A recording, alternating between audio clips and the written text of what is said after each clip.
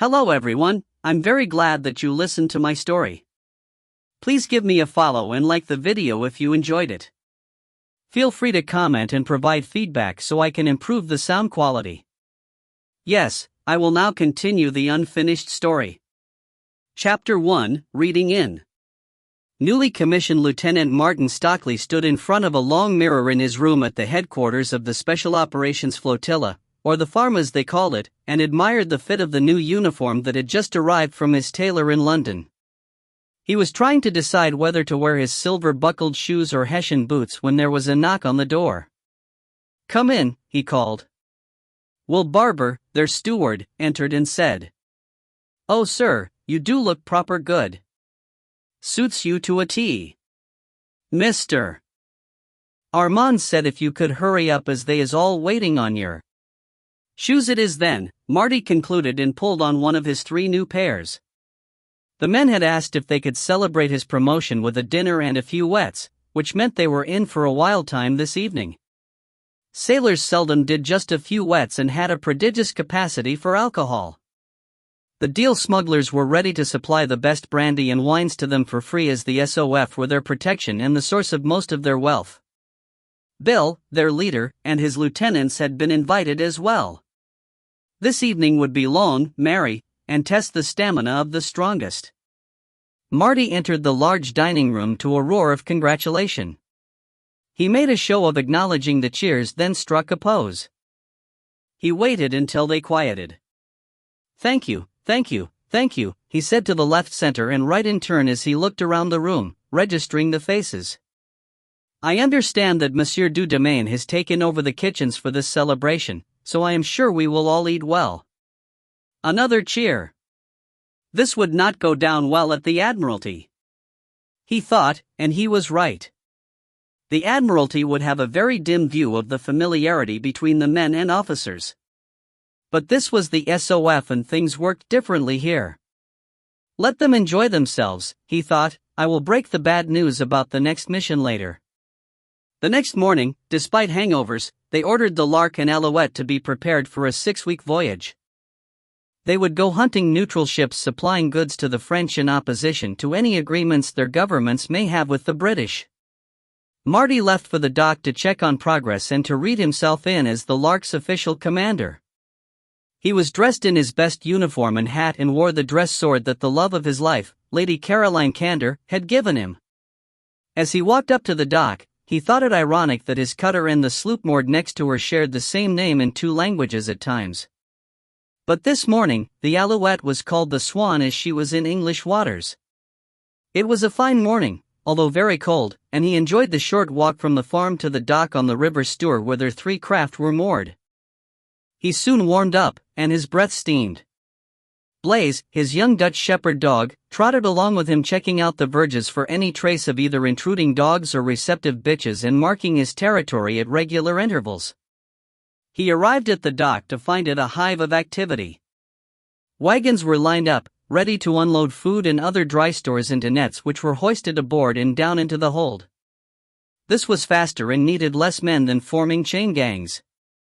Water barrels were being loaded into empty wagons to be filled from a spring a short ride away as the river water was brackish this close to the sea. He didn't notice the elegant coach tucked away behind one of the storage sheds as he only had eyes for his ship.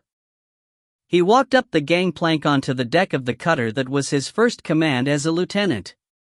She was a little beauty with her long, elegant bowsprit, which was almost half as long as her hull and single mast. She was normally gaff-rigged with multiple foresails that gave her fantastic maneuverability but could carry a couple of square sails if she needed to swim downwind as well. She was armed with 10 24-pound carronades, which gave her a close-in punch that was far heavier than anyone would expect. When she was fought in consort with the Alouette, they could give a nasty surprise to anyone who took them on. The advantage of the carronades was that they only needed 4 men each to man them, or 3 in a pinch. But their short range could put you in trouble if up against guns with longer range. The men smiled at him as he made his way aft to the wheel, and Blaze greeted many of them with a headbutt and a lick. When he got to Tom, he reared up on his hind legs and planted them on his chest, looked him straight in the eye, and licked him from the base of his neck to the tip of his chin. Marty laughed at that and from the soppy look on Tom's face. He beckoned Midshipman Campbell over and asked him to assemble the men on the main deck. When they had settled, he took out his commission and started to read. By the Commissioners for executing the office of the Lord High Admiral of Great Britain and Sea and of all His Majesty's plantations in sea. To Lieutenant Martin Alfred Stockley, hereby appointed Master and Commander of His Majesty's ship, Snipe. By virtue of the power and authority to us given, we do hereby constitute and appoint you Master and Commander of His Majesty's ship, Snipe, willing and requiring you forthwith to go on board and take upon you the charge and command of Master and Commander in her accordingly. Strictly charging and commanding all the officers and company belonging to the said ship subordinate to you to behave themselves jointly and severally in their respective employments with all the respect and obedience unto you, their said Master and Commander, and you, likewise, to observe and execute as well the general printed instructions as what orders and directions you shall from time to time receive from your superior officers for His Majesty's service. Hereof, nor you nor any of you may fail, as you will answer the contrary at your peril. And for so doing this, shall be your warrant. Given under our hands and the seal of the Office Admiralty, this 20th day of September in the 1798th year of His Majesty's reign. By command of their lordships. He reached the end and looked up. He was faced with a sea of smiling but expectant faces. Oh, shit, they want me to make a speech. He thought in panic. His brain went into fast mode like he was in combat. Looking around all your faces, he swept his gaze over the men and stopped in astonishment. There dressed as a common sailor was Caroline? He coughed to cover the gap. I see many who have sailed and fought with me in the past and some new ones. He pointedly didn't look at Caroline. Well, you old hands can tell the new hands what to expect.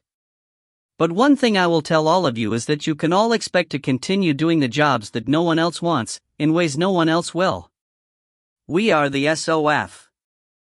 We will bring pain and confusion to the French and anyone who sides with them. He paused to look around again. And if we are lucky, make a few bob for ourselves, he concluded, causing a chuckle. He raised his hat to the men and stepped back, signifying he had finished. The deck erupted in cheers when someone who sounded very much like John Smith called, 3 cheers and a tiger for the skipper. Marty waited until the cheers died down and then said, Right, now get back to work, you idle lubbers. There is no excuse to be shirking. To Tom he said. And I want to see the sailor with the auburn hair and green eyes in my cabin as soon as you can find her. There was no marine on duty outside his cabin as everyone was busy with the provisioning. So, there was no announcement. The door opened and in walked Caroline dressed in sailor's slops with her hair hidden under a woolen hat. The hat's not right. No Navy man would wear one of those, he said. I'll have to remember that when I stow away next time, she said and pulled it off, allowing her lustrous wavy hair to tumble over her shoulders. I didn't want to miss you reading yourself in but didn't want to distract you. You were very commanding. Who gave you the slops? He asked. If I told you, I would have to kill you, she said and moved in closer. I see. I will have to torture you for the information, he laughed. Ooh, I can't wait. She purred and moved in for a kiss. Well, my little kitten, he said and kissed her on the nose, you will have to. We can't be making that kind of noise here as the whole crew would be able to hear. You could always gag me, she teased. Marty turned her around and gave her a whack on the backside as he pushed her towards the door. Get thee behind me, devil woman, he growled as the thought tempted him. That sounds interesting, she replied, giving him her best sultry look over her shoulder. I'll see you in a couple of hours at the farm. I have a ship to get ready, he said firmly and pushed her out the door. Don't forget the gag. She called as she left. Tom came in almost immediately after with Midshipman Campbell. Gag? He said with raised eyebrows and a twinkle in his eye. Don't ask, said Marty and sat down at his desk. He then looked at Campbell and said, And you can wipe that smirk off your face if you don't want to spend the next week scrubbing the bilges.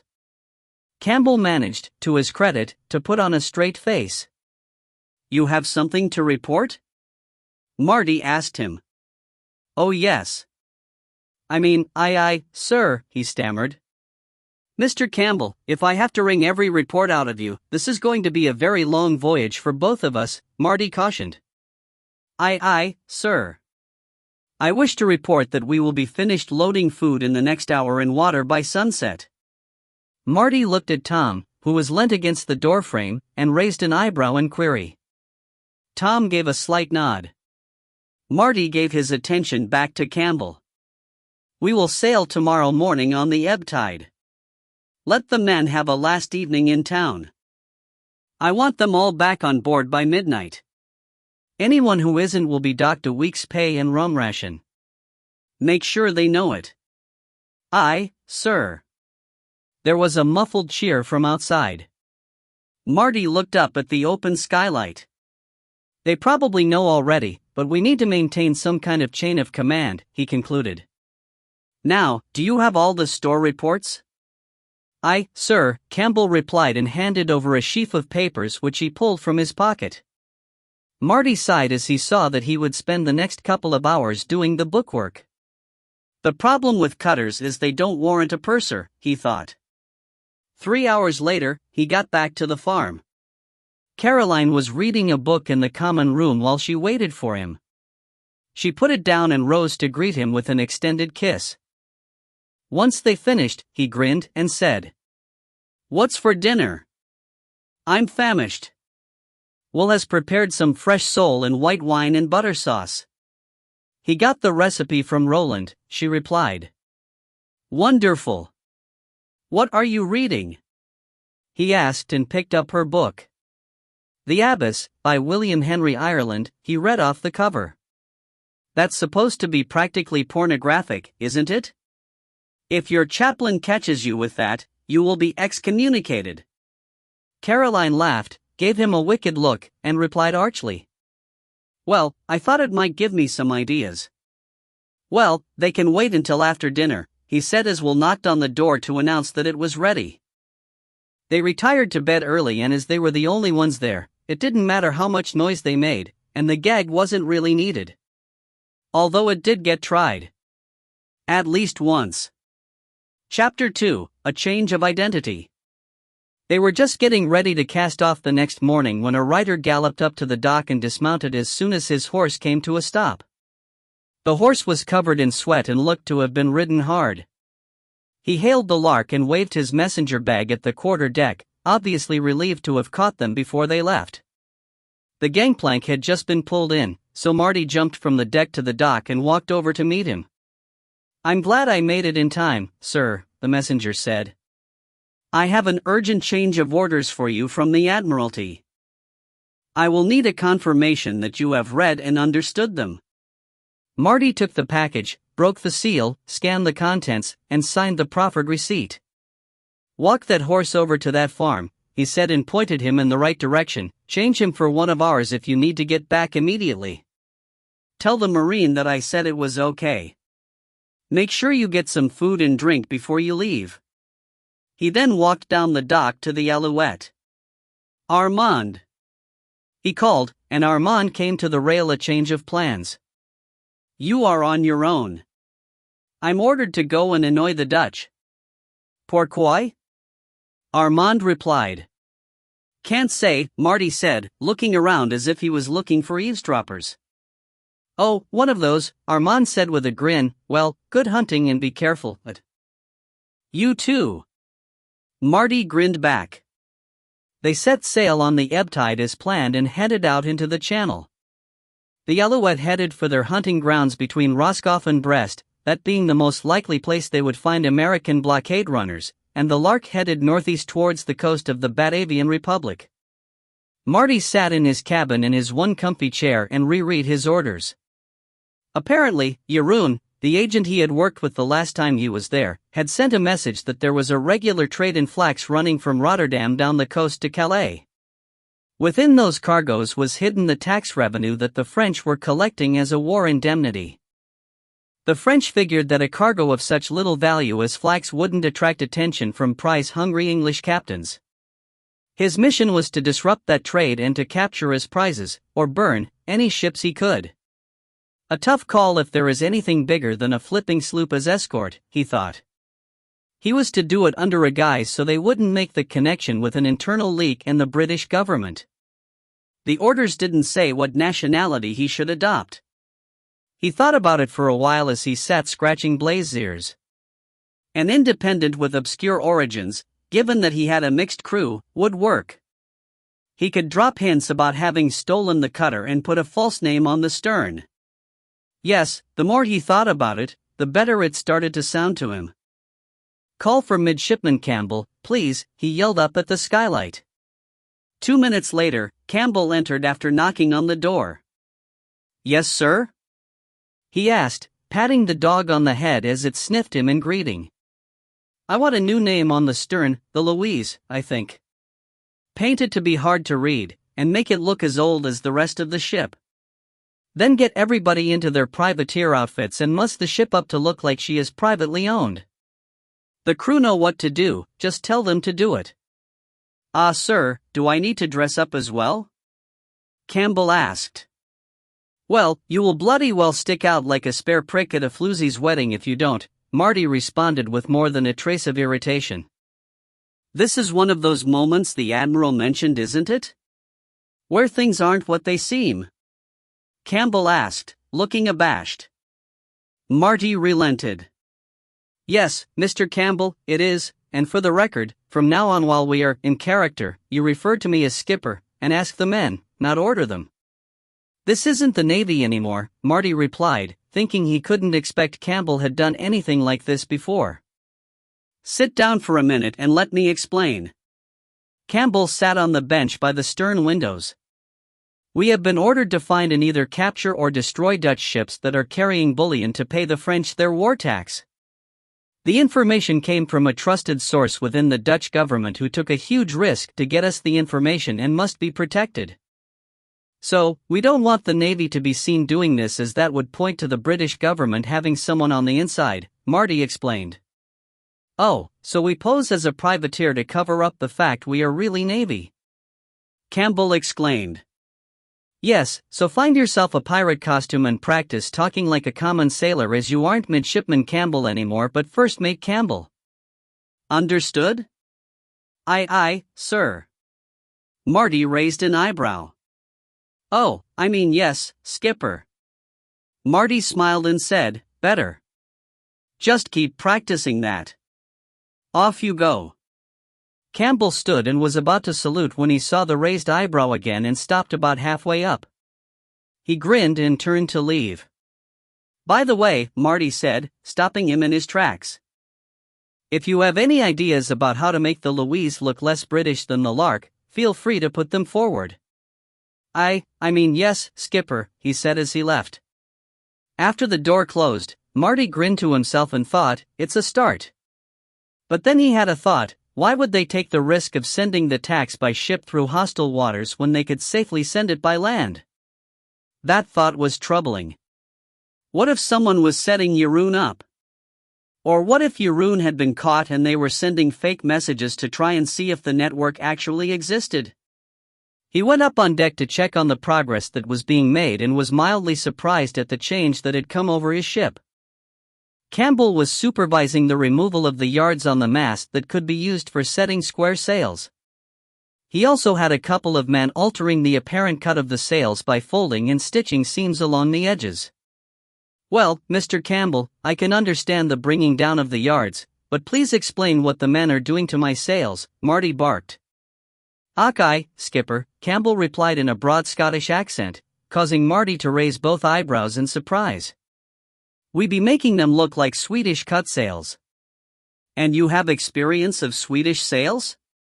Marty asked. "Aye. I spent 6 months in Malmo on me last ship and sailed a Swedish cutter for fun, but..." "Well, they better work as well as ours or you will be unstitching them yourself," Marty joked and slapped him on the back. "And you can drop the Scottish accent until we board a prize."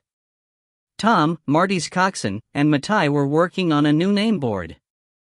They had painted Louise in dark blue on a red background, which Marty found hard to read in itself.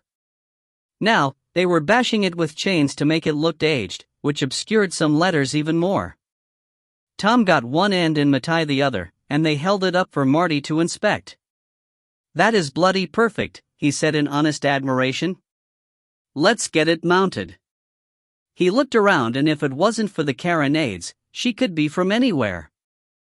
The carronades. He thought, how can we disguise them?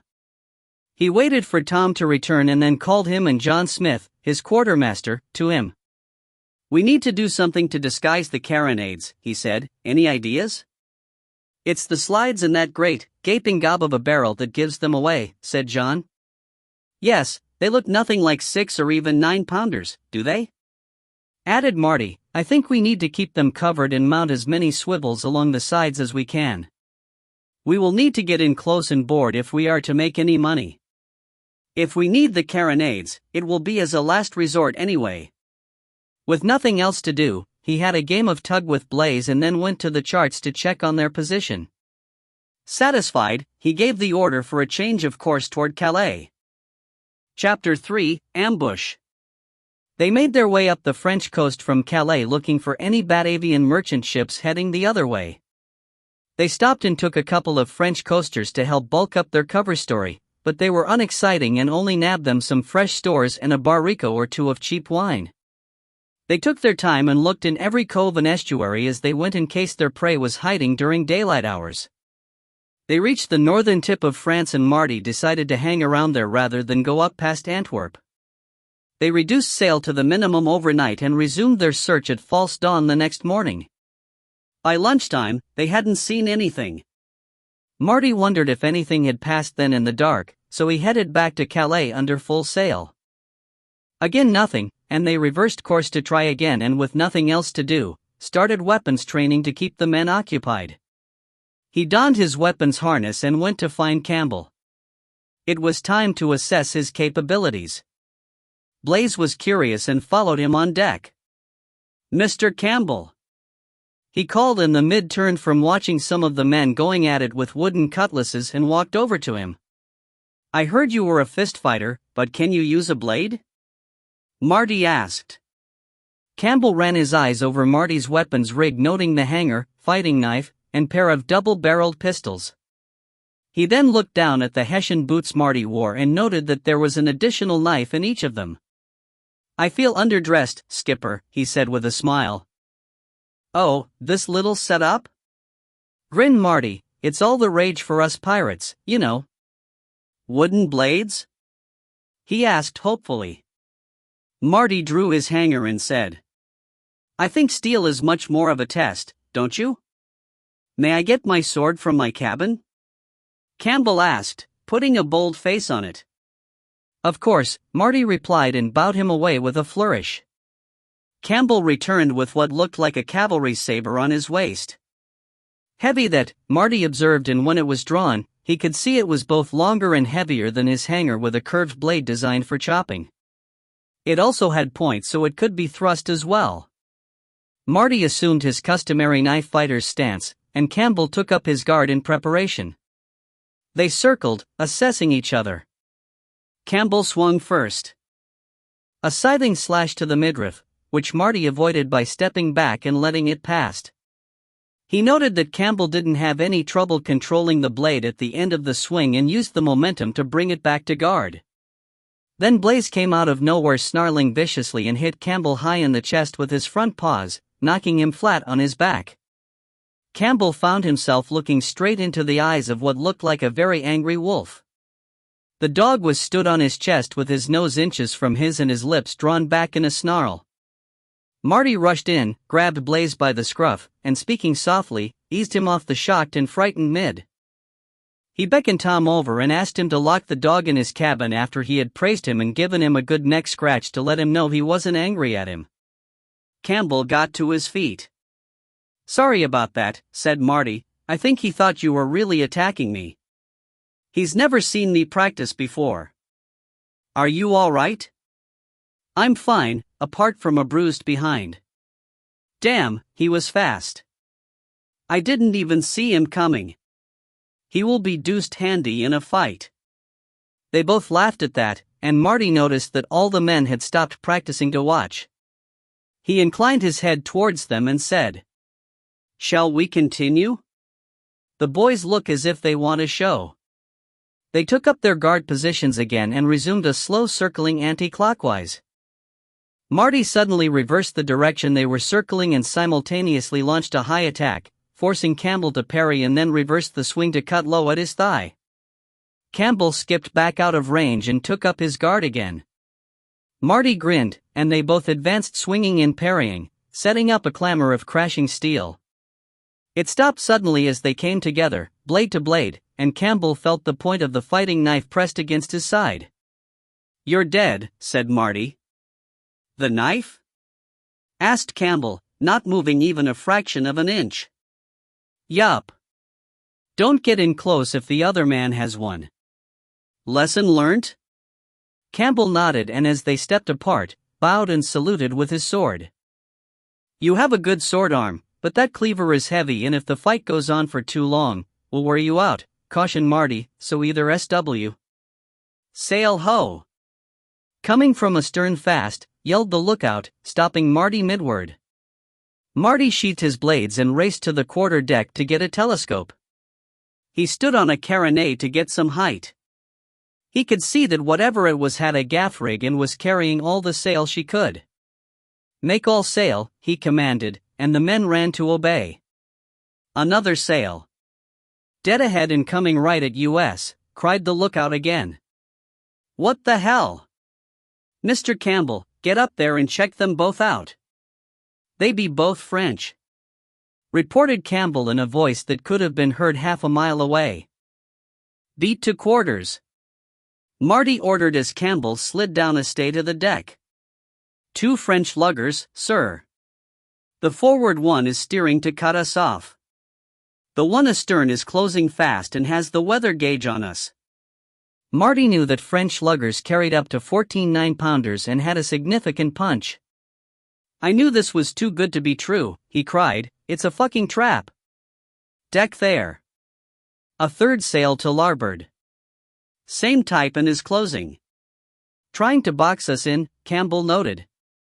"Which is going to get to us first?" yelled Marty to the lookout. "The one 4 out of us," came the reply. Marty turned to Campbell and saw Tom and John Smith close by. "Mr. Campbell, I would be obliged if you would get the carronades loaded on both sides. Chain and langrage larboard side and ball starboard." Campbell went straight to work yelling orders to the gun crews. They were overmanned by the measure of the Navy but just right for a privateer, so they could easily fight both sides if they needed to. "John, I want you on the wheel. Get an extra man to help you."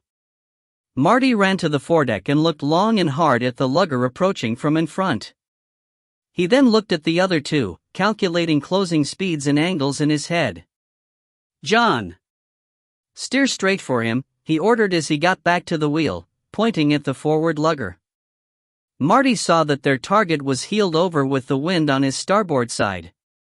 If he could pass him on his larboard side, it would restrict his gunnery even if it gave away the wind gauge. It would also give his carronades an easier shot at his rigging and deck. "Mr. Campbell, I will steer straight for him. I don't think he is fitted with bow chasers, but if he jinks, expect some incoming. Bow on, we are a small target. When we be 1.5 cables from him, I will veer to starboard and you can let him have it with the larboard battery. I want that gun," and he pointed at the foremost carronade, "to go for his quarter deck. The rest, take down his rigging.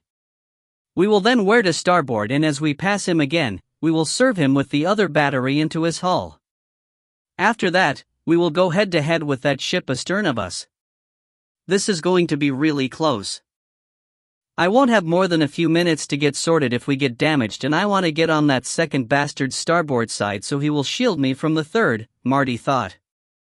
Marty knew he had to use the advantage given by his carronades.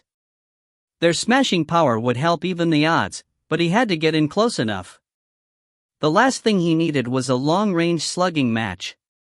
The range to the forward lugger was closing rapidly.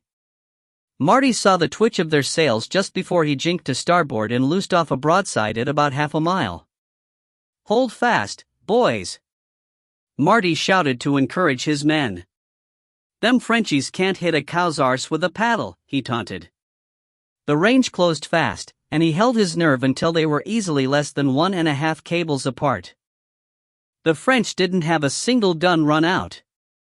He had beaten them to it. He slashed his right arm down to signal John Smith to go to starboard, and he watched the French ship as they started to pass down her side.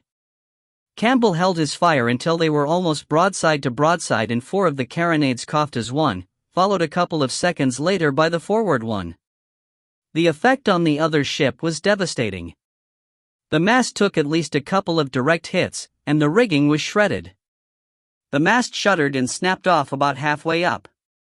As they passed her stern, he could see no one on her quarter deck. Whoever aimed that forward gun had done a good job. He commanded them to wear, and they swung around through the wind to reverse their course. It took only a few minutes to come up on the stricken ship, and as he was about to order the starboard guns to fire, he saw her flag fall to the deck. "They've struck!" called Campbell. Marty ignored them and turned his attention to the second ship that he was now going head-to-head with. He took the time to look to starboard and check on the seaward vessel. She was closing but not fast enough to get to them before they met the other. Marty knew that if the other captain had been watching, he would expect Marty to try the same tactic again. So, he had to think up something else bloody quickly. He looked up at the pennant and at the telltales on the sails. The wind was coming from their forward starboard quarter, and they were steering as close into it as they could. He had an idea. It would be dangerous, daring, and could go horribly wrong, but if it worked, he would throw the Frenchmen into confusion. He ordered John to drop them off a point so it would look like they would try and pass down the starboard side of their adversary. Then he told the men to prepare to tack to starboard on his command. He had the larboard carronades loaded with a double load of ball but not rolled out. That made them into monstrous sawn-off shotguns with 12 4LB balls per gun. The crews were to aim for the enemy's bow. This would test their gunnery to the limit. They raced closer. Half a mile apart. The enemy had his starboard guns run out. That part was working. He waited. 600 yards. 400 yards. "Roll out," he ordered. "Skipper?" prompted John Smith. Marty ignored him. 200. 150 and. Hard to starboard. Tack the ship. Fire as you bear. He kept his eyes on the other ship and as they swung across her bow. Had he left it too late? Their bowsprit looked like a spear heading straight for their larboard side. The guns coughed their deadly loads one after the other. The enemy ship seemed to shake from end to end and her bow seemed to cave in on itself. Then her head started to swing around as her captain instinctively tried to avoid a collision that would sink them both. After that, the Lark's sails grabbed the wind and she shot forward as the Frenchman passed her stern. Marty braced as he half expected the French to rake him, but only one gun fired and hit their transom. Marty heard furious barking coming from his cabin as Blaze swore at the intruder. Seconds later, there was a crash and he appeared on the deck with the hair from the back of his head to his tail standing on end, making him look twice as big in one angry dog. He jumped up and put his front paws on the rail and barked furiously at the other ship. The men cheered him. Their opponent had almost come to a stop and was noticeably down by the bow, so Marty turned his attention to the third one. "Shit! Everyone down!" He shouted and grabbing Blaze, threw himself to the deck with the dog beside him. The third lugger had closed in and had swung broadside on about 3 cables away. Her guns flashed as her broadside rippled down her deck and chain and bar shot howled overhead, ripping the mainsail from top to bottom and taking several large chunks out of the mast. "Larboard battery is ready, sir," shouted Campbell as Marty got his feet. Bugger this, he thought. We will close and give her one broadside and then board her. So, make it a good one. Marines, are you ready? There was a loud cheer. Boarders, are you ready? An even louder cheer. Let's do this, he shouted. They steered for the French to get them alongside at close pistol shot. He checked his weapons and told Blaze to sit beside him. He could see the French frantically trying to reload. 10 yards separated them, and the French guns were being rolled out when he shouted, "Fire!" At that range, the carronades were devastating and the side of the lugger was peppered with star-shaped holes. They ground up beside her and he yelled, "Grapples away!" Then once they were tight, "Boarders away!" and launched himself over the rail onto the other deck. He had both pistols out and shot one man in the chest as he stood up from behind a cannon and another in the face as he rushed at him, sword raised. He was suddenly aware of a third to his left about to spear him with a boarding pike when a brindled shape threw itself at the sailor, sinking its teeth into his shoulder, dragging him to the floor. Then his men arrived, and he was swept away from his dog and its victim. The fight was short, nasty, and deadly with no quarter given or asked for. The numbers were about even on both sides, but the superior weapons training of the Larks made a big difference. The French surrendered after their captain was killed when Campbell's saber almost split him in half. Marty accepted the surrender from a wounded and visibly shocked junior officer, then stood back and tried to figure out what to do next. His eyes popped open in realization and he cried, "Blaze! Where is Blaze?" He turned around, scanning the deck in panic. He breathed a huge sigh of relief when Blaze wandered up to him with a big doggy grin on his face and blood all around his chops. He knelt down in front of him and the dog sat and raised a paw. Marty scratched his chest and said, "You be a very good boy, but I reckon he saved your skin back there," marked Tom Savage from just behind him. "You saw?" Marty asked. I did. He followed you to the rail and watched you jump over. You shot them 2 Frenchies and there was a third about to skewer you from the side. He suddenly rushed forward, jumped across using the rail of t'other ship to launch himself at that bloke. By the time I got there, he had him by the throat and had choked the life out of him. "A regular bloody killer," laughed Marty. "He'll fit in right well with this lot," replied Tom. Chapter 4, Betrayal. They sent out boats to look for survivors of the second lugger. It had sunk in the time they took to finish the fight with the third one. It had almost full sail on when its bow was shot away, and it had taken on water so fast that only a few men had survived. Campbell reported that the thought only 2 of the carronades had actually hit, but that had been enough. The first lugger was still drifting away off. The damage to her rigging was bad enough that the crew knew they could never outrun the agile cutter. They buried the dead at sea and tended to their wounded. The Larks got off relatively lightly in as much as they had 2 dead Marines who hadn't gotten down fast enough when they took the broadside, for wounded enough to be unfit for duty, and half a dozen with minor wounds. The French had come off a lot worse. Marty decided that they would send the 2 prizes back to base, leaving the Lark at sea with a regular-sized crew. He had some unfinished business to attend. He wanted to know why someone had gone to all this trouble to lay a trap and what was Jeroen's role in it. He interrogated the remaining officers of the prizes and just got told that they were ordered to look for an interceptor cutter that would be cruising between Antwerp and Calais. They were to bring the captured crew and officers to The Hague and hand them over to the French embassy. So, he got prize crews installed under the overall command of Midshipman Campbell. The second lugger was commanded by Wilson, the Giant's senior topman, who he temporarily rated as a mate. He made sure adequate repairs were made and sent them on their way with a written report to Wickham and Lord Hood. Meanwhile, he turned his bow to the north with the idea that a short visit to The Hague to ask some pointed questions was in order. His plan was to pose as a French official visiting the town. He had the clothes that he had used in Toulon and he would take Matai with him as backup. He had an idea that the old lady who owned the farm where he got Blaze would help. They landed on the same stretch of beach they did the last time and headed towards Scheveningen. They reached the farmhouse just after dawn. Blaze tagged along as he jumped overboard and swam after the boat when they tried to leave him behind. They were noisily greeted by Blaze's mother and what Marty guessed was one of his sisters as they approached the gate. Both females stood their ground and told both the men and Blaze that they weren't welcome. But the farmhouse door opened, and the old lady, who they met before, came out. She stood looking at them for a long moment and then at the dogs. A look of surprise came over her face as she recognized him. She came down the path shooing the dogs out of the way and grabbed Marty by the shoulders, kissed him 3 times alternately on each cheek and said, "Good morgen, ho got het?"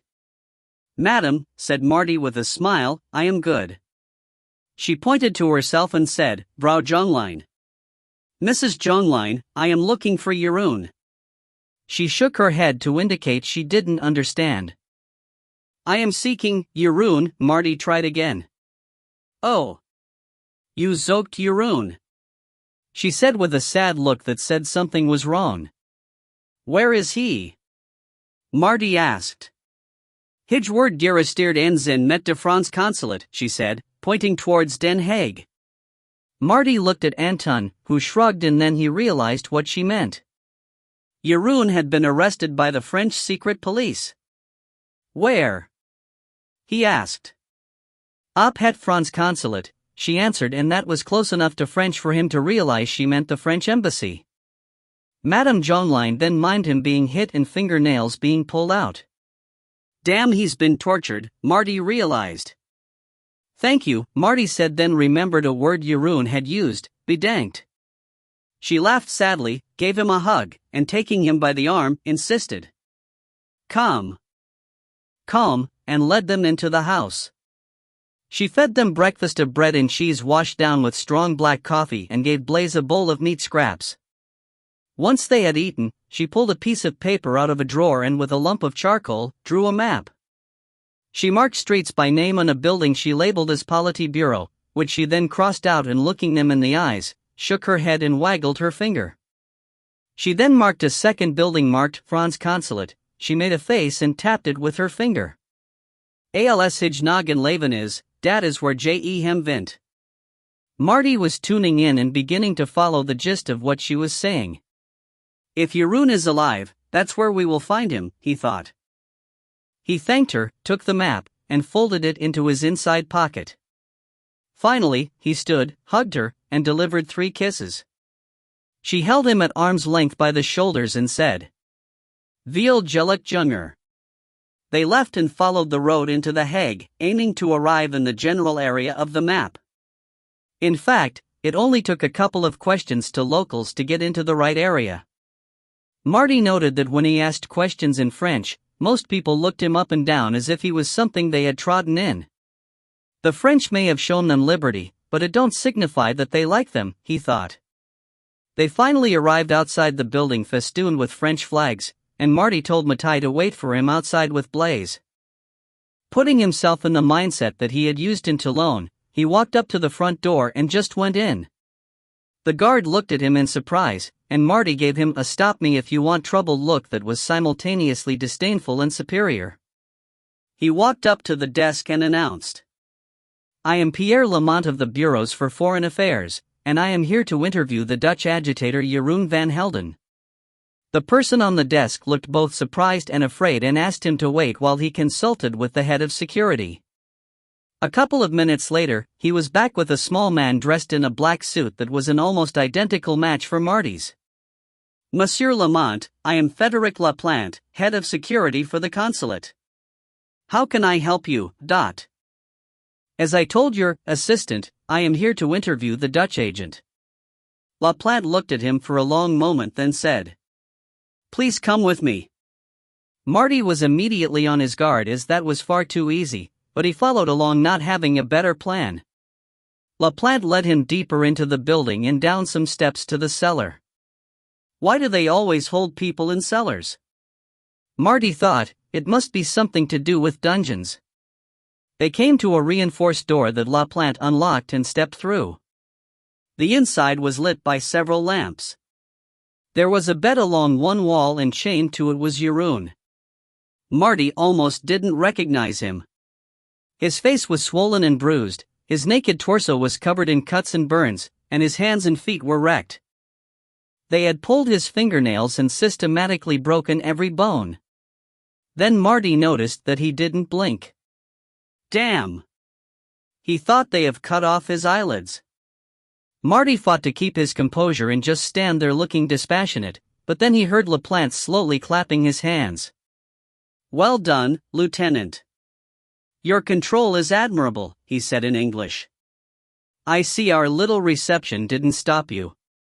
Marty turned to look around, saw he had a pistol pointed at him and said, So, you tortured him until he gave up everything he knew. But why did you go to all the trouble to try and trap me?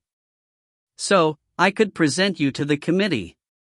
They would value the gift of the one who stole their gold in Calais and smuggled the Dutch crown jewels out of the country. I will get a massive promotion and be a hero of the revolution, he stated in the same flat tone.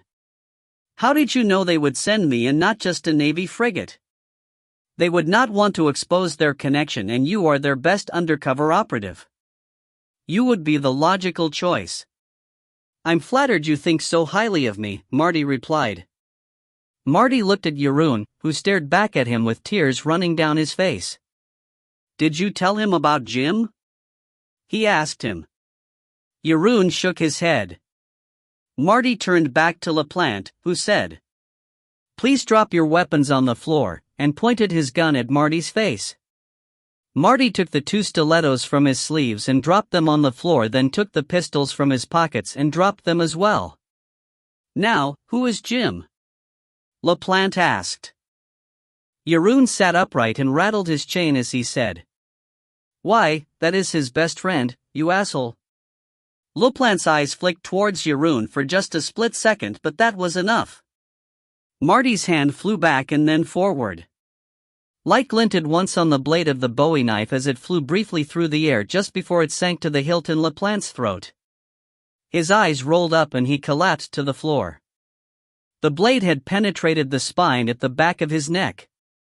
Marty stepped forward and picked up his discarded weapons, put them back where they belonged, and pulled his knife out of the rapidly cooling corpse. He cleaned it on the dead man's coat and put it back in its sheath in the small of his back. He went to Jeroen and sat on the bed next to him. Who betrayed you? A woman. Anouk van den Landen.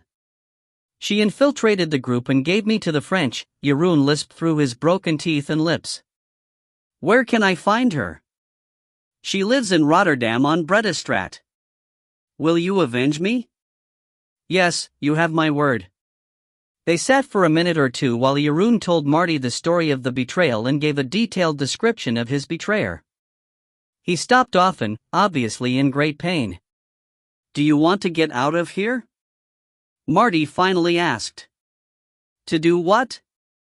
Jeroen lisped through his swollen lips and broken teeth. Live life a cripple? They broke my hands and feet amongst other things. No. I would like to die. Marty smiled, reached out, and put his arm around his shoulders, pulling him to him. Jeroen looked at him and smiled. They stayed like that until he sighed and sagged down on the bed, dead. Marty arranged the body on the bed and covered it with a blanket. You could hardly see the wound between the 4th and 5th rib where the stiletto had given Jeroen peace. Marty had tears in his eyes as he picked up the pistol that LaPlante had dropped and checked the priming. He then took down the lanterns. He blew one out and poured the oil around the room and over Jeroen's body, backing out of the door to leave a trail. He used the other to search the rest of the cellar. He found that while a couple of the other rooms were cells, one was full of papers, a cupboard full of brandy and the embassy's store of lamp oil. Perfect. He poured several bottles of brandy around the room, took the lamp oil, and emptied all of it into the corridor. He backed up the stairs, turned the wick of the lamp up so the flame was good and long, and tossed the lamp on the floor. The effect was satisfying.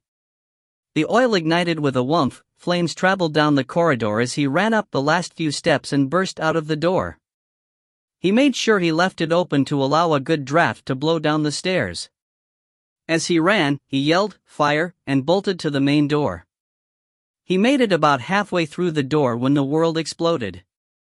Chapter 5, Vengeance is Mine.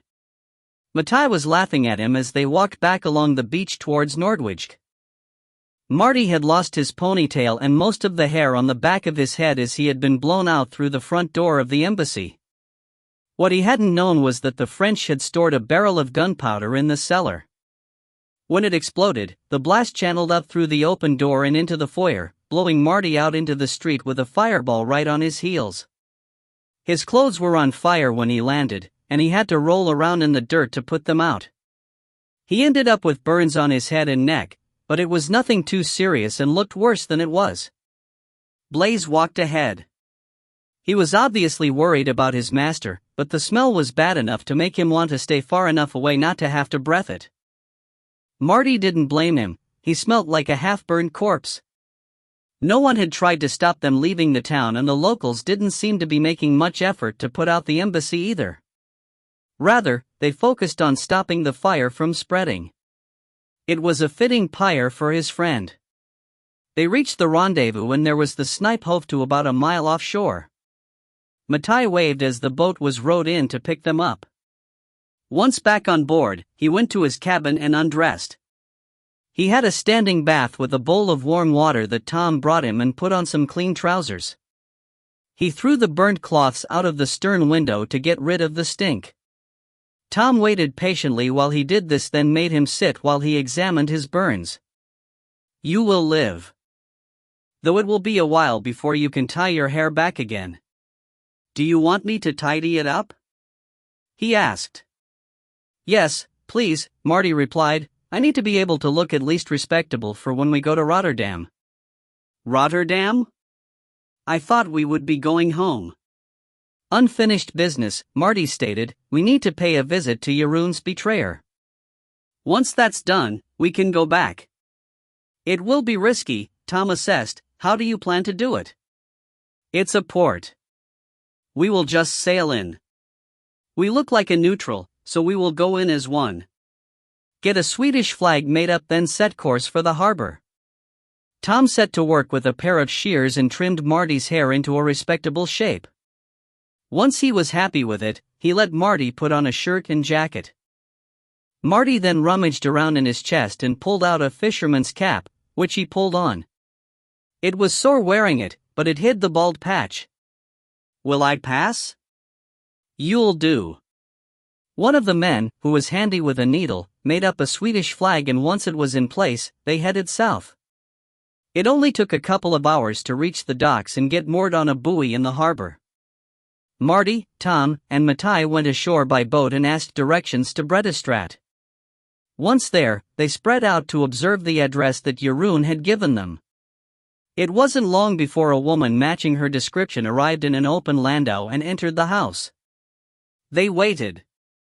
It started to get dark, lamps were lit along the street, and the house windows glowed with lantern or candlelight. They were about to move in when another carriage arrived. It was painted dark blue and was enclosed. The occupant got out and walked up the path. As he entered, the light cast by the lantern over the door, Marty could see he was dressed in the French style.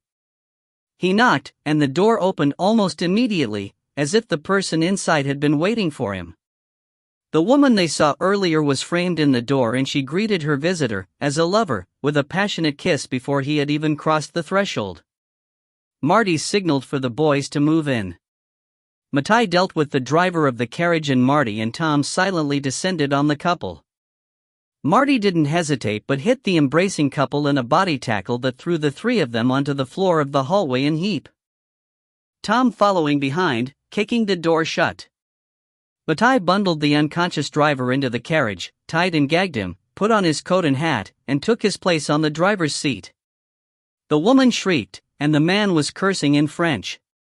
Tom stepped in and clipped him with his blackjack, knocking him unconscious. Marty quickly clamped his hand down over the woman's mouth, waved his knife in front of her eyes, and said shhhshshshsh. Her unconscious lover was still laying on top of her, and Marty was on top of him.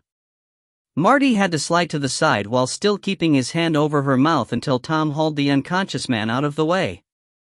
Marty had his blade on her neck the whole time.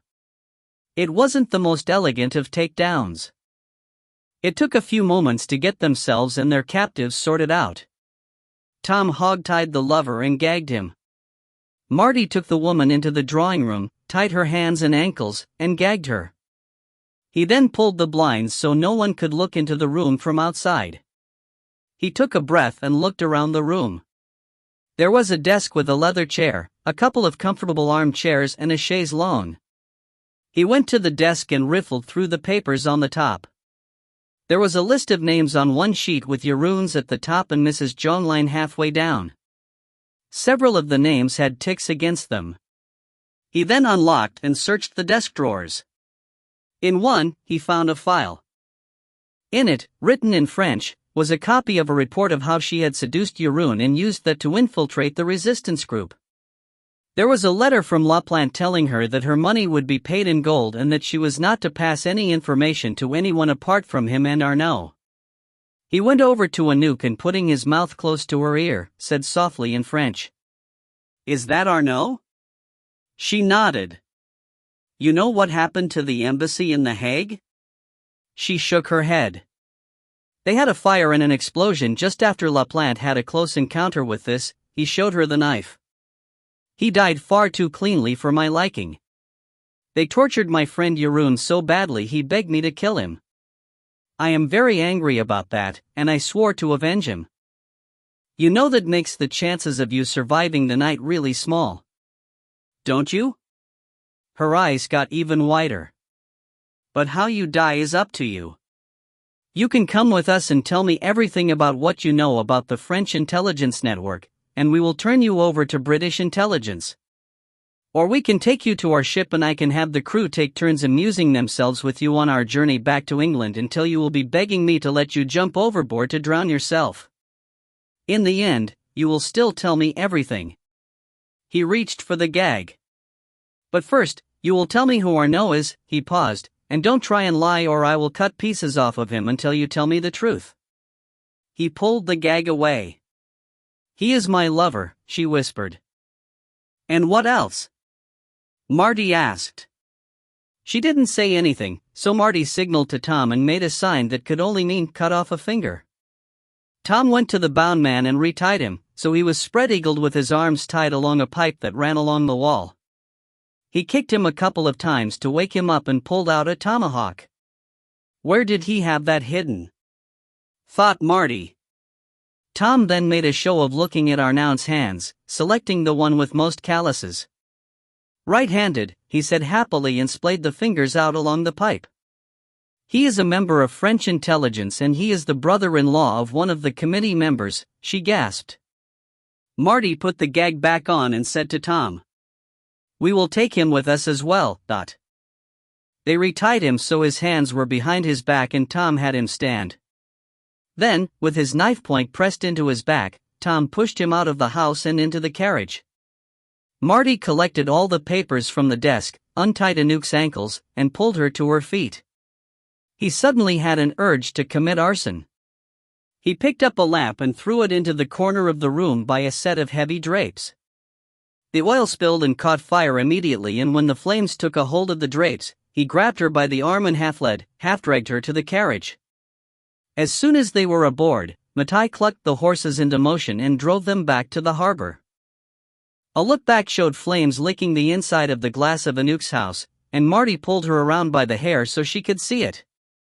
They got back to the Lark with all three prisoners without incident, and as soon as the tide turned headed down the river, Moss to get out to sea.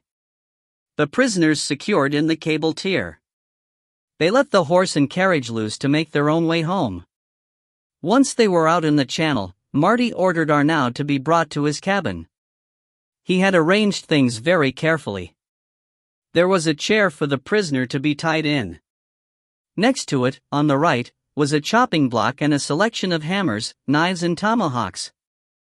The floor was covered in sand to catch any blood that was spilt, and there was a small brazier of hot coals suspended by chains from a hook on the ceiling. Marty had his desk set in front of the chair where he sat with paper and pen at the ready. The final touch were the two men who stood behind the chair. One was Bert Longbridge, a Marine that before he joined up had been a slaughterman and had one of the evilest faces Marty had ever seen. The other was Trevor Standish, who was renowned for his totally calm demeanor whatever came to pass and had the coldest washed-out blue eyes that could pierce right through your soul. Arnaud was brought in and lashed to the chair at his chest and shins, leaving his arms free. Marty made a show of reading some papers, which had come from the house, giving Arnaud plenty of time to look around and realize what the setup meant. He was banking on him believing they were prepared to do what his people had done to Jeroen.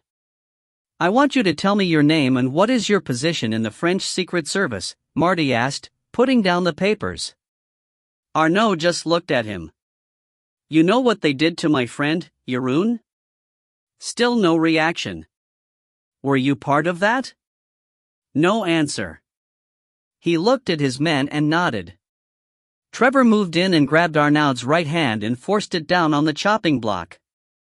Arnaud kept it fisted, so Trevor pulled the fingers out by main strength and flattened them out. Bert then took a large nail and placed the point against the back of the hand and picked up a hammer. "Your name?" Marty asked again. Arnaud was sweating and pale but still said nothing. Marty nodded, and the hammer came down, driving the nail through the hand into the block. Arnaud screamed and started talking.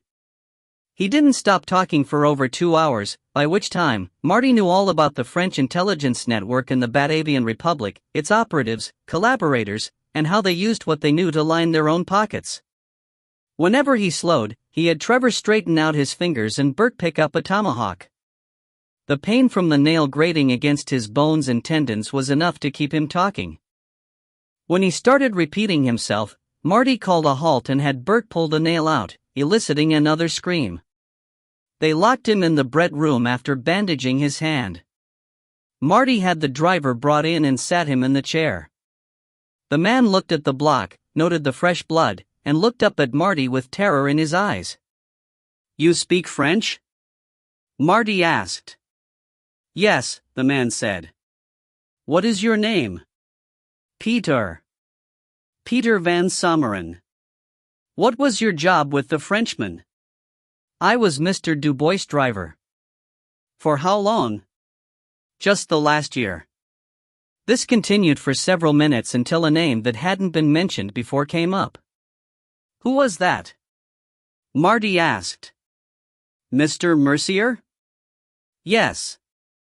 He came in from Paris. A member of the committee, I think. He was talking about how the factions were in danger of tearing France apart and that something needed to be done. They forget that the driver can hear everything that is said in the carriage." "Did he say what needed to happen?" "He said that it would be better if the group, that had taken over in June, removed the Jacobean faction, leaving Size, who is in charge of the Directory, in total command. They have brought back Napoleon from Egypt to assist them." "Have they be damned," said Marty out loud. "When will all this happen?" He said they were aiming for November. Marty kept calm with an effort. He thanked Peter Van Someren and said he was free to take a walk around the deck. Tom sat in a corner listening and said, "That is very interesting. Do you think they know about this in London?"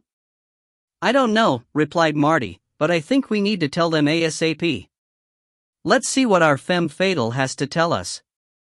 Anouk was brought in and pushed down into the chair. She saw the block and the blood and her face paled. "Where is Arnaud?" she asked in English. Interesting, thought Marty, she didn't do that before, but he answered. "He is down in the bilges. He may live to see tomorrow if you cooperate." He resisted, but now he knows what poor Jeroen went through. She paled even more, and her hands went to her mouth. "He told me some interesting things." Marty continued checking his notes. "Now let's see if you can confirm some of them, but..." He asked her about the French intelligence network in Holland, and she confirmed many of the things Arnaud had told him. Then he asked, "Have you heard of or spoken to a Mr. Mercier?" She said that she had met him through Arnaud, and he was someone important in Paris. Marty then quizzed her about any conversation she had overheard and what was said. From what she told him, he basically confirmed everything the driver had told him but didn't get much more. He had her taken back to the cable tier and sent for Arnaud again. He also got Bert and Trevor in again and had Tom sit in the corner to listen. This time, he immediately asked about Mercier and the coup. Arnaud would say nothing. He had recovered his courage. Marty had him tied to the chair again and had Bert break 2 of his fingers. The tap opened, and information poured out of him. It confirmed everything the others had said plus gave them some new names. When they had spent about 3 hours cross-checking and cross-examining, they let him go and put him back in the bread locker. Marty was writing the last of his report when there was a knock on the door. A sailor entered and told him, "John Smith says we is about 5 miles off the estuary, sir." They were nearly home. Chapter 6, Insertion. Marty and Armand sat in Admiral Hood's office waiting for the Lord to finish reading Marty's report. As he finished each page, he passed it to William Wickham, the spymaster, who was also reading every page with ferocious intensity. Wickham suddenly looked at Marty and asked, "All the hair on the back of your head?" He twirled a finger for Marty to show him. "Good gad," he said when he saw the red healing skin. He went back to reading. Hood looked up and asked, "Nailed his hand to a butcher's block?" Marty nodded. The good Lord shuddered, so Marty explained. "I was angry." Hood raised an eyebrow at that. 20 minutes and numerous comments later, Wickham put down the last sheet.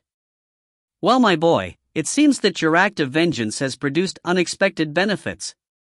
The news about the coup is very interesting," Wickham concluded. Hood sat back in his chair staring at the ceiling and Marty thought, he is looking old. Hood's attention snapped back to the meeting as he looked at Wickham and said, "Only one thing for it.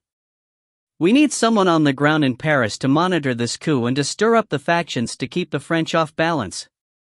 "Yes," replied Wickham, "if they get a stable government in place, they will be an even bigger threat than ever." They turned as a pair and looked at Marty. "Oh shit, what's coming now?" Marty thought but kept his features as calm as he could. "You have a talent for working in enemy territory and now your hair is short, you could hardly be recognized as the boy in Toulon," said Wickham. Marty said nothing. He just waited. Wickham looked at Hood and stated, "Lynette is back from her latest sojourn. They work well together." Yes, but methinks that this needs to be a 3-hander, said Hood. "Someone who can also bring a bit of muscle would be useful." Marty looked at Armand, who shook his head. "I am too well known in Paris, mon cher," he explained. "How about Campbell?" "Ah, now. Mr. Campbell," Admiral Hood said thoughtfully. "Lord?" Marty asked. "Speaks French like a native. He is half French, you know. Bare-knuckle fighter. How's he been as part of your team?" "Fits in, Lord," replied Marty, "fights a ship and manages his men well. Brought the 2 prizes back under his joint command with a senior mate running the second.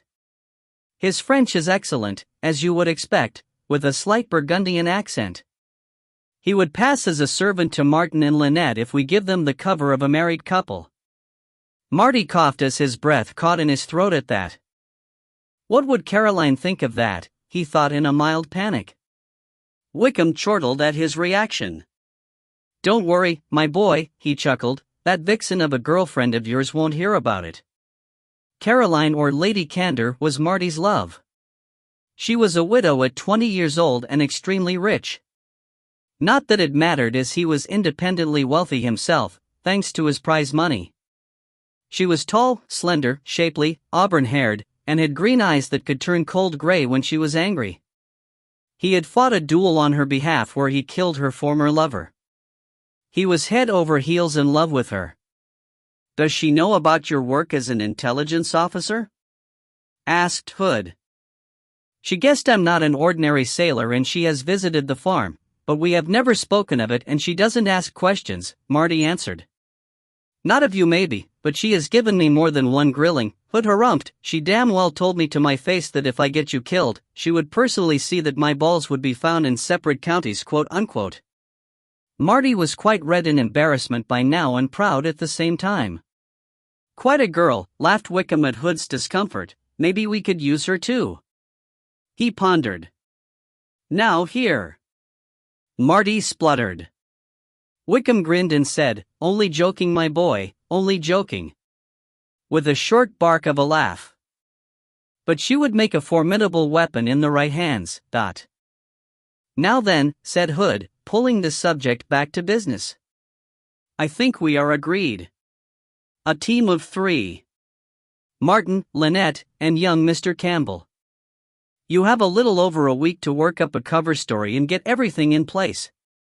We want you in Paris by the 1st of November, so you must leave the farm by the 25th. Lynette will join you at the farm in 3 days. You can relax until then. Relax? How the hell am I going to relax? Marty wondered. He left the Admiralty and went to Caroline's house, but she wasn't at home. The servant said she was at her estates in Cheshire preparing the Christmas celebration she would throw for her tenants. Marty was frustrated in more ways than one and took a brisk walk to the de Marchais house, via a chop house for lunch. The Count was at home alone, as all the womenfolk and his son were on a shopping trip, so the two of them settled down next to the fire in the library with a bottle of brandy between them. Ow, did you burn your hair off like that? The Count asked when he saw the state of Marty's head. A small case-off overlooking a powder keg when I was burning down the French embassy in Den Haag, he replied. The Count nodded, unperturbed by the revelation. I will probably get more details when I see Hood and William next time. William. First name terms with that rogue are you, Marty thought. While I am here, Marty said softly, can you tell me about Paris where the government is based and the main ceremonial routes? Now, why would you need to know that? The Count asked with an amused look. I am sure William will tell you when you see him next, Marty retorted. The Count laughed. My, you have grown up fast. What happened to that cabin boy I sponsored? He had to grow up fast before William managed to kill him, Marty reposted with a grin. Touché. Laughed the Count and started giving Marty a detailed briefing on the revolutionary government, where it was run, and the route they took to parade their heroes. He had a map, which he pointed everything out on. 2.5 hours later, they heard the front door open and an excited Antoine, the Count's young son, rushed in followed by the Countess and her daughter Evelyn. He could see a couple of servants in the hall outside struggling with a pile of packages. He knelt and hugged the young boy, who looked at his head with wide eyes. Where is your heir? He asked. Oh, that's a mighty tale, teased Marty, it was sacrificed for king and country. Can you tell it to me as a bedtime story? Antoine pleaded. As long as he keeps it short, said the Countess indulgently, looking fondly at the two of them. Madam, Marty said as he stood to embrace her and kiss her on either cheek. Evelyn. He hugged her and kissed her cheeks as well. How is Caroline? She asked archly, knowing full well if she was in town, Marty would be in her bed. In the country setting up a do for her tenants, he replied, I would go there, but I have to be back at our base in 2 days. Another mission? Asked the Countess with concern. You have just returned from the last one, and you are hurt. Not seriously, Marty reassured her. The hair will grow back quickly. And I have a few days before we leave again. I suppose where you are going is a secret? Don't answer. Your face says it all, Evelyn snipped, a little put out not to be the center of attention. Of course, it is. That's the way it works, Marty grinned at her. Now, don't ask questions of poor Martin you know he can't answer, chided the Count. Well, will you be back for Christmas or my wedding? Evelyn asked. Marty didn't miss the pleading, concerned look in her eyes.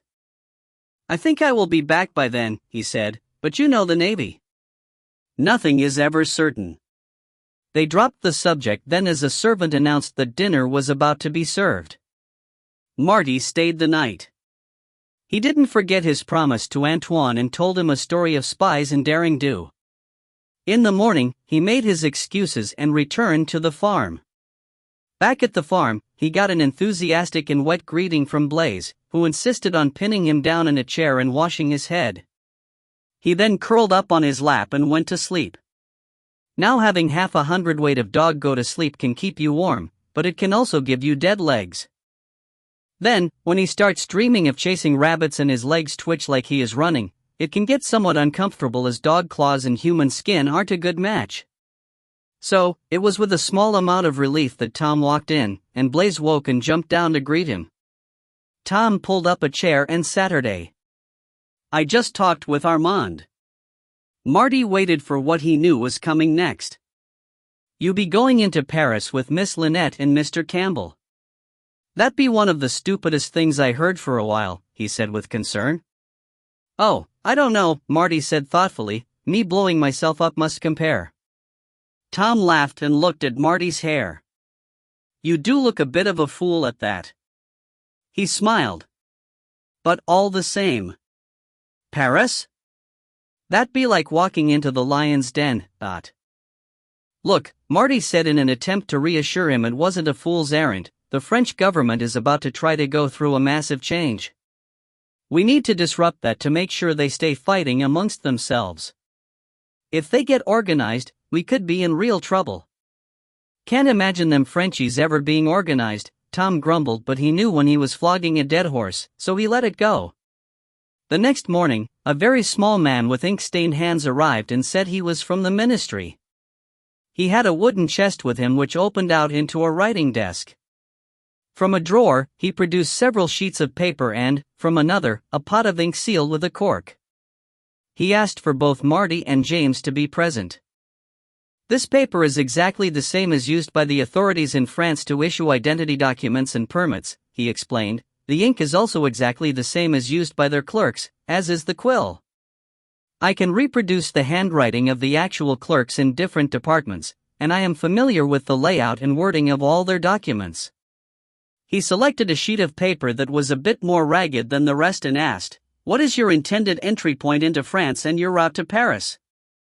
"I thought we might land at Honfleur," Marty started, but the little man tooted and shook his head. "Might I suggest that with your wounds, you pose as a wounded naval officer returning after being exchanged. Arriving in Le Havre with your coxswain. You will meet your wife there and leave for Paris by coach traveling via Rouen and Geysers. That would be the expected route and explain you suddenly popping up." "Okay, and who will I be?" asked Marty, thinking, "Why do I get the feeling this has all been thought out for me?" "We have captured a French lieutenant who matches you for looks close enough that you could pass for him. And the wounds will cover any differences. He is too badly wounded to be exchanged and will probably die in England. So, we will exchange you instead," the little man replied. "And if we bump into any of his family?" Marty asked. "No chance of that," he replied as he examined the nib of his pen. "They are from Montpellier, and the chances of them traveling to Paris are minuscule, but—" Marty thought about that for a while and said, "That sounds like it could work, but I will need to learn his background, what ships he served on, how he was captured." The little man raised a finger and delved into the drawers again. After a moment of rummaging, he came up with a packet, which he handed to Marty. "All you need is in there." "Almost forget to give it to you," he laughed, sounding more like a braying donkey than a man. "And how will my wife get over to France?" Marty inquired. "Oh, she is already there. Left yesterday and will arrive in Le Havre in 3 days' time." Just then, Campbell walked in, having been summoned from the dock, and looked at the little man quizzically. "Mister?" Marty looked at the man inquiringly. "Oh, didn't I introduce myself? Thelonious Friar at your service. Mr. Friar, let me introduce Midshipman James Campbell. My cox for this mission." Ah, the fighter, Friar quipped, I will start with you. French identity documents contain a description of the subject. Campbell looked at Marty with raised eyebrows and a what the hell is going on? Look on his face. We haven't briefed Mr. Campbell yet as he has just returned from a family visit, Marty explained to Friar then to Campbell. We have a mission in Paris, and you are coming with me, James. If anything, Campbell's eyebrows went up even higher. Oh, right, Paris? Wow, he said in surprise. Marty laughed and opened the packet. Inside was a sketch of the French officer, whose name was Sebastian Saint Martin and had the rank of Insane de Vaisseau de Première Classe, formerly of the frigate Immortalite that was captured by the British at Tory Island. They were right, he could be Marty's brother. Marty looked through and found another set of papers for a Frédéric Lebon, who was a premier maitre, first mate. He had died in custody and came from the same ship. He passed them to Campbell. Dead man's shoes, Campbell joked. Friar looked at the two of them like he was their schoolmaster and cautioned. You both need to be totally familiar with your characters as you may well be questioned by the authorities, but... They both returned a look that said, you don't say. He then started to write out an identity document, frequently looking up to examine Campbell or Marty and noting some feature or other. Marty read through the file, passing relevant sheets to Campbell as he finished them. What of the other officers on the Immortalite? Asked Marty. Either killed or exchanged. We kept track of the ones we exchanged as we were curious if the French were honoring their parole. They aren't, of course, and all the officers are back on serving ships. So, there isn't much chance that I will bump into any of them? Not much, but I'm sure you will be able to deal with them if you do. Campbell looked up from the sheets he was reading and asked. So, what are we to do once we are in Paris? What we do best cause trouble, Marty grinned. We need to stir up trouble between the factions and stop one of them getting the upper hand. Friar dusted the document he had just finished and set it to one side. He took up another piece of paper and looked critically at Marty. How did you set your head on fire? He asked. You mean you don't know? TSSK, Marty replied then asked, who are our contacts in Paris? Friar gave him a steady look but let that one pass. Your wife will introduce you to all of them. I understand you have worked together before? Yes, in Amiens and Toulon. Mr. Wickham said you work well together. Was that the trace of a smirk? Thought Marty. Marty went to a cabinet on the far side of the room and opened the doors. Inside on several shelves were a variety of pistols and knives. He selected 2 pairs of pistols. One was of fine quality with silver chasings, the other plainer and more workmanlike. He then picked up and discarded a number of knives until he found the ones he wanted. He laid all these out on the table, then went back and selected powder flasks and bullet molds from another drawer. He called Campbell over and pushed the 2 plainer pistols and a couple of knives towards him. Make yourself familiar with them and get John Smith to fit you with concealing sheaths for the blades. He returned to the cabinet a third time and returned with a pair of garrots and a shepherd's sling. He turned around to say something to Friar when he saw the man was frozen in his seat with Blaze standing on his hind legs, his front paws on the writing chest glaring at him with his hackles up. Down boy, Marty commanded and whistled softly. Blaze looked over his shoulder at him, looked back at Friar, growled, and did as he was told. Damn and blast! Said Friar, where did that beast come from? Marty deliberately misunderstood the question and said, Holland. Friar's mouth opened and closed as he considered a retort but couldn't think of one. He will be coming with us, Marty stated, and when Friar looked to object, he said with a completely straight face, it's all right, he speaks perfect French, but... There was a snort of suppressed laughter from Campbell and a clack of teeth as he tossed Blaze a piece of ship's biscuit, which he crunched noisily. Friar stayed with them for 2 days, during which he quizzed them on their characters until he was happy they had them down pat. He prompted Marty to show him the weapons he had selected and was surprised when he saw that they had all been made in France. He asked to see the Bowie knife, and Marty obliged him, pointing out that it was made in America and that a Frenchman could obtain one from any of the American ships that broke the blockade.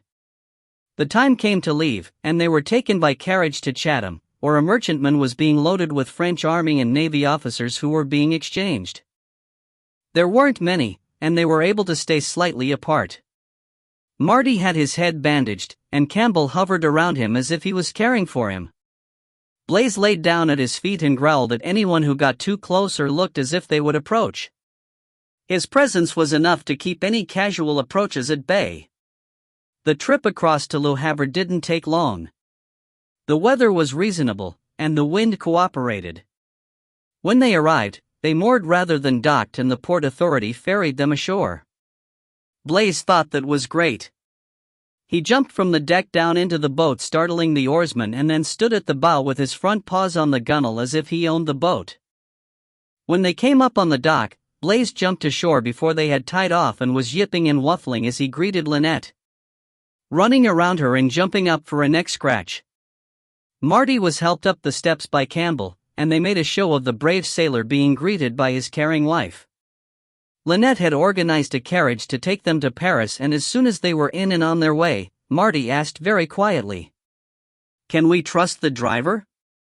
"No, he is not one of our people, he came with the coach," she replied. Marty nodded and, looking at Campbell, pointed up and then placed a finger on his lips. James nodded. To fill the time, they chatted about the latest news in Paris, Lynette filling them in on the political situation, obliquely wrapping it up in general conversation.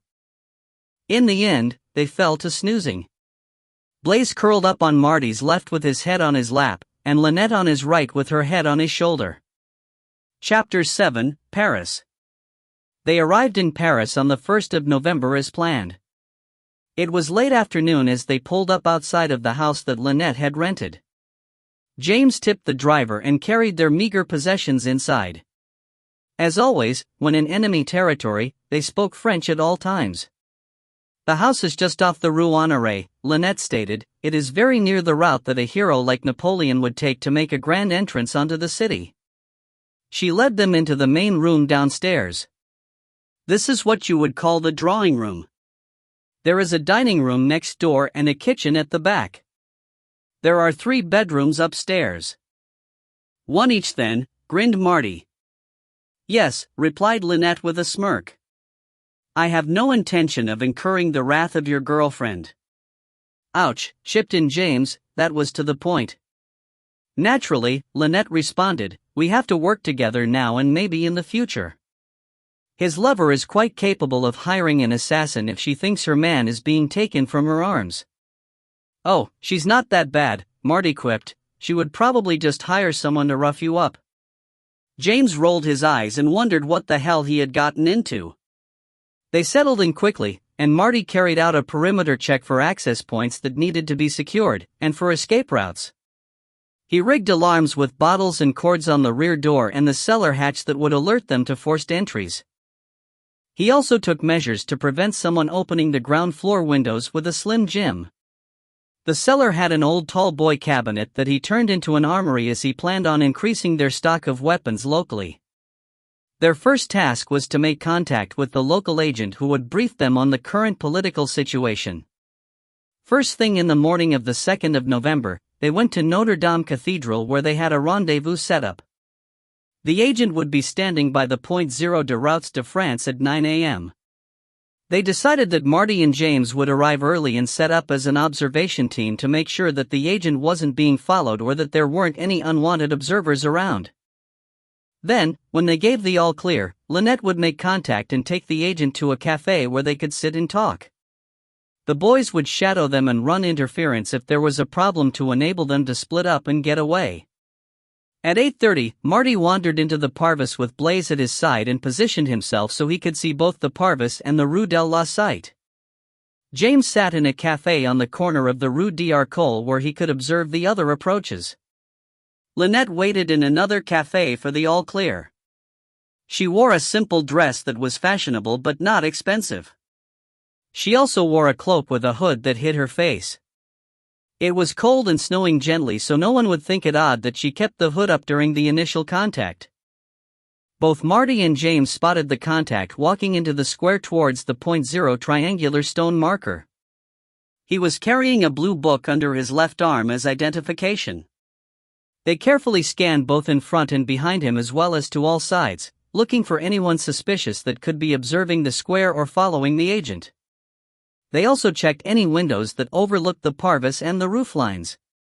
Having completed his scan, Marty looked over to James, who picked up a newspaper and started to read the sign for the all clear. Marty took off his hat and wiped the rim, signaling Lynette that it was all right to move. She left the cafe and walked over to .0 and greeted the agent like he was a relative with a kiss on either cheek. What no one else could hear was the exchange of recognition phrase and response that was whispered between kisses. She kept her hood up as an extra precaution. They walked arm in arm back to the cafe and sat inside by the window. Marty and James moved to positions outside where they could keep watch. They had selected the cafe carefully as it couldn't be approached covertly. And it had a back door that could be used as an escape route if needed. The meeting lasted around half an hour, then they stood, embraced again, and left in opposite directions. Back at the house, Marty and James arrived back after Lynette. They had monitored her back trail for anyone following. They were frozen and headed to the fire to warm up. Lynette sat in a comfortable chair reading the blue book. "Anything interesting?" Marty asked. "Yes. There are two main factions, the Jacobins and the Royalists. The Directorate of Five holds power after a coup in June when they overthrew the Jacobins. The Directorate is run by Emmanuel Joseph Size, an ex-priest who wrote The Third Estate. They are afraid the Jacobins will make a comeback. There are rumors that they want to get Napoleon on the Directorate to strengthen their position. Bonaparte's brother Lucien is the president of the Council of 500 and will play a big role in that. So, what can we do to stir things up and destabilize them then?" asked Marty. "The obvious thing is to create more tension between the factions," Lynette suggested. "If we do that, they may tip over into open conflict and rip each other apart. So, we need to plant evidence that hints that the Jacobins are about to do something like a counter-coup then," suggested James. "Something like that may do it," Marty agreed. The next day, Marty, or rather Sebastian St. Martin, had a visit from a Ministry of Marine courier ordering him to present himself at the ministry the next day for a debriefing. He immediately began to review their backstory in his mind and make sure he had the answers to all the questions he could think of. He would have to improvise any others. Lynette went out and met the local contact to discuss their idea for fermenting distrust between the factions. James went with her to make sure the meeting wasn't observed. When they returned flushed from the cold, she had news. Rumors were already spreading that the Jacobins were preparing a coup. The contact was of the opinion it would take very little to push the Directorate into taking punitive measures. That, they calculated, would force the Jacobin faction into retaliation and they could see the whole thing escalate into open conflict. Perfect. Marty reported to the ministry as required in the morning. He wore a loose bandage around his head to protect it from the cold and because it emphasized his status as a wounded warrior. He wasn't surprised to find the reception he got was very similar to that at the Admiralty. The waiting room was manned by a clerk, who had an elevated opinion of himself and his status and treated the sailors with disdain. He looked down his nose at Marty, who passed him his orders after he introduced himself. The clerk wrote a note, which he gave to a message boy, who went off to deliver it to whoever he was supposed to meet. He waited for well over an hour, during which he read the newspapers that were left on the central table. He was lucky that a fellow officer took pity on his wounded colleague and gave up his chair for him. Eventually, another messenger boy arrived, and he was led deep into the building. He was shown into a room and was confronted with what looked like the setting for his lieutenant's exam. There were 3 men sitting behind a desk, 2 in civilian suits and the third in the uniform of a Navy captain.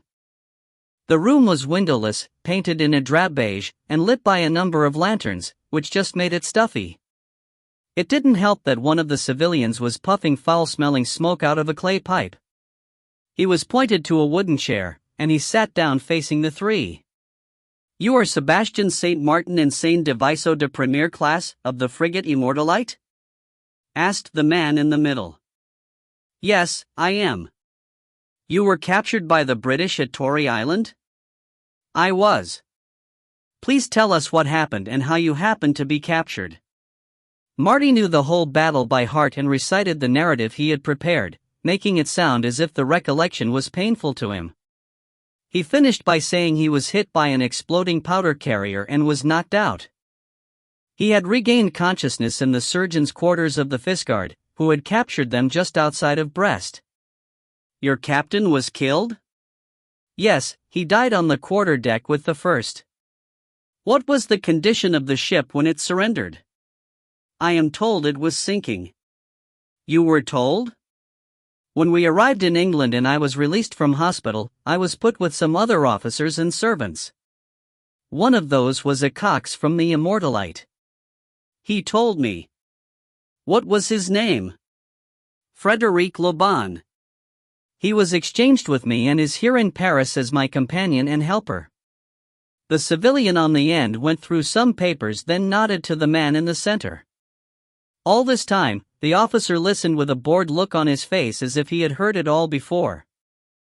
He looked at Marty narrow-eyed and asked, "Please remove your bandage and show us your head." Marty was surprised but did as he was asked, commenting, "It is only there to protect my head from the cold." He stood and turned his back to the three. "Were you hurt anywhere else?" the officer asked. "Yes, I was burnt on my back." He made as if he was about to remove his coat. "It is sufficient that we see your head," the man in the middle said. "You may sit down." Marty sat and looked steadily at the three of them and made no attempt to replace the bandage. "Are you still in pain?" "Yes, I have headaches and my vision sometimes goes blurred. The doctors say it is the remains of the shock to my brain." "So, you are not fit to return to sea?" "They say I am not. The second civilian checked another set of papers and nodded again to the man in the middle. The three then had a whispered discussion. The chairman, as Marty was thinking of him, sat forward with his arms on the table and said, "You will report to the ministry tomorrow. We will place you in the supply department until you can return to sea duty. Loban will be ordered to report for duty as soon as a suitable post is found." He looked at Marty for several seconds. "Your orders will be delivered this afternoon. You may go." Marty stood and went to the door. The same messenger boy was waiting outside ready to guide him out. Back at the house, he found Lynette and James and gave them a brief report on what happened. "What do we do if I get orders?" James asked. "You will have a tragic accident in between here and the ship, and a body will be found that looks enough like you beside the road to prevent further investigation," answered Lynette. "You will be back in England at the farm by then." Marty looked thoughtful. "I might be able to intercept any orders or remove James from the list while I am in the ministry. I will need a few days to see how that goes. Meantime, what are we going to do to stir things up?" "We need the directorate to get nervous," Lynette suggested. "An assassination attempt on one of them?" James put in. "That might work, but how?" Marty asked. They argued back and forth different ideas, from a raid on a member's house, discounted as too risky as the members were heavily guarded by police, to a long-range shot with a musket. They finally decided that a small bomb would be their best bet, as it would send a message and didn't actually have to kill the target, just get close. Marty had reservations about the collateral risks, as he didn't like to kill civilians unnecessarily, but he rationalized that if they saved British lives as a result, then it would be worth it. The next day, Marty reported to the ministry as ordered and ended up sitting at a plain wooden desk with one drawer that didn't lock and in a very uncomfortable wooden chair. A snotty-nosed, spotty individual dropped a pile of reports and a ledger on his desk, and he was told to enter the details from the reports in the ledger against the ship's name. Within 30 minutes, he was bored to tears. Paperwork was never his forte. He could fill in the admiralty forms necessary to keep a ship running if he had to, but this was tedious beyond belief. He looked around the office where there were another 5 men doing the same thing. They were all veterans and all recovering from wounds of varying severity. He looked across at a one-armed lieutenant who was obviously as disinterested in his task as he was. The lieutenant looked back at him and grinned. "Exiled here with the rest of us cripples, hey?" he asked. "Yes, unfit to be sent back to a ship, so punished by a whip made of paper," Marty quipped.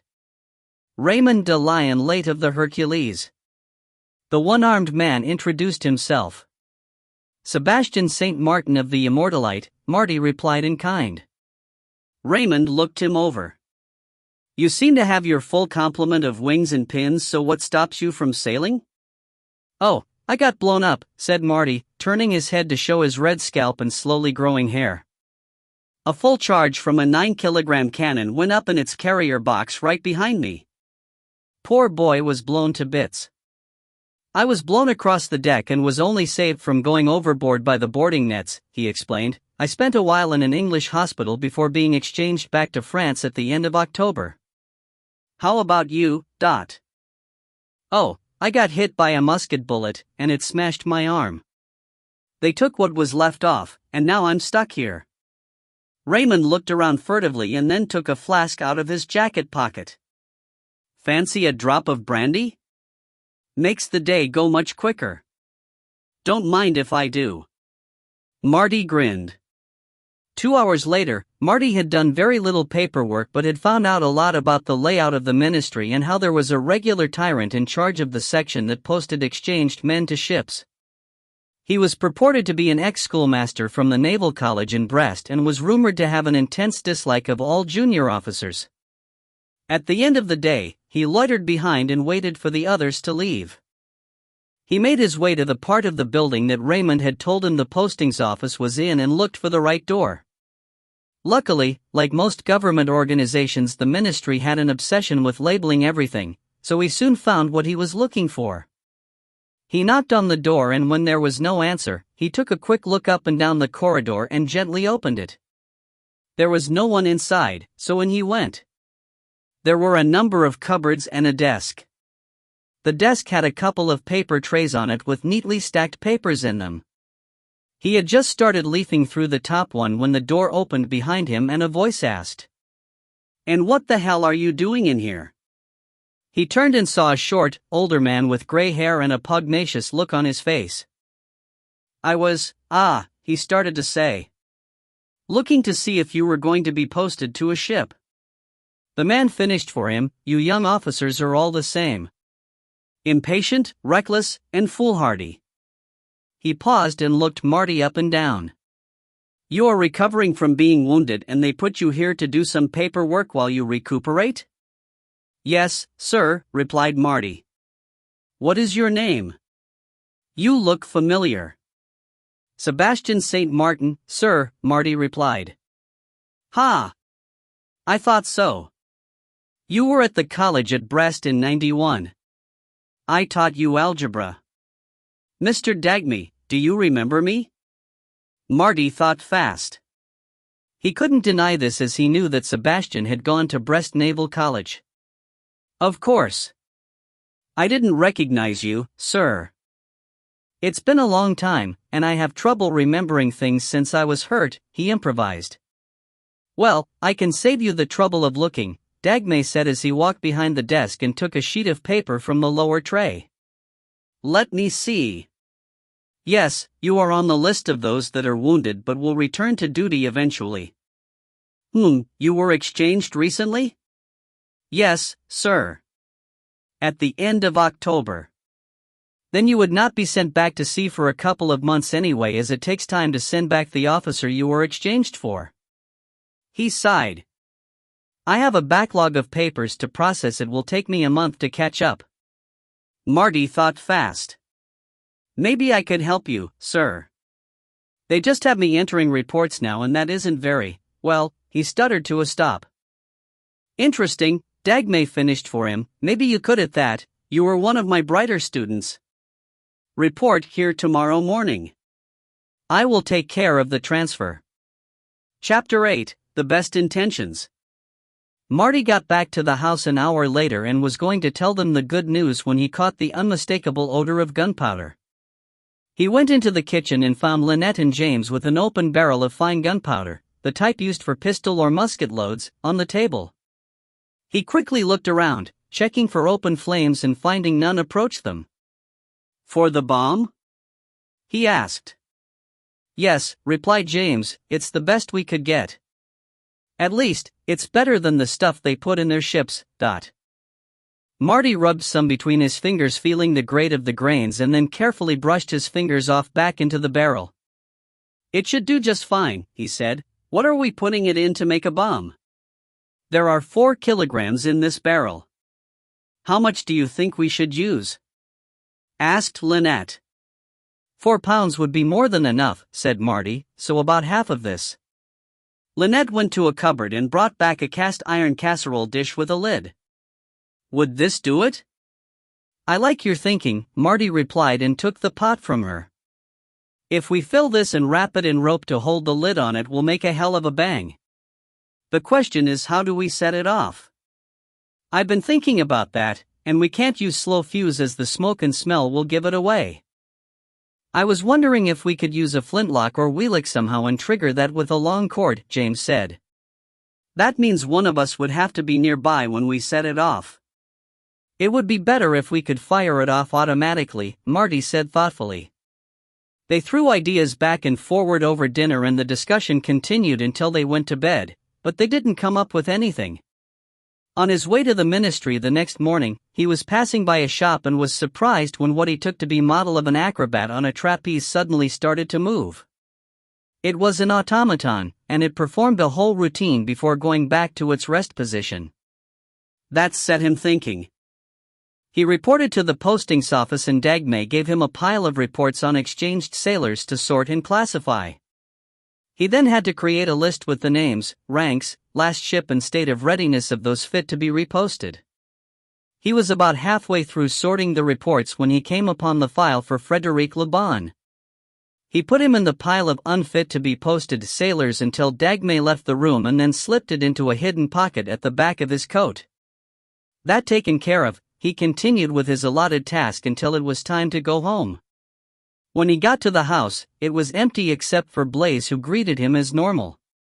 He took him out for a walk and looked in at a couple of clock shops on his way, an idea percolating in the back of his mind.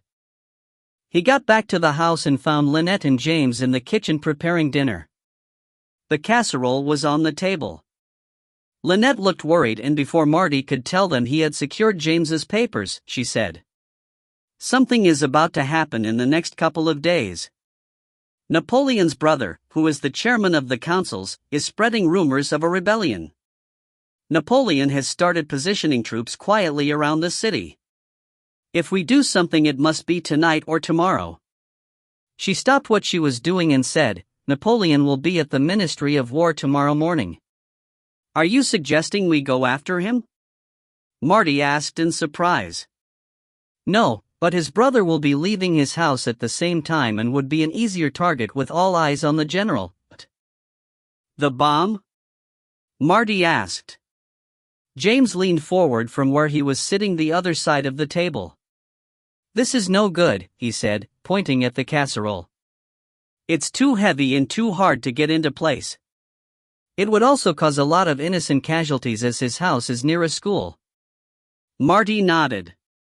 We need something that can be in plain sight and won't attract attention, is easy to position and can be set off at a distance. A box of empty wine bottles, Lynette suddenly offered. The boys looked at her quizzically.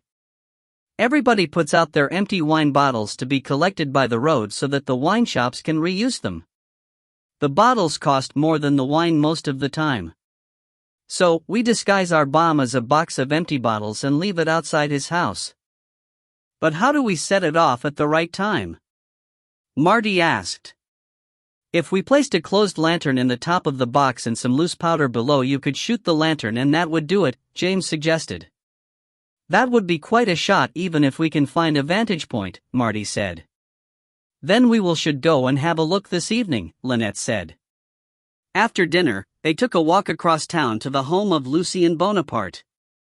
It was in a nice suburb in a row of typical town houses that faced onto the road and had courtyards at the back. Walking up the road, Marty looked for somewhere that someone with a musket could hide to detonate the bomb. There wasn't anywhere.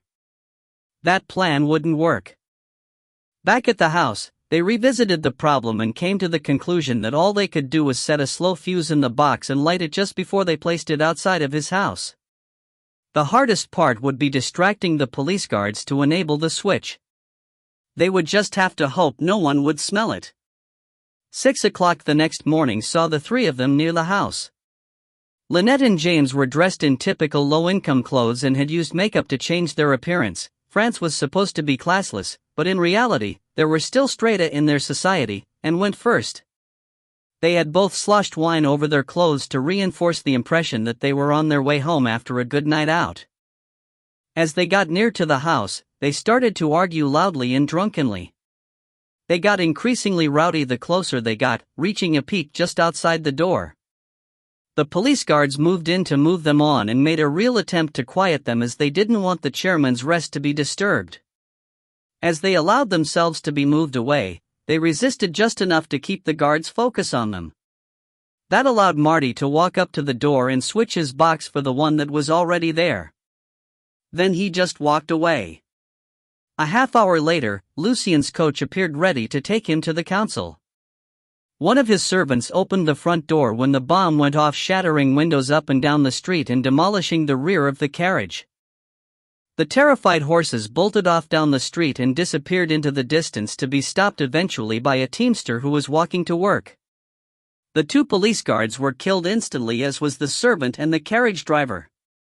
A number of people were hit by flying glass. All in all, as a terror attack, it had the right impact but not the expected result. Lucien used it as ammunition the following day to persuade the councils that there was a Jacobin revolt going on in Paris and talked them into decamping to the Châteaux de Saint-Cloud. Bonaparte was given charge of all military assets in the area and charged with the safety of the councils. 3 of the 5 councils resigned in protest at that, leaving only Napoleon's allies remaining. The next day, Napoleon walked into the council backed by a contingent of grenadiers. He was attacked by a group of councillors, prompting Lucien to order the military to disband the council on the excuse there was an open rebellion. Napoleon had pulled a coup d'état. Chapter 9, Rumbled. The team sat in their house wondering what the hell went wrong. Instead of stirring up conflict between the factions, it looked like they had triggered a military coup. They weren't to know it was a coincidence. The ministries were closed down, so Marty didn't have to go to work. The city was under martial law and a strict curfew was being enforced. All they could do was sit it out. 6 days later, Napoleon had consolidated his position and was officially made first consul. The curfew was lifted. The team got their heads down and tried to get as many facts about the sequence of events together as they could. Then the bombshell landed, or rather knocked at the door. James answered it and walked back into the drawing room with a young woman in a travel-stained cloak. "May I introduce Madame Saint Martin, the wife of Sebastian," he announced. You could cut the silence in the room with a knife. She looked around the room and at Marty and Lynette and said, "Who are you? Where is my husband?" Lynette reacted first and asked her to step into the dining room where she would explain. She took the confused woman by the hand and led her through the door. Marty looked at James and said, "Well, that's torn it. We had better get ready to leave, that." It didn't take them long as they kept escape kits ready. They had just come back down from upstairs when Lynette came out of the dining room with a tearful Madame Saint Martin in tow. "I have explained the situation to Maria, and she will be accompanying us back to England." "What?" blurted Marty in English.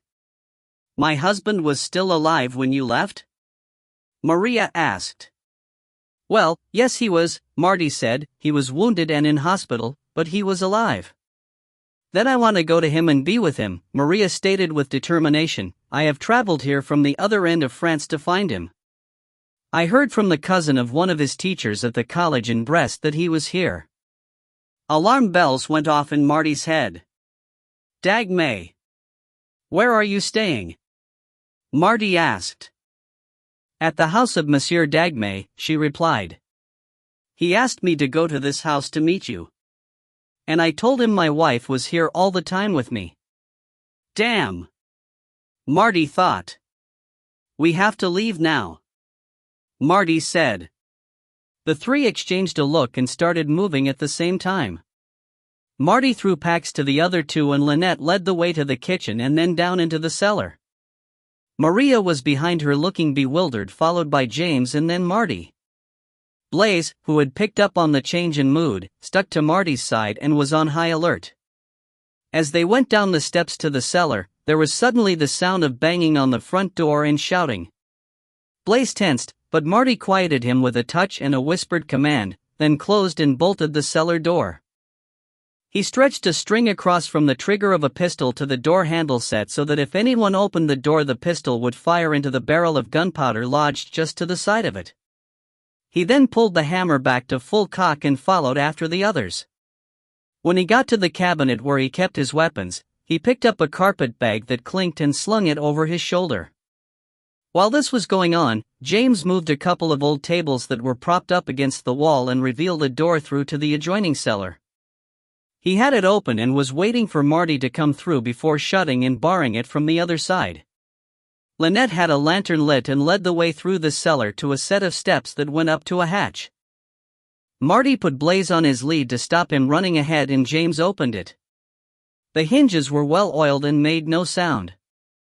He took a long look around and made a signal for them to wait. He silently moved up the steps and out of the hatch. 30 seconds later, he returned and beckoned them forward. They emerged into a courtyard, and Marty noticed a body in the corner with its head at a very strange angle. It looked like James hadn't taken any chances. Marty took Maria by the arm as if they were out for a stroll and led her out of the gates and down the road towards the river. James followed a couple of minutes later. They were now two couples, not a party of three. Down at the river, Marty walked along the bank to the Quai de la Tuileries. He was just thinking that the police hadn't thought to check the cellar when there was the sound of an explosion from behind them.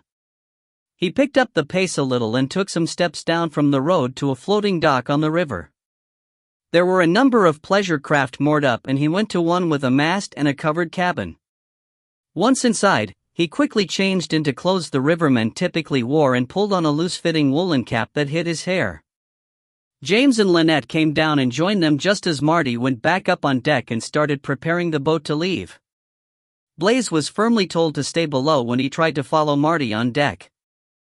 Inside the cabin, Lynette gave Maria a change of clothes and told her to stay out of sight as she felt the boat start to move away from the dock into the mainstream of the river. They needed to pass under more than 10 bridges to get out of the city, and the river snaked first southwest then almost northeast 3 times before they would be clear. They had an easterly breeze, so they could use sails, but it was a long way and would be slow going. They had gotten as far as Street Dennis before they saw any signs of military or police activity. They could see riders racing down the roads heading west, and Marty knew that they would set up a barrage downstream so they could search the boats. It was nearly dark when they tied up at Argenteuil and made their way to a house on the Rue de la Liberté. Marty unlocked the door and let them in. It was owned by a sympathizer and was a safe house. Inside, it was stocked with food and changes of clothes for all of them. Luckily, the two girls were of similar build. Marty went to a painting and lifted it from the wall. Behind it was a hidden strong box, which he unlocked with a key he had on his keyring. Inside was money and false papers which would give them new identities. There were several sets of papers which they could fill in with new names. They decided that the best thing to do would be to split into 2 pairs, Marty with Maria and Lynette with James, and make their way to Amiens independently. James and Lynette chose to be brother and sister as they had enough in common to get away with it. Marty had a talk with Maria and she agreed to pose as his wife. Lynette suggested he needed to change his appearance, so he gave shaving a miss in the hope of growing a beard, and Lynette used theatrical makeup to darken his eyebrows and hair. They laid low the next day and waited for their friend to visit with news. He arrived late that evening and told them that there was a general curfew at dusk, and no one was allowed to travel without special permission. He agreed their best course was to go via Amiens to Le Crotoy and use the smugglers to get them back to England. He promised he would be back the next morning with travel papers. The next morning arrived, but their friend didn't show up. They had no option but to just wait. It was mid-afternoon when he did arrive, and he was a little flustered. "The army have checkpoints everywhere," he said. "The explosion at the house in Paris killed 2 policemen and hurt several more, and they are blaming the Jacobins. They are also linking the bomb attack on Lucien Bonaparte to them as well." "Are they specifically linking them to us?" asked Marty. "There is mention of 2 men that they are interested in questioning for this and the disappearance of a woman."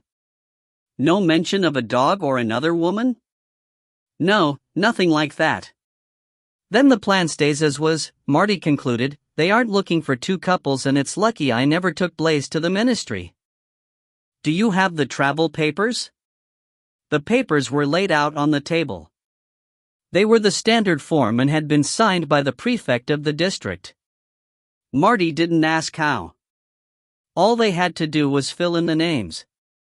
The reasons for travel were to visit a dying relative in Amiens for Marty and Maria, and to take over a farm from an elderly parent for James and Lynette.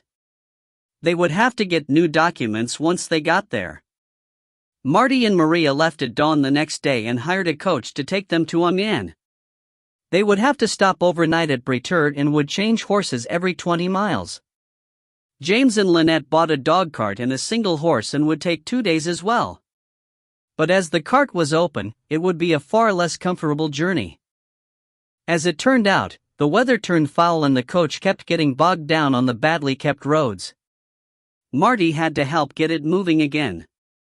The dog cart being lighter didn't get stuck as much, but James and Lynette were soaking wet, cold, and miserable by the time they arrived at the hotel run by a sympathizer in Amiens. Marty and Maria turned up a day later, having taken 3 days to get there. The good thing for both couples was that the weather was so bad that the police weren't at all attentive at the checkpoints, practically waving them through so as not to go out in the rain.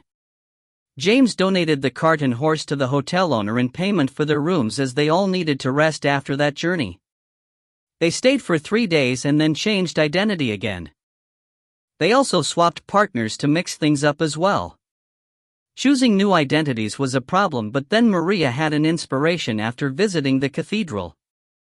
Now that Napoleon was in charge, the church was no longer held in such disrespect and pilgrims were being seen again. They dressed and behaved as pilgrims from Le Crotoy who had walked to Amiens and were now returning home. They started walking and had gotten about 5 kilometers outside of town when a friendly farmer gave them a ride in the back of his wagon. It had previously been used to transport hay, so was clean, if a little hard on the backside. Abbeville provided a refuge for the night in the form of a seedy hotel where the owner didn't ask questions. It was filthy, and they were all suffering from bed bug bites by the morning. So, they set out at false dawn. There had been a frost, so they set a good pace to stay warm. They reached Le Crotoy mid-afternoon. Marty left the others at a cafe and went with Blaze to make contact with the smugglers. He returned after an hour and a half with Gaston, a smuggler he had dealings with before. He, in turn, led them to a safe house, provided changes of clothes and the raw materials for them to cook dinner. All of them were lousy, with vermin living on their bodies from the infested mattresses at the hotel. So, the boys rigged a private area screened off by blankets slung from the beams, boiled up plenty of water, and they took it in turns to thoroughly wash themselves. Dinner was a generous fish stew with root vegetables cooked by the girls and fresh crusty bread covered in butter. They washed it down with a bottle of wine and then settled down around the fire. Marty thought that right at that minute life was good. Word came the next morning that there wasn't a visit expected from the Deal Boys until after the new year. So, Marty entered into negotiation with the locals to have them sail them home. They knew they had him over a barrel, so to start with were asking extortionate amounts of money for the service. Marty was working hard to try and talk them down, but after a half an hour of keeping him on edge, they all suddenly burst out laughing and told him they were only joking. Funny bloody haha, Marty thought, but kept a smile on his face to show he could take a joke. They told him that if they could take a cargo of brandy and bring back some English wool cloth, they would only charge him a little for the passengers. Marty knew they would get drilled on the price of the brandy, but it didn't matter as long as they got home. So, 2 weeks before Christmas, the four of them arrived in London by coach and made their way to William Wickham's home. Marty was surprised when Armand told him that was where they would meet their masters, but then they hadn't had a hugely successful mission, so they were shown into the library once they arrived and had to wait until Wickham appeared. He was polite to Maria and immediately agreed to arrange for her to visit her husband. He then had her wait in his drawing room while he talked to the others. "Well, what happened?" he asked in a cold voice. Marty gave his report as factually and without emotion as he could. Wickham cross-examined the others about details, then sat back and regarded them with a steady stare. "Well, I don't think I can blame you for putting Napoleon in the first consul's seat, as it looks like sheer coincidence and bad luck. But we won't be running any more missions in France until we can see what he will do next. We think he will consolidate his position and may even ask for peace." "What will happen to us?" Marty asked. "Well, that is one reason we wanted this debriefing here rather than the Admiralty," Wickham replied. "The First Sea Lord, Hood, and I all want to keep the SOF going. But if we leave you in England invisible, the pressure to disband you will just mount. The damn politicians will wind down the armed forces as soon as peace is agreed." He paused as if considering what he would say next. "Lynette, would you join Madame St. Martin in the drawing room, please?" "Martin," he began as soon as she left. Chapter 10, A Brief Respite. Marty laid in the arms of his lover and contemplated his life to date. He had gone from cabin boy to lieutenant in 5 years. He had been in action or on duty the vast majority of that time, but had still managed to meet and fall in love with Caroline. The fact that she waited for him while he was away amazed him, as did the depth of her passion when they got back together. Later that day, they would go to a ball held by the regent, and he would probably be presented to the king. The gossips had already noted his return, and it would be common knowledge all over London society before he got there. He also had to get down to Dorset to see his family, as he hadn't seen them since he was a midshipman. The good thing was he had time. He knew he wouldn't be sailing again until February, just before his 18th birthday. At that moment, Caroline decided she needed his full and undivided attention, and the rest of the morning just flew by. That evening, dressed in full dress uniform, he walked with Caroline on his arm through the doors of the ballroom at St. James's Palace. The herald announced in a loud voice, "The Duchess of Candor and Lieutenant Stockley, Royal Navy." Heads turned, and comments were whispered behind raised fans as they made their way across the floor. They were greeted by many of the good and the great in attendance. Hypocrite, thought Marty. He knew that both he and Caroline were thought of as new blood that had no breeding. All the same, he thought, she is a baroness and I am an officer, so they can stick that right up there. They joined the line to be presented to the Prince Regent, and Caroline chatted merrily with the people to either side of them. He caught his first glimpse of the future king, and his first impression was, "What a dandy!" The regent was resplendent in the latest fashion, with his long hair styled to look a bit navy-ish. He wore the symbols of his rank and other jewels and fairly glittered. Suddenly, it was their turn, and Caroline elbowed him in the ribs to get his attention as she started to curtsy. Marty made a leg and bowed deeply as required. "My dear Lady Caroline!" Prince George exclaimed as he kissed her proffered hand, "and this must be your dashing lieutenant that all the ladies are talking about." He looked sideways at Admiral Hood, who was standing off to the side, and added, "I hear you are the protégé of that old fox, Hood." In and out of his office, then disappearing to who knows where and getting blown up to boot. He laughed. Marty was taken aback and didn't know what to say when Hood materialized at his side and bowed to the prince. "Your Highness," he said, "I see you have met one of our promising young officers." He made a point of glancing back along the line of people waiting to be introduced. But I see you have quite the line of people waiting. I must not let him monopolize your time. And to Marty. Come, young man, you can't keep the prince all to yourself. There are other people waiting. And led the bemused couple away. Marty glanced back and saw that the prince was watching them over the shoulder of the next person in line and grinning like a cat that just surprised a mouse. Hood maneuvered them to a quiet spot and said to Marty, "That explains a number of things. We knew my office was being watched but didn't know who was behind it. That meddling fool doesn't know when to keep out of things he should leave alone." "That explains the meeting at Wickham's house then," Marty observed.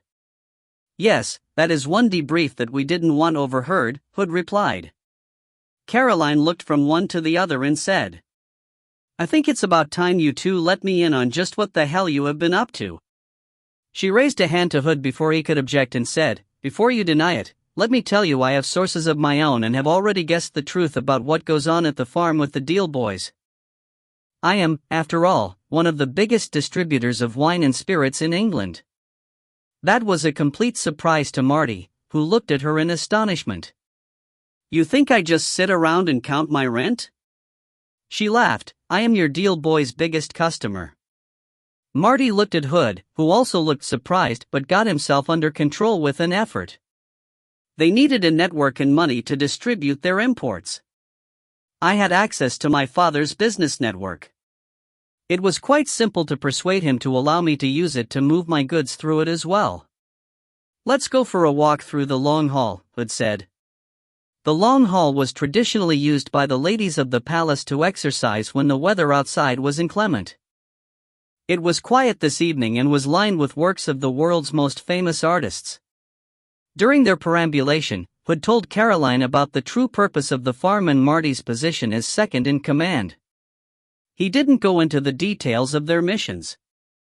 "You can see that it is vital that this is kept a secret for both the national interest and Martin's safety."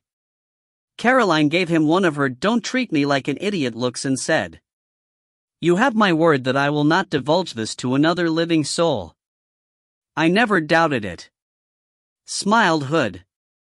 Slightly mollified, she asked, "Will the SOF be kept going if Napoleon sues for peace?"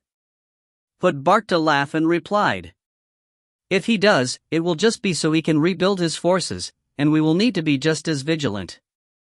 But in the meantime, we need to scotch his ambitions elsewhere, hence the SOF's next mission." Marty decided that he need say nothing as the two of them were saying quite enough. "The one starting in February," Caroline stated, and Hood nodded. "How long will they be away?" she asked, meaning he. 3 to 6 months depending on what they find and how fast they can carry out their orders," Hood replied.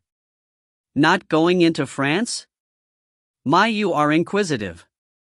"No, he won't be going back to France. His description is too well known right now." Caroline finally looked satisfied. But then she stopped and looked Hood right in the eye. "If you get him killed without having a damn good reason for what you ordered him to do, you will answer to me, but..." Hood smiled and said quietly and with absolute sincerity, "My dear lady, if I did that, I would throw myself on my sword at your very feet." The ball went well. He didn't end up getting into a duel, and they met up with the de Marchette family. He had to break the news that he would be away for Evelyn's spring wedding. The Count was, as usual, accepting, Evelyn, cross at first then forgiving, and the Countess, concerned.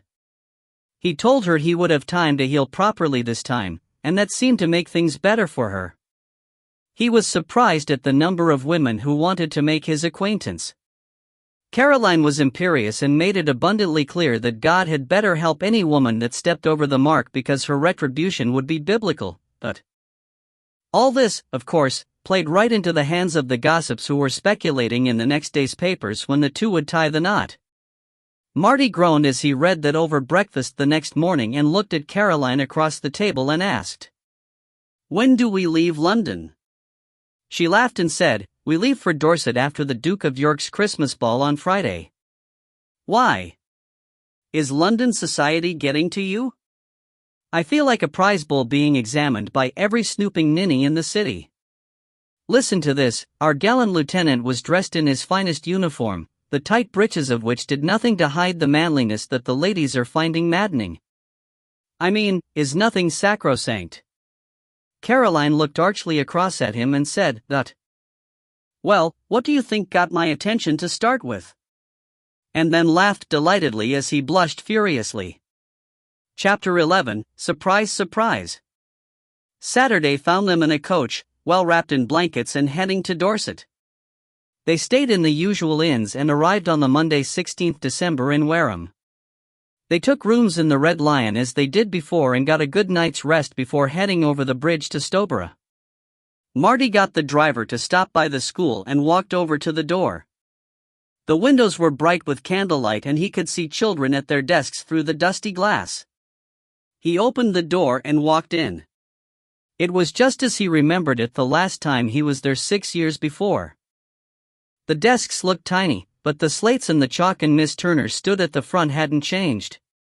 Katie Turner looked over her shoulder as the door opened and saw a handsome young man in expensive clothes stood there. It took her a second to recognize him, then she exclaimed, "Marty! Come in! Come in! Children, this is Marty Stockley, the brother of Helen." Marty looked around the expectant faces and said, "Good morning. I am pleased to see you all." A particularly grubby urchin looked at him and squawked, "E ain't Elan's brover. He be in the Navy and this and speaks funny like you missin' he ain't carryin' that big knife that Marty does." Marty crouched down so he was face to face with the little tyke, pulled his knife from its sheath, and set it point down on his desk. "Be this why you're lookin' fair," he said in his best Dorset dialect to the now wide-eyed boy and a chorus of coos and cors from the rest of the class. A giggle from behind alerted him to the fact that Caroline had crept in behind him. "Why don't you tell them how you met Blaze?" she said as the dog pushed himself under Marty's arm, put out he wasn't the center of attention. "Cor, a proper lady," a little girl blurted out, making Marty laugh. Marty settled down with the class all around him and told a heavily edited version of the adventure in Holland. Blaze played his part by letting the children pet him and rolling on his back so they could scratch his tummy. At the end, he stood and embraced Miss Katie and asked, "Is Helen teaching?" "She helps out 2 days a week." "I'm getting a little old to do this full time," Katie replied. "She is at the house with your mother today." They pulled up at the house, and it was quiet. Marty knocked on the door, pushed it open, and yelled hello. Blaze pushed his way past and headed straight for the kitchen as his sister Helen exploded out of the door and jumped into his arms. "I knew you would be here for Christmas, bruv." Sister Jane appeared and went straight to Caroline and gave her a big hug. "Is Arthur here?" Marty asked. "He'll be by later after he be done at the forge," Helen told him. Marty looked at Jane and noticed the slight swelling of her stomach and grinned at her. "So, Stephen Barnes has finally got around to getting you pregnant," he observed. Jane had married the oldest Barnes boy the year before. "That he has," she grinned. "We be just waiting for Nick Hable to do the same for Elin." "We be workin' on it," Helen retorted in a slightly offended voice. She had only gotten married 2 months ago. "Mum be in the parlor with Granddad," Jane told him, a hint he should get a move on. Marty walked into the house and went through to the parlor. His mother sat with his grandfather by the fire, and she looked up at him as he walked in. "Oh my! Dad, look at our Marty. He be a proper gentleman now." She stood, and he took her in his arms and gave her a long hug. His grandfather tried to stand, but Marty made him stay seated and leant down to give him a hug too. "Whatever happened to you hair?" his mother exclaimed as he bent over, and she got a good view of the back of his head. "Long story, Mum. I'll tell you all later." He laughed. "You've grown, boy," his grandfather observed a bit unnecessarily. "Aye, that be Navy food, Pop." He smiled back at him. His mother noticed Caroline stood in the doorway and went to greet her but stopped halfway and put her hand to her mouth and said, "Oh my." Marty looked at her puzzled. Caroline smiled and nodded, then the two women were in each other's arms, tears streaming down their faces. Now Marty was totally confused and didn't know what the hell was going on. His mother looked over her shoulder at him and said to Caroline, "You ain't told him yet?" Caroline shook her head. "Told me what?" Marty asked, still totally unknowing. Caroline went to him and took his hands in hers and with tears still in her eyes said, "You are going to be a father, Martin. I'm pregnant." He almost fell over. "What?" he said in a tiny voice. "I'm pregnant," she said again. "Oh, my lord," he crowed, "I'm going to be a father?" She nodded almost shyly. He picked her up and swung her around, then stopped and looking concerned, put her gently down. "It's all right, I won't break, and neither will the baby," she laughed. He looked at her and asked the question all first-time fathers ask. "How, I mean when?" "The blindfold," she replied enigmatically. Marty blushed bright red as his mother looked at him quizzically. "Never mind," he told her, "it were about 2 months ago." He suddenly looked as if he had an epiphany. "We have to get married." He dropped to his knee in front of Caroline and took her hands in his. He looked up at her beseechingly and said, "Caroline, I know I am but a poor lieutenant in His Majesty's Navy, but I have prospects and can care for you in the way you should be. Will you consent to be my wife and partner for life?" Caroline beamed at him with such a smile he thought it would blind him and said, "Oh yes, I do, with all my heart." Then all hell broke loose as his sisters descended on Caroline, and his grandfather and his brother, Arthur, who had just arrived, took him by the hand and shook it, congratulating him. His mother finally got to grab him and hold him tight. "She be the one for you," she said, "I knew it the first time I saw her." After that, the day descended into a round of congratulations from visitors as messages were sent to the rest of his brothers and sisters and other relatives that lived nearby. That evening back at the Red Lion, they sat in their room too tired to do much else than just chat in front of the fire. "We will have to have the banns read soon so we can marry before I leave on the next mission," Marty said. "I don't want to go, but I have my duty." "Of course, you must go," Caroline replied forcibly. "You are a sailor, and I will be a sailor's wife. I know what I am joining up to. But I want to be here for when it's born. If you are, it will be fantastic, but if you are away, it will still be all right." She moved over to him, sat on his lap, took his hand, and placed it on her heart. "You will be here with me whatever happens. But the more immediate problem is, where will we hold the wedding ceremony?" "Oh, I hadn't thought about that. If we do it here, your family have to travel down, but if we do it in Cheshire, then I will have to ship all of mine up there." "Well, it's obvious, isn't it?" Caroline said. "We do it in London. It's around halfway between the two families, and we can have all your Navy friends along as well." Marty groaned. "Can you see my family mixing with all your relatives?" "Oh, I'm sure mine will cope." She smiled. "They won't be able to understand a word they say anyway." She then dissolved into giggles as Marty tickled her in revenge for that remark. Over the next week, messengers were flying in and out of Wareham as instructions were sent to the church for the banns to be read, announcements made in newspapers, and family and friends informed.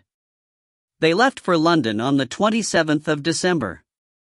As soon as they arrived at the house, they were immediately inundated with visitors bringing congratulations, but mostly just to be nosy. The exceptions were the Desmarchais, Hood, and Armand. They came just to let the happy couple know that they had their support and love. Even Evelyn was happy, and when let in on the secret of the baby, got over her snit at them getting married before she did. The big surprise was a discreet visit from William Wickham. He sat with the two of them, gave them his blessing, and surprised Marty by saying that "You had better get used to the idea that you will be the new Baron Candor and how you will handle that young man. Oh, and please do not forget that you have to invite the king and prince regent to the ceremony. Marty looked at him in absolute horror. This part of their union hadn't even entered his mind. The king? He stammered. It's traditional, Wickham replied. Mind you, he has his good days and bad days, so he probably won't show up at all. Marty knew the king had a problem with his mind and was often so unstable that he couldn't be seen in public. He has to approve the marriage as it involves a barony. But I have it on good authority that in a lucid moment, he has already signed the permission. What? Said Marty, but I haven't asked for it yet. Wickham looked smug and said, Well, I took the liberty of sending a letter of request in your name. Thought it would save time. Marty was so shocked he could say nothing. 2 days later, they found that it was true when a royal messenger delivered a packet with the royal seal containing the official document. Because of the rush to get married before he left and before Caroline was showing her pregnancy too much, the ceremony would be smaller than her status would normally warrant. But even so, it would be far from a cozy family affair, and Caroline employed a veritable army of people to organize it. This all culminated in Marty being driven to St. Martin in the Field in a carriage accompanied by Armand and the Count de Marchette. It was mid-February, and he had been staying with the Count and his family for the last 2 weeks. He was dressed in his uniform and wore the dress sword that Caroline had given him. His knees were weak, and he was sweating despite the cold. He wondered if he was getting a fever, but in reality, it was just his nerves. They arrived at the church, and he was escorted in by the Count, one side acting instead of his father, and Armand, who was his best man. His family had all been coached up to London and taken under the wing of the Countess, who acted like an aunt to all of them. She took his sisters and his brothers' wives out and got them dresses, and Evelyn's fiancé, Arthur, got the men suited and booted. As he entered, he was amazed to see not just his family on his side of the church, but most of the boys from the farm, Bill Clarence, his wife, brother, and son as well. Admiral Hood was also there with the First Sea Lord, and Marty thought he caught a glimpse of Wickham in the shadows. On Caroline's side, he saw Captains Coburn, Pellew, and Admiral Nelson.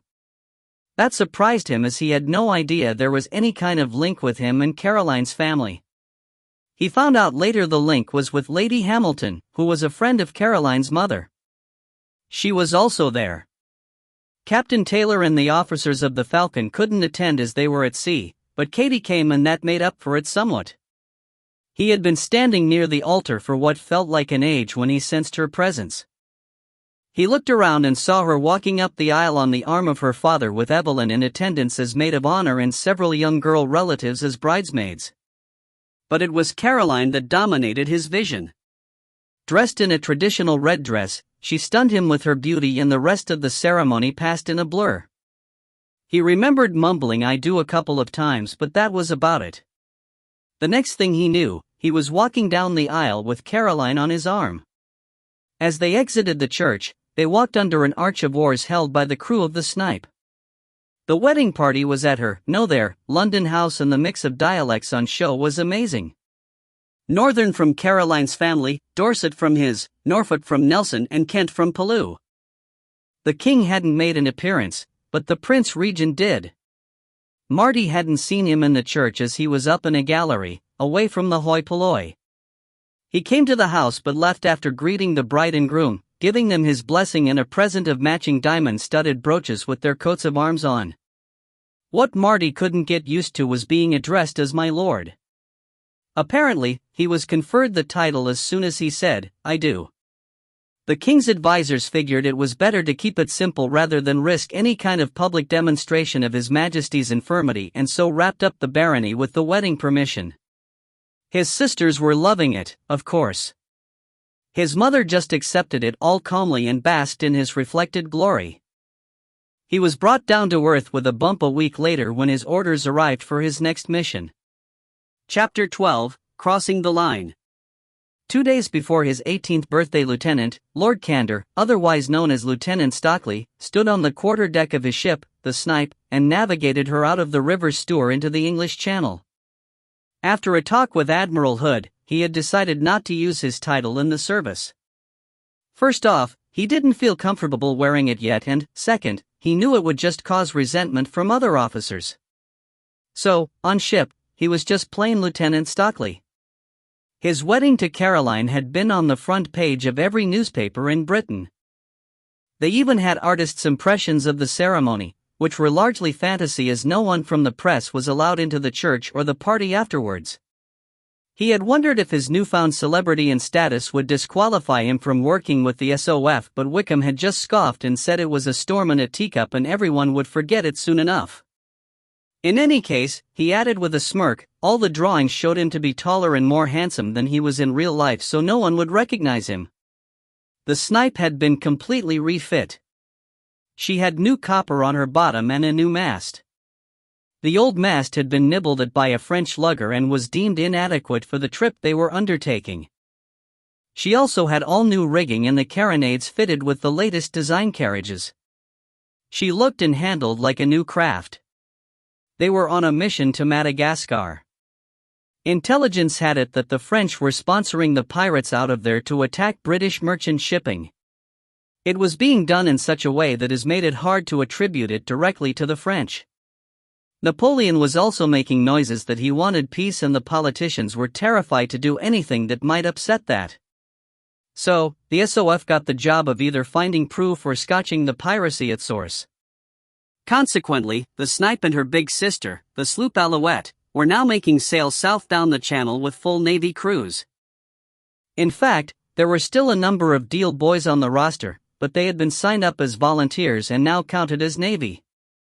The plan was to sail down to the Cape, then reconnoiter Madagascar, the surrounding islands and African coast, see where the pirate bases were, then posing as French privateers infiltrate them and try and make the connection with French government sponsorship. Whether they made the connection or not, they were to either destroy those bases or come up with a plan where they could be destroyed with the help of local Navy assets. Once they had done all that, they could go home. Marty was down in his cabin putting away the extra things that Caroline had made him take with him. Included was a sash with the emblems of his barony pinned to it in case he had to attend a formal function. That got put in the bottom of his chest wrapped in tissue paper. There was also a portrait of her, which he put on the wall of his cabin where he could see it when he was at his desk. Other items were stowed in his desk or in the small dresser. She had also gotten a ton of personal stores sent down from London, including bottled preserves, jars of butter, hams, bacon, rounds of cheese, jam and a host of dried and salted foods. They also had a new surgeon's mate on the Snipe to go with a new surgeon on the Alouette. These gentlemen were also on board as a result of Caroline's intervention. Blaze was curled up on his blanket and was sporting a rather savage-looking spiked collar that Marty's brother Arthur had made him. Arthur was now a fully qualified smith and had his own forge thanks to Marty's sponsorship. Marty was quietly setting up all his siblings and their families in new businesses to get them away from the mines, and he had plans to buy farms in the Purbeck area and run them in a much more modern way. But first, he needed to get this mission done. His birthday came around for the 18th time, and he celebrated it by giving the crew a double rum ration and having a celebratory dinner with his midshipmen, cocks, and quartermaster. There wasn't enough room in his cabin for any more, so he also donated some of his personal stores to making sure the crew had a good meal as well.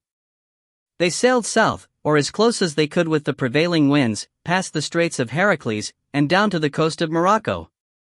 They continued down to the Portuguese island of Cape Verde where they rewatered and stocked up on fruit and vegetables.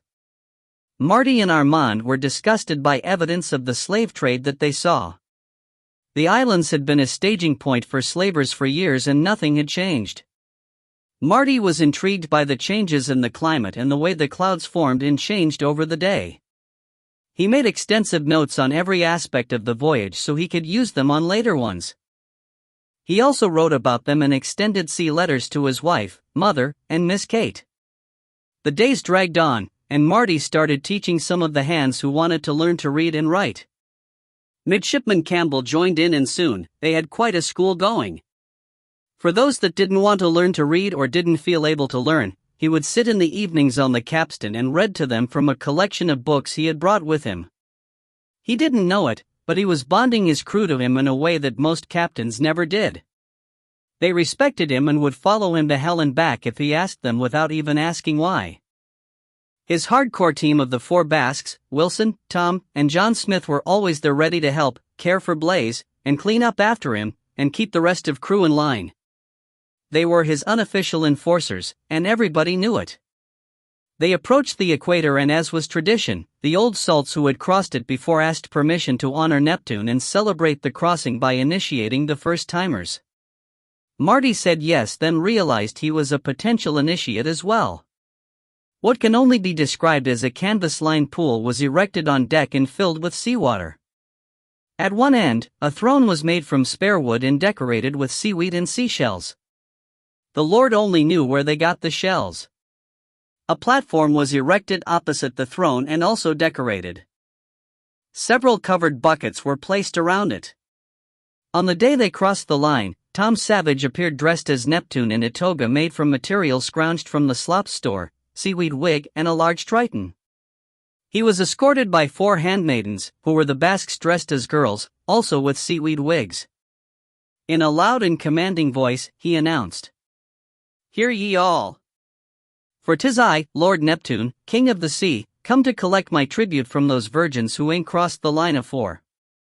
A roar from the crew, "My beautiful handmaidens! Catcalls and whistles, bring forth the initiates!" A half a dozen men were brought forward, all naked apart from a loincloth, and pushed forward onto the platform. With a start, Marty recognized James Campbell and wondered how the hell they had talked him into this. The first of the initiates was led to the front of the platform by 2 of the handmaidens. He was grabbed and the third dipped into bucket that they could now see was full of mush, fat from the boiled beef. He liberally smeared the victim with the foul-smelling grease, then delved in another bucket and smeared him with soot. The next victim was pushed forward. It was James. He was grabbed and greased, but this time they grabbed a handfuls of feathers from a third bucket and he had them poured over him. The other 2 fared no better. When they were all suitably covered, Tom stood, shook his trident in the air, and roared, "Pay homage to the King of the Ocean, you swabs!" And his handmaidens knocked out the forward supports to the platform, allowing it to tip forward and dunk the initiates in the water. That was the signal for the rest of the crew to pelt them with wet rags and buckets of water. Marty let the mayhem continue for a few minutes and watched it spread across the deck until almost everyone had received a soaking. Blaze was watching beside him and was barking furiously at the fun. He decided enough was enough and signaled to Tom to put a stop to it just as a badly aimed bucket of water caught him full in the chest. The thrower stood with his mouth agape and looked as if he wished the sea would swallow him up. But Marty just grinned and pushed him into the pool. Tom had a hard time yelling for order because he was laughing fit to bust a rib. Blaze sat beside Marty looking bemused as half the water had hit him too. Finally, order was restored. Marty quietly requested that they put his ship back into order and then went to his cabin to get a change of clothes. Once past the equator, they steered southeast to make landfall somewhere on the west coast just north of the Cape. They got lucky and didn't find the doldrums, but they did experience some truly huge rollers that had the whole of the Atlantic to build up. They made landfall and turned south to follow the coast.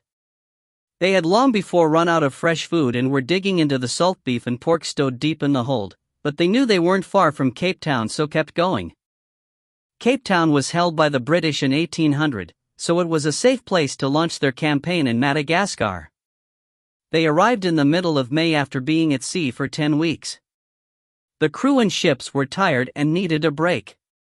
They dropped anchor in the bay in the lee of Robben Island while they waited for a pilot to bring them into the docks. When they finally moored, Armand and Marty went ashore to pay their respects to the port admiral. Vice Admiral Sir Roger Curtis was deeply embittered by his perceived exile to Cape Town, and when 2 young officers were shown into his office and one of them was obviously French, his temper flared.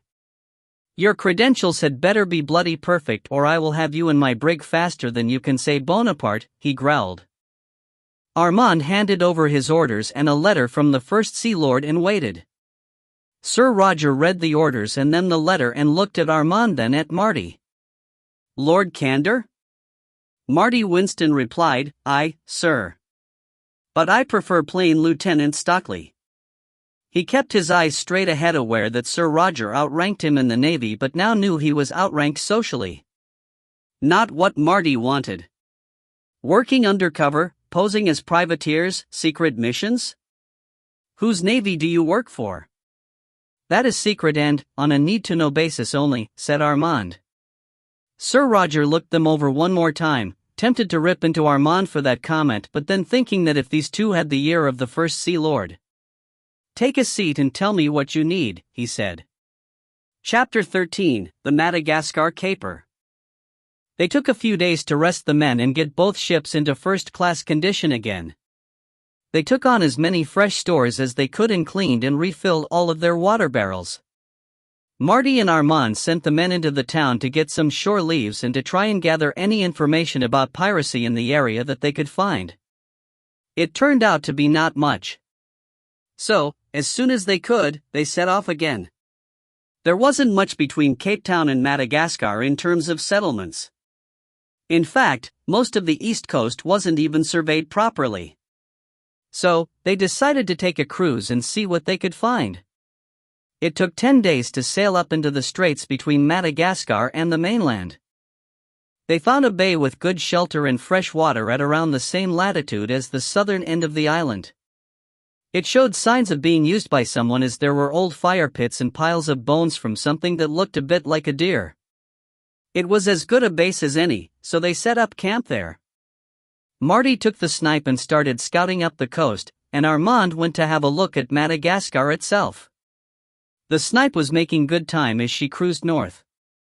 They had looked into every inlet and bay but saw nothing of interest.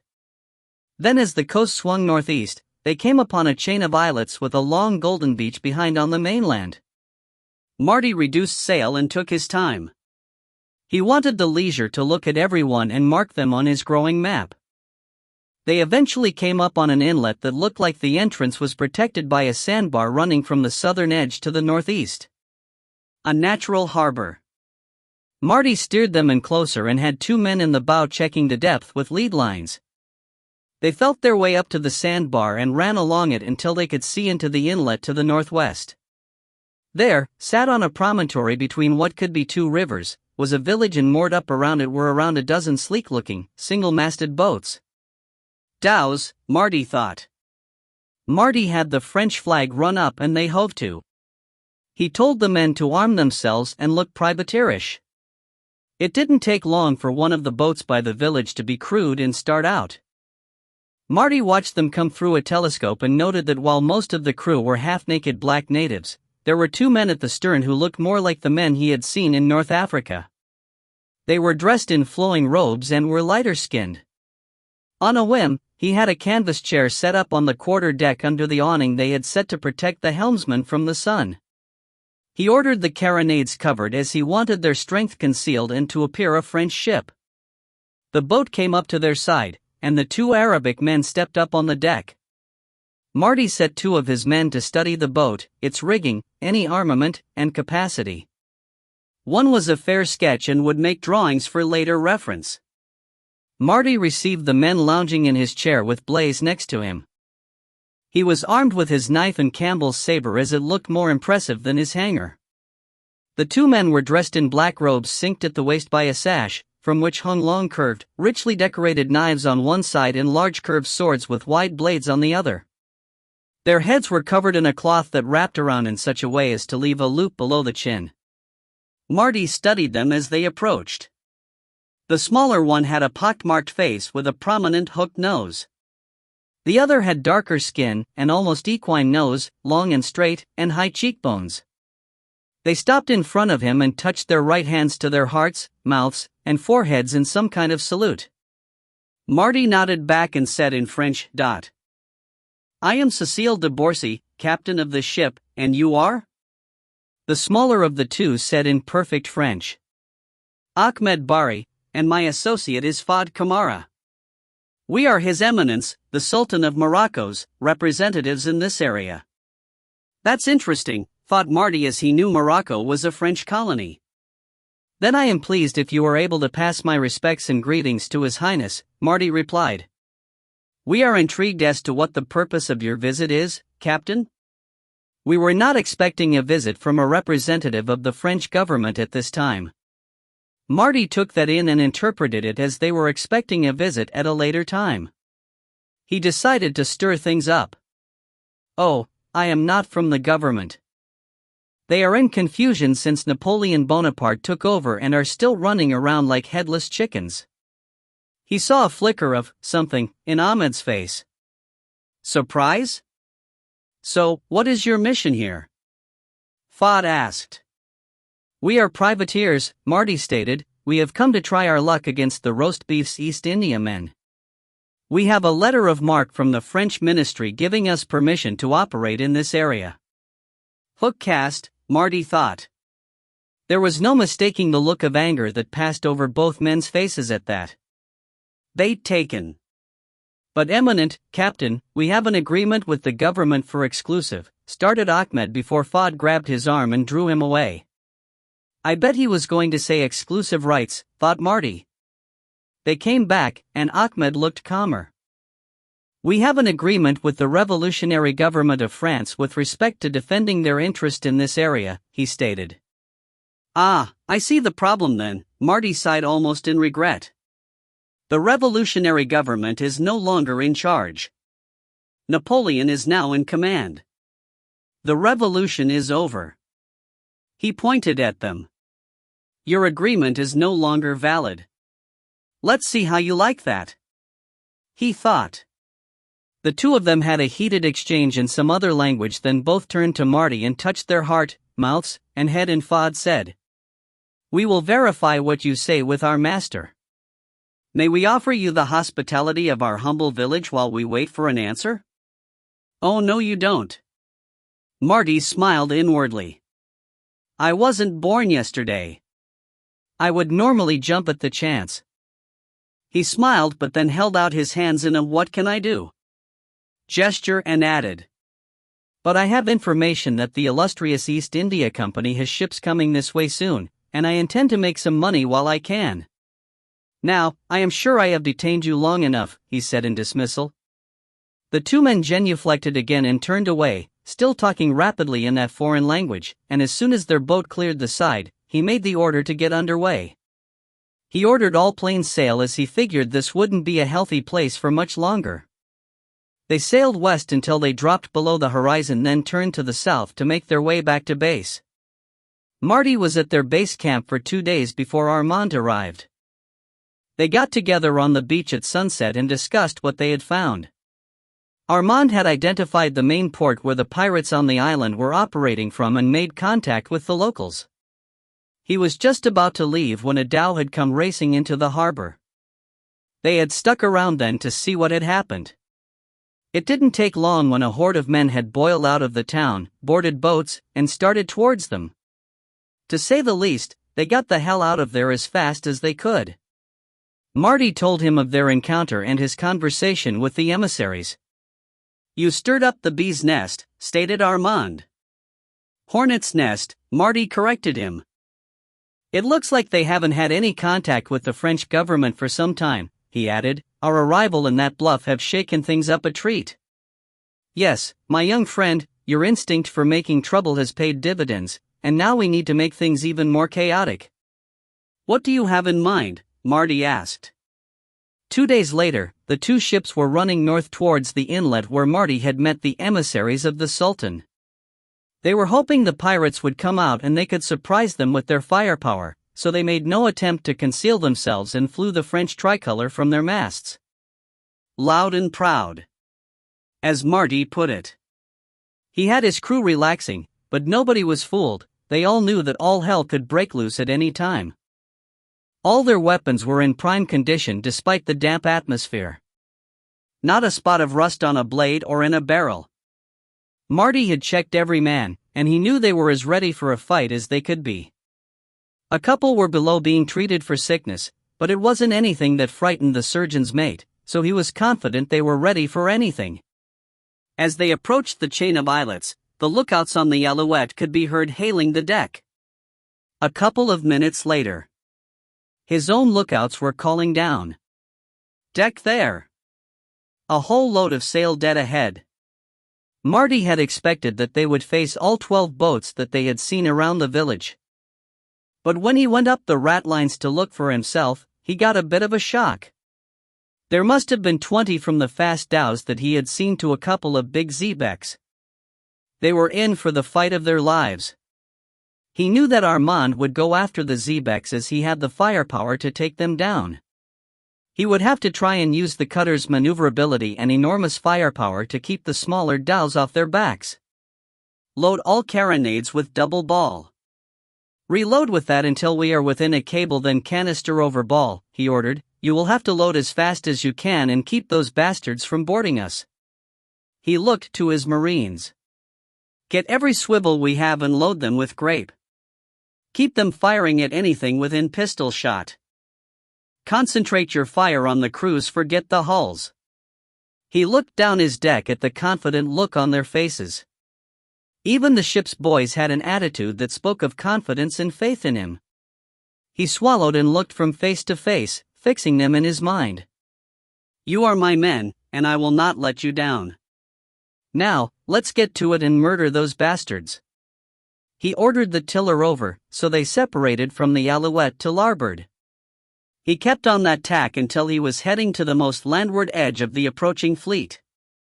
He knew Armand was edging over toward the seaward edge. At a range of 4 cables, he swung around to starboard to run along the line of the approaching ships. Fire as Hubert, he yelled, and the carronades coughed and jerked back on their slides. The routine set in. Reload, fire, reload, fire. Damn, they were firing it better than 2 rounds every minute and a half. Canister over ball. Fire, reload. He could see the Alouette, smoke belching from her guns as she raked the line of ships on the opposite tack. Then he saw her turn to take on the biggest of the xebecs. We will cross her stern and take out any boats that try to get behind her, he told John Smith, who was at the wheel. He looked behind and was gratified that they had evened the odds a bit. He could see at least half a dozen boats that weren't going anywhere except down to Neptune's locker. But there were still plenty of boats to worry about, and a couple were working their way around to get behind him. He would worry about them when they got closer. There were 3 that he was concerned about as they were racing in towards the Alouette. He changed course to run between them and his friends. Armand must have seen them too, and he fired off his long guns on that side when the pirates were 500 yards away, damaging one but not stopping it. He saw the Lark approaching and waved to Marty before turning his attention back to the xebec that was almost in range. Marty swung across his stern just in time as the other 2 dhows were swinging into line. That's when he realized that some had cannon mounted. It was hard to miss the puffs of smoke and the shriek of shot across the deck. His gunners responded without orders. They knew what to do and made sure they aimed well. At least 2 of the carronades must have aimed for the nearest dhow as it just disintegrated in a cloud of shattered wood. The second staggered and swerved away as it was hit by a storm of canister. He looked around and realized the 2 that had been working their way around behind him were only a couple of 100 yards away and closing fast. He yelled to tack and swung the ship to larboard. He made it halfway and the wind dropped. The turn continued under their momentum, but it wouldn't be enough to bring the guns to bear. The Alouette was exchanging broadsides with the xebec. Well, he could damn well help her. As his gun swung across the big pirate ship, he ordered the crews to give her one for the boys. Blaze's barking brought his attention back to the other dhows. One was almost up to them. They had sweeps and were rowing themselves in to board. Swivels to the stern, he called, and the Marines responded immediately. 4 of the nasty little guns were quickly mounted and fired, dealing a load of death at the crews of the approaching boats. He heard a couple of the carronades fire again, then there was a grating noise as a dhow ran alongside. A head appeared over the rail and a seaman shot it at point-blank range with a pistol. The head exploded and disappeared only to be replaced with half a dozen more. Marty yelled and ran into the attack, shooting his pistols on the move and taking out a couple more. Then he was in amongst them as they poured up the side. He went to work with frantic ferocity. Either side of him were Tom and the Basques. Blaze was savaging any pirate that got past them. Marty staggered as a pirate got in a lucky thrust that ran across his ribs. He smashed the sword away with his hanger and was about to thrust with his knife when both the man's hands were hacked off by James Campbell's saber. He didn't have time to thank him as James kicked the handless man in the chest, sending him over the side, and turned to take on another screaming savage. The boat rocked, and he felt wind on his cheek.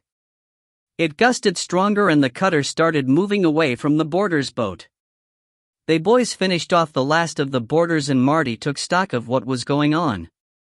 The Alouette was whining the fight with the Xebec, which had large shot holes at her waterline and was sinking. It looked to Marty as if there were still around half the dhows left and the other Xebec. Armand looked as if he was preparing to move on and take on another target. He wouldn't have to go far as the pirates were closing in on them. He also guessed that they had about 10 minutes respite before it all started again. He moved around the crew checking who was hurt and if they needed treatment or could go on fighting. He also ordered all pistols and swivels reloaded. The surgeon's mate stopped him and made him take off his shirt so he could check his wound. Marty was surprised to see the gash in his skin and then remembered the sting as something had hit him. He got the mate to just pour raw spirit on it to cleanse it and to wrap a bandage around his chest. He had lost 2 men so far. One of them was the Basque, Pablo, who had taken on 3 pirates and had killed 2 before the third stabbed him in the side. The other was one of the new men that had joined just for this mission. He would mourn both later. The rest were walking wounded, and all said they could fight on. Blaze was fine and had blood all over his face, but none of it his.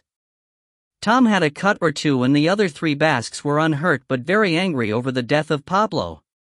He ordered the deck cleared of bodies and the dead pirates were thrown overboard. Just then, a huge gray and white shape launched itself out of the water, catching a body in its gaping maw. It was the biggest shark any of them had ever seen and must have been 20 feet long, but Marty looked over the side and saw that there were dozens of the big gray shapes under the water. Then the screams started from the ships that were wrecked as the survivors came face to face with their worst nightmare. He had no time to worry about them as the other dhows were closing in. He called the men to action again. He noticed the 3 remaining Basques had separated, one to either beam amidships and Matai at the bow. Then Matai threw back his head and gave out a cry that started slowly and got faster to its climax.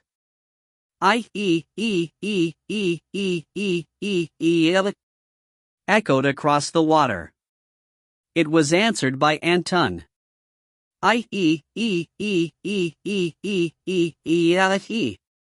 Then Garai.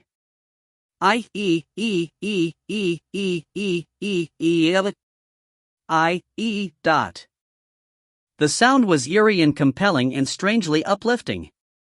Then the whole crew stood and shook their weapons in the air and screamed their defiance at the approaching craft. They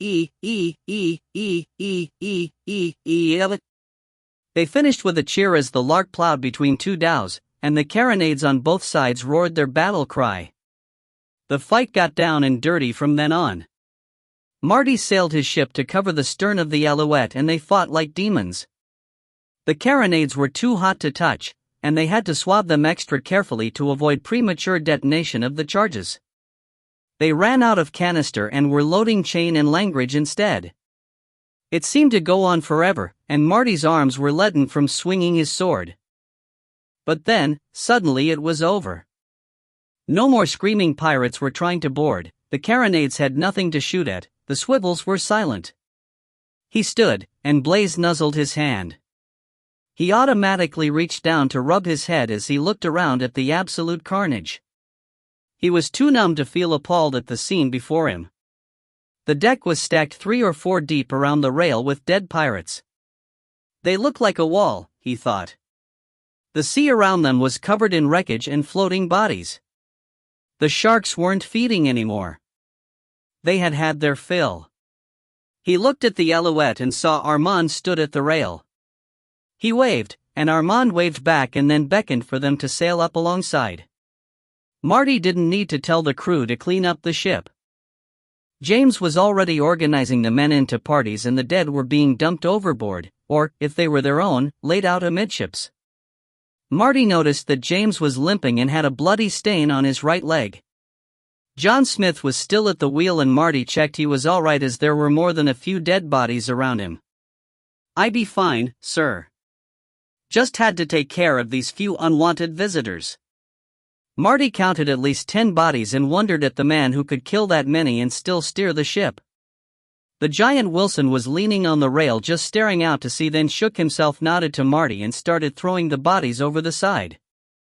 They used the deck pump to wash the gore from both the ship and themselves, then buried their dead at sea well away from the battle to be clear of the sharks. Both crews had lost men, but for Marty the loss of Pablo was particularly hard. He asked Matai what the call meant that he had made. He explained that in the mountains, they would communicate with those calls, and the one he made was a farewell to a friend and a promise of revenge. 2 days later, Marty, Armand, and their 2 midshipmen sat on the beach at their impromptu base eating a meal of some deer-like animal a couple of the Marines had shot. The crew were either lazing around or playing an impromptu game of cricket. They had already had their lunch. "So, the 2 Xebecs came from Madagascar," Ryan Thompson stated. "Does that mean that all those extra dhows came from there as well?" "Probably," Armand answered, "but we won't know for sure unless we have a look." "Why did they attack us en masse?" James pondered out loud. "We are a threat to their operation and would cut into their profits." "I believe Marty's comments triggered a, how you say, field war," Armand quipped. "Turf war," Marty corrected automatically. "Armand is right. They think we are here to take over the piracy business, and they obviously don't like that." "When will we go to take a look?" asked Thompson. "Well, we need to restock with powder and shot first," Marty observed. "We damn near emptied the magazine of everything in the last fight, but..." "Yes, and our gunners need a rest. They almost killed themselves with the effort they put in," Armand added. "We will return to Cape Town tomorrow and then decide what we will do next once we are replenished." Chapter 14, Finishing Up. It took them over 3 weeks to make the return trip, as the prevailing wind was all wrong, but they eventually got there. Marty took the time to write a detailed report for Wickham and added a chapter or 2 to his letters to Caroline, his mother, the DeMarchets, and Miss Kate. When they arrived and tied up at the dock, they saw a British frigate anchored in the bay with half a dozen East Indiamen. They looked to have had a hard voyage and were making repairs. The Lark and Alouette were both carrying the scars of their battles, and the crews walked proudly, if a little unsteadily, on the docks. A boat came across from the frigate, which turned out to be the Seahorse under Captain Stewart, who had escorted the convoy down from England. The midshipmen brought mail and an invitation for them to dine aboard. The mail was distributed, and Marty saw he had private letters from Caroline, Miss Kate, and the DeMarchets, along with ones from his bank and prize agent. There were also official packets from the Admiralty, Wickham, and the Palace. He opened the one from the Palace first. It was an official confirmation of his barony and a letter informing him that he was being enrolled in the Order of the Bath. He didn't know what that was, but it sounded kind of odd. The letter from the Admiralty was just the usual updates of signals and requests for the lists. The one from Wickham was more interesting and in code. Once he had decoded it, he read that their explosive endeavors in Paris hadn't caused the coup d'état by Napoleon, as they had now received new information that it had been in planning for a long time. Napoleon was indeed suing for peace, and the government was desperate to agree one, as the war was bankrupting the country. However, they had secured the future of the SOF, and any good news that they could bring back would help as well. He also told that he had discreetly discussed their mission with the senior members of the Honorable East India Company, and if they were to be successful, then a significant reward would be forthcoming. Unofficially, of course. He was to look out for 2 of those honorable gentlemen who were heading to India. Marty wondered what that meant. Had Wickham used this mission to enlist the support of the company in keeping the SOF going? If he had, what did that mean for the future? The letters from the Demarchets were filled with news and details of the preparations for Evelyn's wedding. There were also copies of newspapers with the announcements.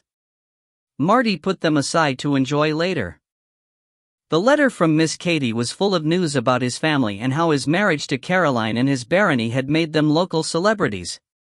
His mother was being pestered by suitors who suddenly found her to be a good catch, but he need not worry as his brothers were fronting up and protecting her from unwanted attention. That had resulted in a few bruises and even a broken arm so far. She passed on a message from his brother, Arthur, who said that he was doing well in the forge and had a commission to create a pair of large wrought iron gates for a big country house. He had to take on a couple of helpers to make them, but he hoped that it would lead to further work of the type. Last, he read the letters from Caroline. They told of how much she missed him but understood he had his duty. The pregnancy was progressing normally, and just after he left, she started getting morning sickness. That didn't sound nice, he thought. The distribution of brandy and wine imported by the Deal Boys was going well, and she had come to an agreement with Bill Clarence that she would be their exclusive distributor. Marty wondered at the legality of the whole activity, but it was her hobby, so he let it pass.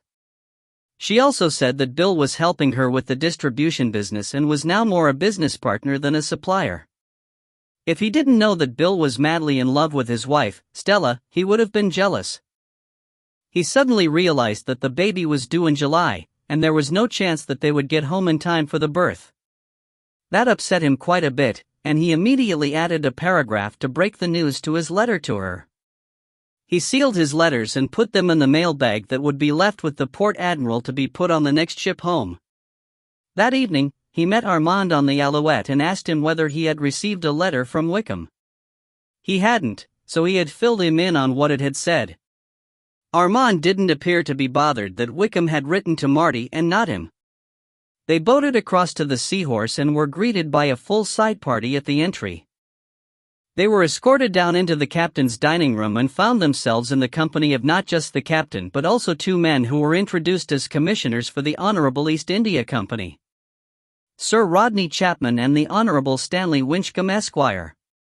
Winchcombe started to call Marty Lord, but he was quickly corrected by Marty, who insisted that he only use his Navy rank. Captain Stewart looked relieved as he had no idea how to cope with someone the rank of a baron who was also a lieutenant. They sat down in comfortable chairs over glasses of Madeira and, after some small talk, Sir Rodney asked if their mission had produced any results. Marty looked at Captain Stewart and saw he looked interested. "I have had a letter from England," he opened. "Are you the gentleman referred to?"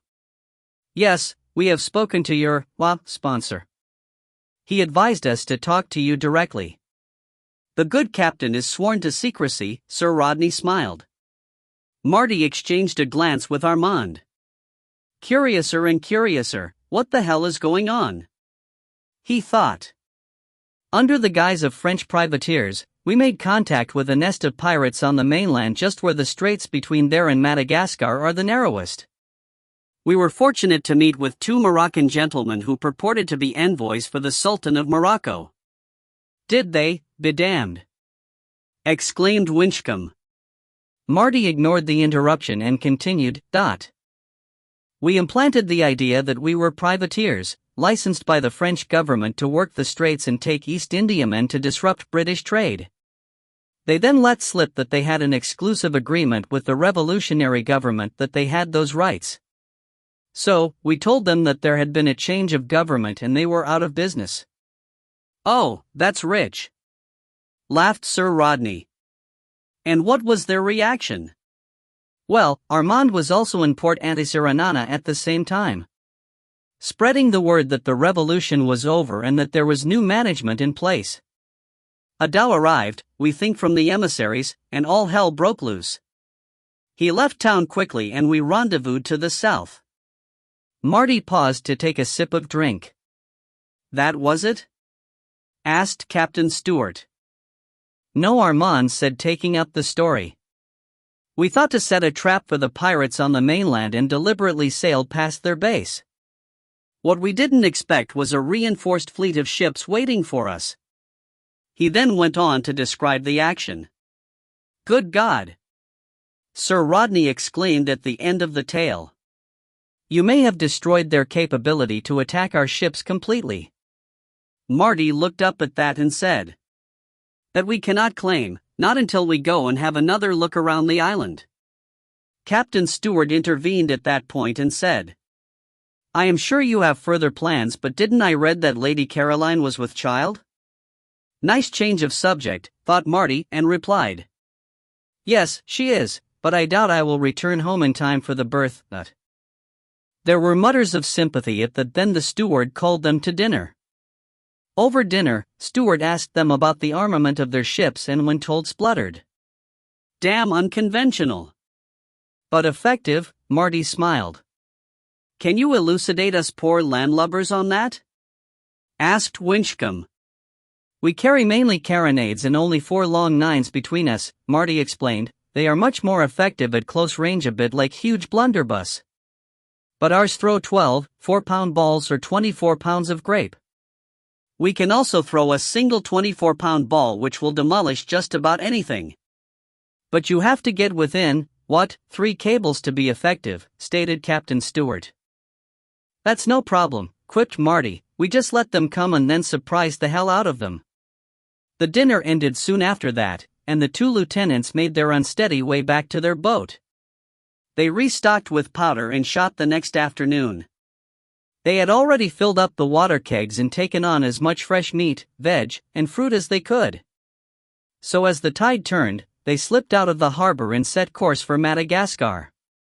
It took them 10 days again, and this time, they steered around the east coast of the island. They checked every bay and inlet for boats. If they found any, they burned them unless they were clearly just fishing boats. They came up to a large bay that ran some 50 miles to the northwest and was 20+ miles wide. Inside it towards the end was a fleet of some 15 dhows. Some were armed and others not, but it made no difference to Marty and Armand. They descended on them like avenging angels. Carronades spitting fire and belching smoke, dealing out pain and death to anyone who stood against them. Once they were done, there they turned back to the north and sailed up the coast to the northernmost tip of the island. Anticyranana lay at their feet. As they approached, fishing boats turned and fled back into the harbor.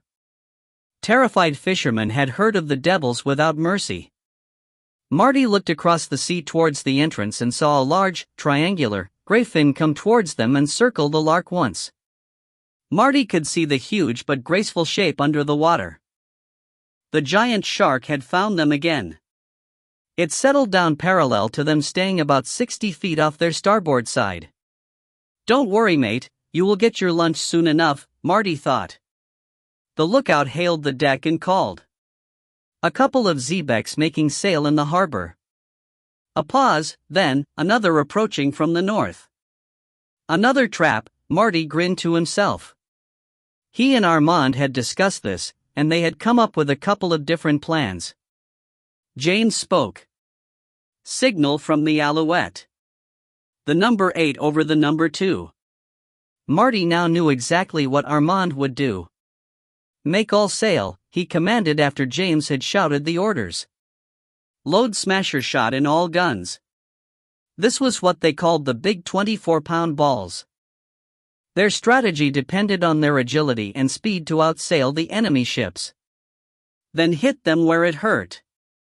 James came and stood beside him, and Blaze appeared from where he had been snoozing and sat on his left. Tom and John came up from below and John took the helm. Tom took his place behind Marty. He looked down the deck and there were his 3 remaining Basques.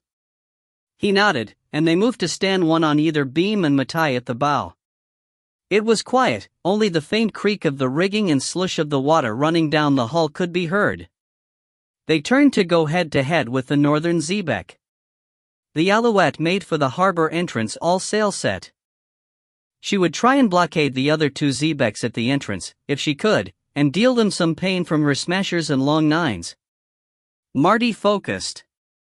They had the weather gauge and could dictate what happened next. As they got closer, he could see that there were men lining the rail shaking their fists and weapons at them. My oh my, they are pissed off, he smiled to himself. Good, angry men make mistakes. James, I will sail up their larboard side at about 4 cables distance. If their shooting is as bad as Armand said, we should be safe enough. As soon as we are level with their stern, I want the mainsail taken in fast, and then I will swing around behind him and we will serve him alternately from either battery. Do you understand? James absorbed what he said, then nodded. Try and get their rudder if you can, I want her disabled. Aye, sir, he said with a smile. Tom, please command the starboard battery. Make sure of your shots.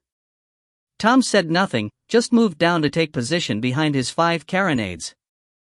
They were closing fast, and Marty settled his weapons harness and then knelt down and gave Blaze a hug. When he stood, they were almost bow to bow with the Xebec, and he raised his arm. Matai threw back his head and gave out the cry.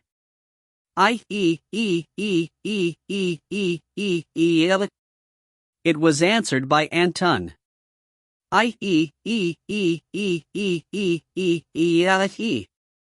Then Garai.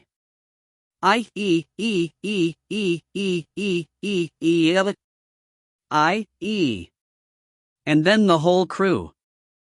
As it died away, Marty could see shocked looks on the faces of the men lining the Xebec's side, and he yelled, Fire!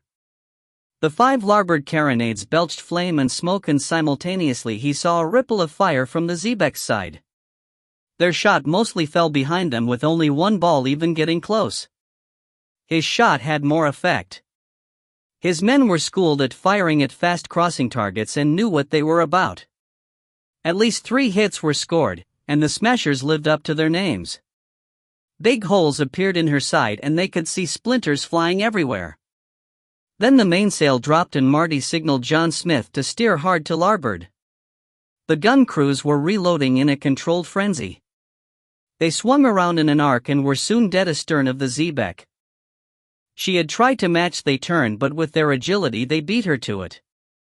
Now, they had to stop her before she could get to the Alouette. He brought them up rapidly to about a cable behind her. It all depended now on the Xebec trying to get to the Alouette and not trying to turn and fight the little wasp behind them. He shouted, James! And signaled John to swing the bow to starboard.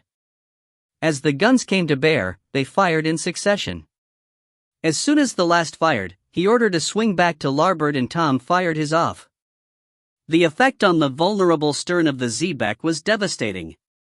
The transom was completely smashed and leaving a gaping hole. But by some miracle the rudder was still working. The guns were reloaded, and he did the same maneuvers again. This time the boys aimed lower, and after the 3rd gun fired, he saw the Xebec fall off of the wind, out of control. Her rudder shot away. He called orders to heave to a cable off her larboard rear quarter and proceeded to pound her to matchwood. He got the lookout to check what was happening back at the harbor and heard that one of the Xebecs was on fire and the other was being engaged by the Alouette. Armand had done his job as well. Suddenly, the lookout called. Sail ho, west-northwest. A pause. Looks like a bloody Navy frigate. Marty grabbed a telescope and ran up the ratlins to where the lookout was perched and took a long, hard look himself. That's the Seahorse, he said to the lookout. He slid down a stay to the deck and called for his men to cease fire. The Xebec was a wreck and wouldn't swim for much longer. He walked across to the rail and watched it for a while. He was about to step away when something grabbed him by the shoulder and spun him around, sending him crashing to the deck. The world spun, and he heard James screaming for the men to open fire, and then Tom was there and holding him in his arms. The pain came and the world went black. Chapter 15, Homeward Bound. He woke briefly to intense pain and was conscious of someone holding him down and being unable to move his arms. He could hear Blaze barking insanely, then it all went black again. He came to in his cabin with the sun shining in the transom windows. As he gathered his awareness, he realized the ship was stationary. His eyes were gummy, and he had to blink a few times to be able to see anything clearly. A face appeared. It took a moment to recognize it as belonging to the surgeon from the Alouette. "Hello. Back with us, I see," he said unnecessarily. Woof, Marty said. A moist cloth was placed against his lips and some moisture trickled into his mouth. He tried again. What happened? He mumbled. You were shot. Got you in the right shoulder. Actually, was a damn fine shot from over 100 yards. Marty had a moment of absolute terror and tried to see if his arm was still there. He couldn't see, and he tried to sit. The surgeon, still couldn't remember his name, pushed him gently back on the bed and said, "But it's all right. You still have your arm and in time we'll get the full use of it again. But now, you must rest. You lost a lot of blood and that damn dog of yours bit 5 men trying to get to you. Caused more damage than the bloody pirates." Marty started to laugh at the picture that painted but stopped when it sent shooting pains down his arm and across his back. Later that day, James and Tom came in to see him and he asked to see Blaze. It turned out that Matai was the only one who could get near him and brought him in on his leash. The frantic dog scrabbled and fought his way across the floor and would have jumped on the bed if Marty hadn't given a clear command to sit. As it was, the sound of Marty's voice calmed him and he sat beside the bed so he could rest his head on the cover and look at Marty with worried eyes. "Hello, boy," Marty said. "It's okay, you can stay here now." Blaze gave a huff and a look that said, "I'm not going anywhere, boss." They were in Cape Town Harbor and he got visits from the admiral and local dignitaries. They got mail from home, but the letters were old and all he knew was that Caroline was fine and the baby was due soon. Then just as he was getting back to his feet after a couple of weeks, the Seahorse came back into harbor. Captain Stewart and the 2 East India Company commissars came over in a boat, and he met them with Armand in his cabin. "Lieutenant Stockley, we hope you are making a full recovery?" asked Sir Rodney. "Yes, thank you," Marty replied. "My arm will be stiff for a while but the surgeon assures me that with the right exercise I will be as right as rain." "Excellent, excellent," murmured all 3 men. Captain Stewart coughed and said, "To all intents and purposes, you 2 gentlemen and your band of cutthroats have ripped the heart out of the pirate activity based around Madagascar and the East African coast. I doubt they could put together 4 boats with what you have left them." He looked from one to the other. "Your tactics and strategies are most certainly not in the Navy Book of Warfare but were most effective all the same. I can see why Lord Hood formed you into a special unit." Marty must have looked worried at that. Stewart smiled reassuringly. "Don't worry, we are all sworn to secrecy by both Hood and Wickham." Sir Rodney was looking impatient and Armand looked to him and raised his eyebrows in question. He coughed and then sat upright like he was about to make an announcement. "Gentlemen, the board of the East India Company and its shareholders are in your debt. We understand the sacrifice and dedication you have shown to this enterprise will not result in any prize money, fame, or promotion. You and your crews embarked on this purely out of duty." Marty's shoulder was throbbing, and he was thinking, where the hell is this leading? But Sir Rodney was in full flow. "Accordingly, we are going to recommend that each and every crewman is awarded a sum of £100 and that the estates of those that fell will receive the sum in their stead." Marty was surprised, and he thanked them for their generosity on behalf of the men. Winchcombe then leant forward and said, "Now, we come to you 2 gentlemen. We realize that you are both independently wealthy, so a cash reward would be meaningless. So, we are going to offer you something more meaningful.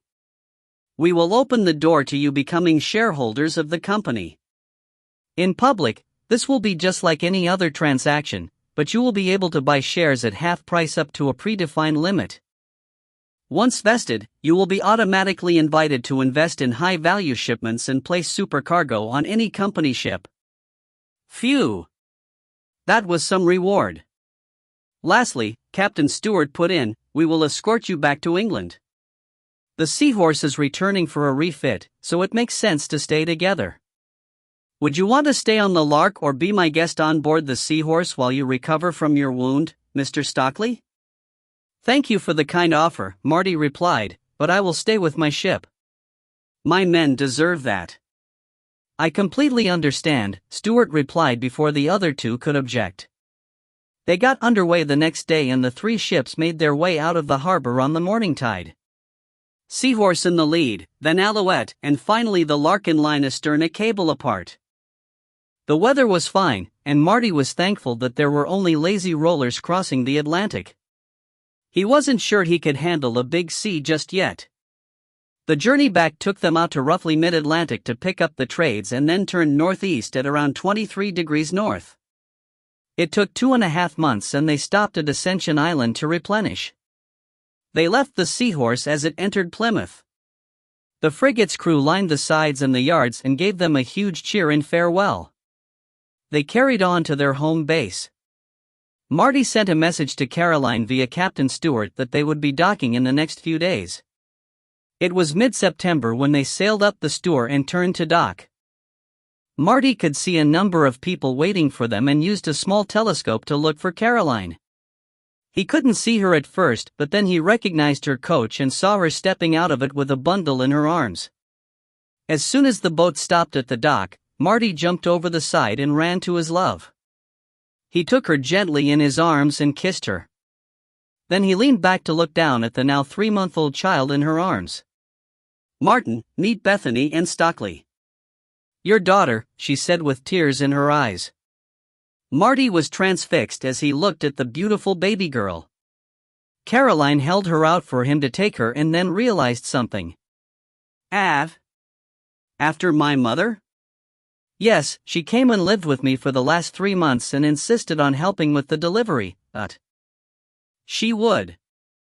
She's been present at all of her grandchildren's births." Marty laughed. He turned and walked back down the dock and stood between the two ships. He held his daughter high in the air and shouted, "This is my daughter, Bethany Ann. Say welcome, you pirates." Both crews roared their greeting and then all of the Larks gave their war cry.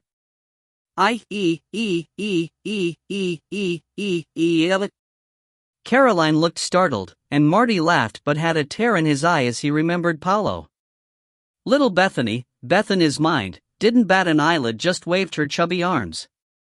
Back at the farm, he had to tell Caroline about his wound and she wasn't happy. She insisted he take off his shirt and show it to her. She then roasted his ears for a good 5 minutes for being careless and then burst into tears and hugged him. Women, he thought, I'll never understand them. After a debriefing with Wickham and Lord Hood, who showed up the next morning, everyone was given shore leave for the next 2 or 3 months. The ships would be sailed to Chatham, by skeleton crews led by the Mids, for a refit. Once in the hands of the Navy Yard, the crews could go home as well. Marty knew the Basques had no one to go to and neither did Tom, so he told Caroline that they would be coming with him. He was surprised when Tom asked if Wilson could tag along as well, as he came from Manchester and that was up near there as well. Caroline said they would go to Cheshire via London and Marty was happy to just let her take the reins. In London, he had to assume his alter ego as Lord Candor. It didn't sit easily. They had a stream of visitors in the few days they were there and a host of invites to parties and balls. Marty also discovered that they had a nanny for the baby. Caroline fed it and cuddled it, but the nanny looked after it for most of the day. This was new for Marty, and he wasn't sure how he felt about it. He had been brought up in his family by his mother. Well, his mother and his sisters, he realized. They would spell his mother and look after him when she wasn't able or was ill. After some thought, he came to the conclusion, this wasn't that different. They left London and headed to the family estate in Cheshire. This was Marty's first visit, and he didn't know what to expect. It was near somewhere called Knutsford, but he didn't have a clear idea where that was either. There were 2 coaches and a wagon as Caroline had been shopping and they needed the wagon for her purchases. The boys rode in the second but took it in turns to ride guard on Marty and Caroline's. Blaze either rode inside with him and Caroline or ran alongside. No highwayman would stand a chance if he tried to rob them, and Marty sincerely hoped one wouldn't try. Not because he was afraid, but it would be really inconvenient having to explain away a body with probably a dozen balls in it. It took several days to get to Knutsford, which was a pleasant little village. As they passed through it, the locals waved to the coach and Caroline waved back. Just past it, they turned off the road through a pair of grand wrought iron gates and up a well-maintained driveway. The drive was lined with chestnut and beech trees and went on for around a mile through parkland with wild deer and horses in paddocks surrounded by wood rail fences. A large grand country house soon came into view. Marty's chin almost hit his chest. It was enormous. It was a mix of styles as it looked to have evolved over time and been added to by each generation. It was in fact the administrative heart of the estate, which covered more than 3,000 acres, had hundreds of tenants and whole villages within its boundaries. The coach pulled up at the entrance and there was a whole line of people stood outside. Some were in uniform, others in normal clothes. The coachman pulled them up and a young man in uniform placed some steps by the coach door and opened it with a bow. Caroline stepped down first and waited for Marty at the steps. Blaze followed him out and stuck like glue to his left calf, unsure what was going on. Marty led him to the other coach and gave him to Matai to look after. Caroline took him by the hand when he returned to her side and led him to the center of the line. "Martin," she said to him, "may I introduce you to our household staff?" He nodded, not sure what to say. She took him to the end of the line where the most senior and grandly dressed were stood. An imposing man in a black suit, white shirt, and tie was first in line. "Martin, this is George, our butler." Marty held out his hand and the man looked surprised but took it and said, "A pleasure to meet you, Lord." They moved to the next one in line and Caroline whispered, "You don't have to shake all their hands." He moved down the line and met the housekeeper, the cook, the senior maid downstairs, the head footman, the gamekeeper, and so on down the entire line until the maid of all works, a young girl of about 14. He stepped back and saw the grinning faces of his men standing around their coach. Caroline nudged him and said, "You need to say a few words to them." It took Marty a second to realize she meant the staff. He walked back to the center of the line. "Thank you for your kind welcome," he started. "As you know, my experience is in running a ship, not a house. So, you will not find me interfering or changing the way things are run. I will be here in between my duties as a king's officer and will often be accompanied by some of my crew." He looked over to the men. "So, there are no misunderstandings, let me introduce you to them." He beckoned them over and put his hand on Tom's shoulder. "This is Tom Savage, and he is my cox. That is my right-hand man on board ship." He pointed to Wilson. "That giant is Wilson, the other three swarthy gentlemen are from the land of the Basques. They are, what we call in the Navy, my followers and accompany me everywhere I go." Well, almost, he thought. They will be staying here with me while we are on shore leave. He sort of ran out of words after that, thanked them all again, and let Caroline show him inside. He went upstairs to change and found a uniformed old man in his room. "Good afternoon, sir," he quavered. "I am Simon, your valet. I have hung your clothes and put away most of your things, but I didn't know what to do with these." He indicated a table where he had laid out the weapons Marty had put in his chest. Looks a lot when they am laid out like that, Marty thought. "Is there a spare cupboard?" asked Marty, looking around the room. "The bottom drawer of the sideboard is empty, sir," Simon replied. Marty went over and opened it. "That should be big enough," he said, and started transferring first his knives and then his pistols into it. "In the bedroom, sir?" Marty looked over his shoulder and smiled. "They wouldn't be much good down in the cellar, would they?" He removed the 2 barkers he had in his coat pockets, blew out the priming into the fireplace and put them in as well. He started to take off his jacket when Simon stepped up to help him. He caught the look on Simon's face in a mirror when he saw the knife on the back of his belt. The old man's eyes went round, and his mouth made an O. Marty had to hide a smile when he unbuttoned his cuffs and undid the wrist sheaths with their stilettos in and took a throwing knife out of the hidden sheath in his right boot. "Never in all my years," he exclaimed. "I was the old lord's valet for 30 years and never saw such a thing." Standard dress, Marty quipped. Now, I would like a bath and then get dressed for dinner. Will sir be needing these? Simon asked, waving a hand at the drawer. No, just this one, Marty said and slid the sheath off his belt. To give the old man due credit, he took that square on the chin without a flinch. There were 2 wrapped packages in my chest. Where did you put those? Over there on the dressing table, sir. Presents for my wife. He grinned. It's her birthday tomorrow.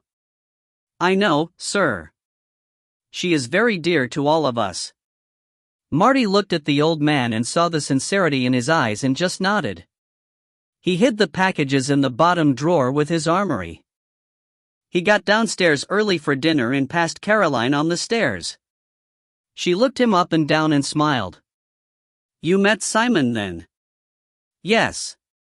Nice old chap. You changing? He asked, stopping and turning to watch her glide up the stairs. Of course, she replied over her shoulder. No time for. No. Dinner is at 7. She grinned over shoulder. Just as she entered their bedroom, she turned and said, but we could have an early night. The next morning over breakfast, all the staff came in and sang happy birthday to her. It had only taken a suggestion to George the butler and he had organized it with a certain amount of glee. He wasn't as stiff as he appeared, Marty thought. Marty handed her the packages, and she opened the first one to gasps from the staff. In it were a pair of matched muff pistols. These were small, single-barreled pistols that a lady could hide in her fur muff, a hand warmer normally slung on a string at waist height. These were exquisitely made and chased in silver. Oh Martin, they are beautiful, she cried then with a frown. Are they loaded? No, I thought it best not to at breakfast. He laughed. She put them aside and picked up the second present, which was wrapped in silk and tied with a bow. She opened it and gasped. Inside was a golden locket on a beautiful chain. The locket was oval and over an inch from top to bottom. It was engraved with their initials intertwined. She pressed the catch and opened the locket, and inside were 2 beautifully painted miniatures of them both. One on either clamshell. She gazed at it with tears in her eyes and stood to go to him. He stood as well, and they met around mid-table and exchanged a passionate kiss.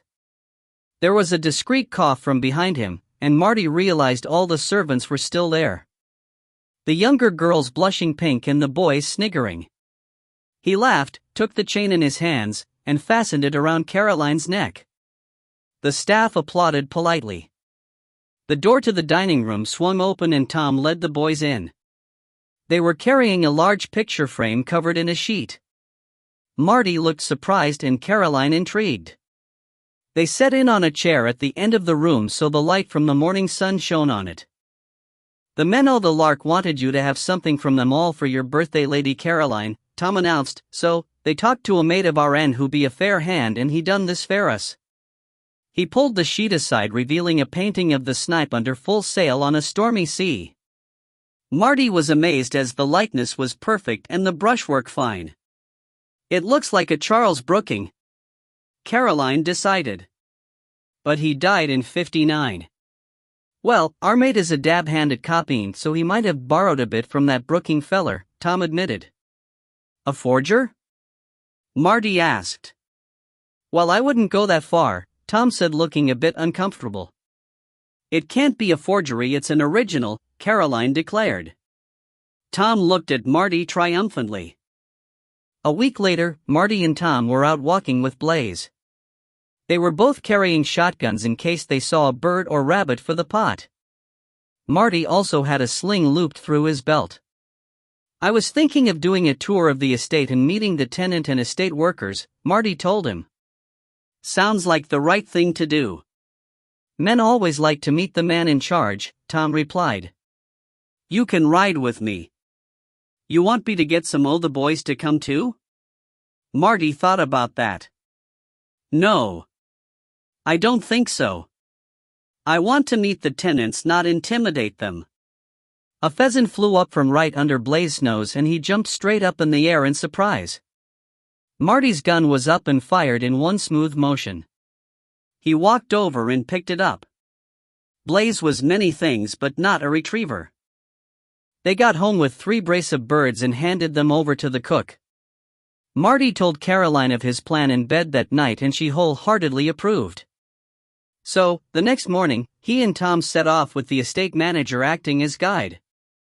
Marty noted which houses were kept in good repair and which were looking dilapidated. He asked questions of every tenant and worker he met and made notes in a small notebook he carried in his pocket. After 3 days, he sat with Caroline and the estate manager, Farrell Mountjoy. Our people fall into 3 categories, he explained. Those that look after their properties and land. Those that aren't able to look after either because they are too old or impaired. And last, those that don't look after either because they are lazy and just look to the estate to provide food. Mountjoy agreed. We have a duty to care for the old and infirm as they have given their lives to the estate and deserve it. But those who are fit to work and don't choose to take care of the place they live or provide something for themselves, we don't. What do you suggest we do? Caroline asked. Carrot and stick. We reward those that do, and we punish those that don't. They looked at him expectantly. All right, I will explain. We will send out work crews and bring every building on the estate up to standard. Every property that needs no work will be rewarded with a cash gift. If the person is old or infirm and unable to work, we do the work for free. If they are fit, we deduct the costs from their cash pay over the next year, up to a maximum of 1/3. We also start deducting pay for food supplied outside of what we give as part of their package. How many are in the 3rd group? Caroline asked. Marty checked his figures. About 1/10. That's, let me see, 12 households. Oh, and in that group, I also saw several wives with bruises that looked like they were beaten and kids that were underfed. I would place money on the men drinking all the money. Sounds like a spell in the Navy would sort them out, Caroline muttered. What? Said Marty. I said a spell in the Navy would fix them. Martin looked thoughtful. Do we know what work these men do? Marty asked Mountjoy. He referred to a ledger and said, Yes, they are nearly all laborers, one is a drywall builder, another a ditch digger. He continued looking them up one by one. So, no one who couldn't be easily replaced? No. All easy jobs to fill. Could the women be given work if the men were removed? I have had an idea to start a dairy to make cheese. We have a lot more milk than we use, and we just send it off the estate and get practically nothing for it. Cheese sells for a much better price. 12 women would make that possible, said Caroline, but what about the children? Who looks after them if the women are working? We could set up a school for the kids while the mothers are working, added Marty, thinking of Katie Turner. At the end of the month, work crews started renovating all the properties on the estate and building a new dairy parlor and a schoolhouse. When that was finished, a press gang mysteriously appeared and picked up 12 men and a couple of older boys and took them off to Liverpool where they joined the Navy. Their wives were offered jobs in the new dairy in return for keeping their houses and a living wage. Their children would also receive a primary education. All but one of the women took them up on the offer. She went to live with her parents in Manchester. Marty started looking into the latest theories in land management and was just really getting into it when a packet arrived sealed with the foul anchor accompanied by a courier. Marty sent the courier to the kitchens and settled into his study to read the letter inside. There was a knock at the door, and Tom came in, leaned on the mantel, and waited. Marty read the orders once and reread the important bits again. It's from Lord Hood in his own hand. The Admiralty has a problem they can't fix in the normal way. He wants us to fix that problem in any way we see fit. He got up and checked the corridor outside of the door, then closed it. He beckoned Tom to stand by him as far from the door as they could. There is a captain of a frigate who is in the position because he is a personal friend of the Prince Regent and strongly supported by the prince's political cronies. Apparently, he is as mad as a bat and nasty with it. They can't remove him without starting an internal war that they don't want, but they need the ship in reliable hands. The crew are close to mutiny as well. They don't want that either, as it could spread. Just the job for us then, Tom quipped sarcastically. We need John with us. Can you message him to meet us in Portsmouth in 10 days? I will. Marty went and found Caroline, who was in the new dairy, and broke the news. She had seen the courier arrive, so was expecting it. She hugged him and sent him off to pack. Simon appeared and helped him with his sea chest. After all the uniforms were enfolded with tissue paper, he went to the bottom door of the cabinet and asked, "Do you want to take all of them or just a selection?" Marty thought for a second or two and said, "The double-barreled pistols, the stilettos, and the boot knife. The rest can stay." He smiled as the old man carefully took each knife and wrapped it in a piece of oiled cloth. Then he made sure the ball molds, powder flask, wads and spare flints were in the pistols box along with cleaning tools and oil. "Have you been in the Army or Navy, Simon?" "I was his lordship's Batman in the days he was in the cavalry." "So, that's how you know how to treat blades then?" "Yes, sir. His lordship was very particular about that." "Will you be gone long, sir?" "I don't know, but at least 3 months, I think." "Why?" "Well, her ladyship misses you awfully when you are gone and worries something terrible about you. And my letters don't arrive every week," Marty finished for him. "Yes, sir. Well, we don't always see a homeward-bound ship or go into a friendly port where we can leave our mail. The best we can do is write something every day and send it when we can." "So, you don't get her letters either?" "Not often, and they tend to all arrive at once when they do." "The Navy is a hard life then for married men." "Yes, they prefer their younger officers to be single, but they made an exception for me." Marty smiled. Chapter 16, Into Insanity. They left at first light the next morning. Blaze had to stay behind, which he wasn't happy about, but he had made very good friends with a pretty border collie bitch. So, he didn't mind that much. It would take several days to get to Portsmouth even by one of his own coaches. The boys had been ordered to join the ship to replace crew that had had accidents, Marty to replace the second lieutenant who had just walked away when they came into dock. They arrived in Portsmouth to find John Smith waiting for them. They soon identified the Sunderland in the harbor. She was the one that looked like a whore's boudoirs, as John succinctly put it. She was tidy, all the yards crossed just so and not a rope out of place, as far as they could see. But the paintwork was too perfect, looking like it had never seen weather. The gingerbread work around the stern gleamed with gold leaf. Sunlight glinted off of polished metalwork. Strangely, they could see no movement. There didn't appear to be anybody on watch, and there was no indication that she was out of discipline, but no boats approached her either. Marty hailed a boatman and asked him to ferry them out.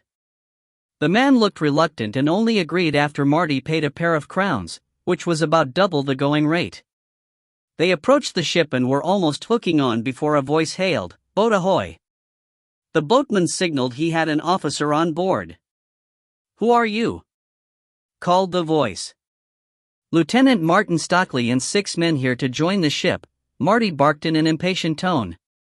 This was most irregular. "Wait there," the voice commanded. They waited for several minutes, then there was a clatter of footsteps and barked orders. Side boys appeared and held out the pristinely clean side ropes, then a sour-looking face in a lieutenant's uniform looked down and said, "Well, don't just sit there. Get aboard."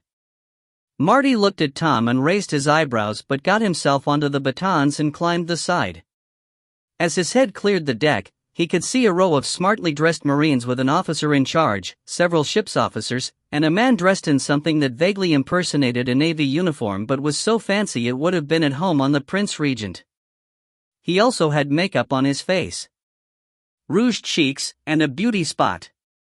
He reached the deck, saluted the quarter-deck, and said, "Lieutenant Stockley reporting aboard as second lieutenant." The overdressed fop stepped forward and made a florid overdone bow and said, "My Lord Candor. Welcome. Welcome. We are graced by your presence, dot." "Oh my God, he's as mad as bucket of frogs," thought Marty. "Well, if he wants to play that game, let's dance." Captain Carruthers. "My pleasure, sir," Marty replied in his best smarmy voice and bowed back to the correct angle protocol demanded. "I have orders to join you and have 6 replacements, followers of mine," he added, looking at what he assumed was the first lieutenant. The captain looked to the man who had ordered them up and said, "Johnny, be a good chap and get those men up and made comfortable." Johnny gave Marty a dirty look and started giving orders in a quiet voice. "Come, come." The captain insisted, taking Marty by the arm and leading him astern. They approached his cabin. The Marine on guard, who wasn't in Marine uniform but a footman's outfit, opened the door for them and bowed them in. Marty almost stopped at the door as he got his first view of the inside. It looked like the living room of a palace. Tapestries covered the walls and the transom windows had chintz curtains. The chairs were lush and overstuffed and there was no desk. There were even fresh cut flowers on the sideboard. The captain flopped down in one of the chairs and indicated he should sit in the other. Marty lowered himself in noting how soft the chairs were. He waited. "I am so pleased you have joined us aboard our ship," the captain simpered. "When we found out it was you who they were sending, we could hardly contain ourselves." What is with all the West End uses, Marty thought. Our royal person gets so tired of dealing with the uncultured oafs under our command, he sighed. Damn me, he thinks he's the bloody king. Marty realized. He was on dangerous ground.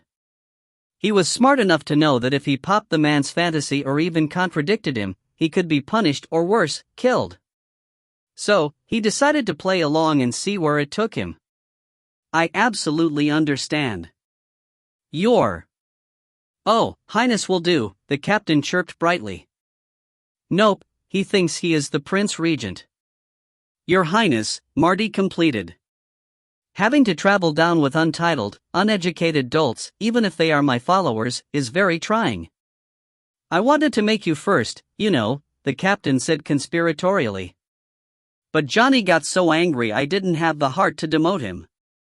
After all, he practically runs this ship, you know."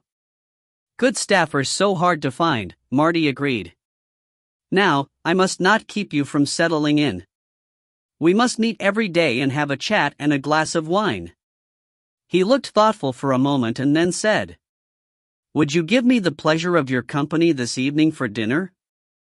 Drinks at 7:30? "Delighted, Your Highness," Marty said as he stood to leave. As Marty stepped out on deck, the first lieutenant was on watch on the quarter deck. "Mr. Stockley, report to me now," he ordered. Marty climbed the steps and presented himself. He didn't get a chance to say anything.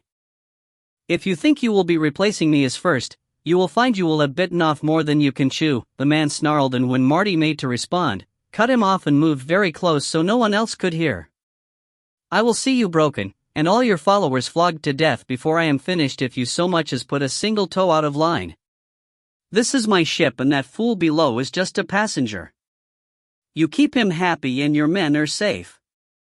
He stepped back, and Marty could see the pupils of his eyes were very dilated. Then he seemed to shake himself and said, "We sail on the tide.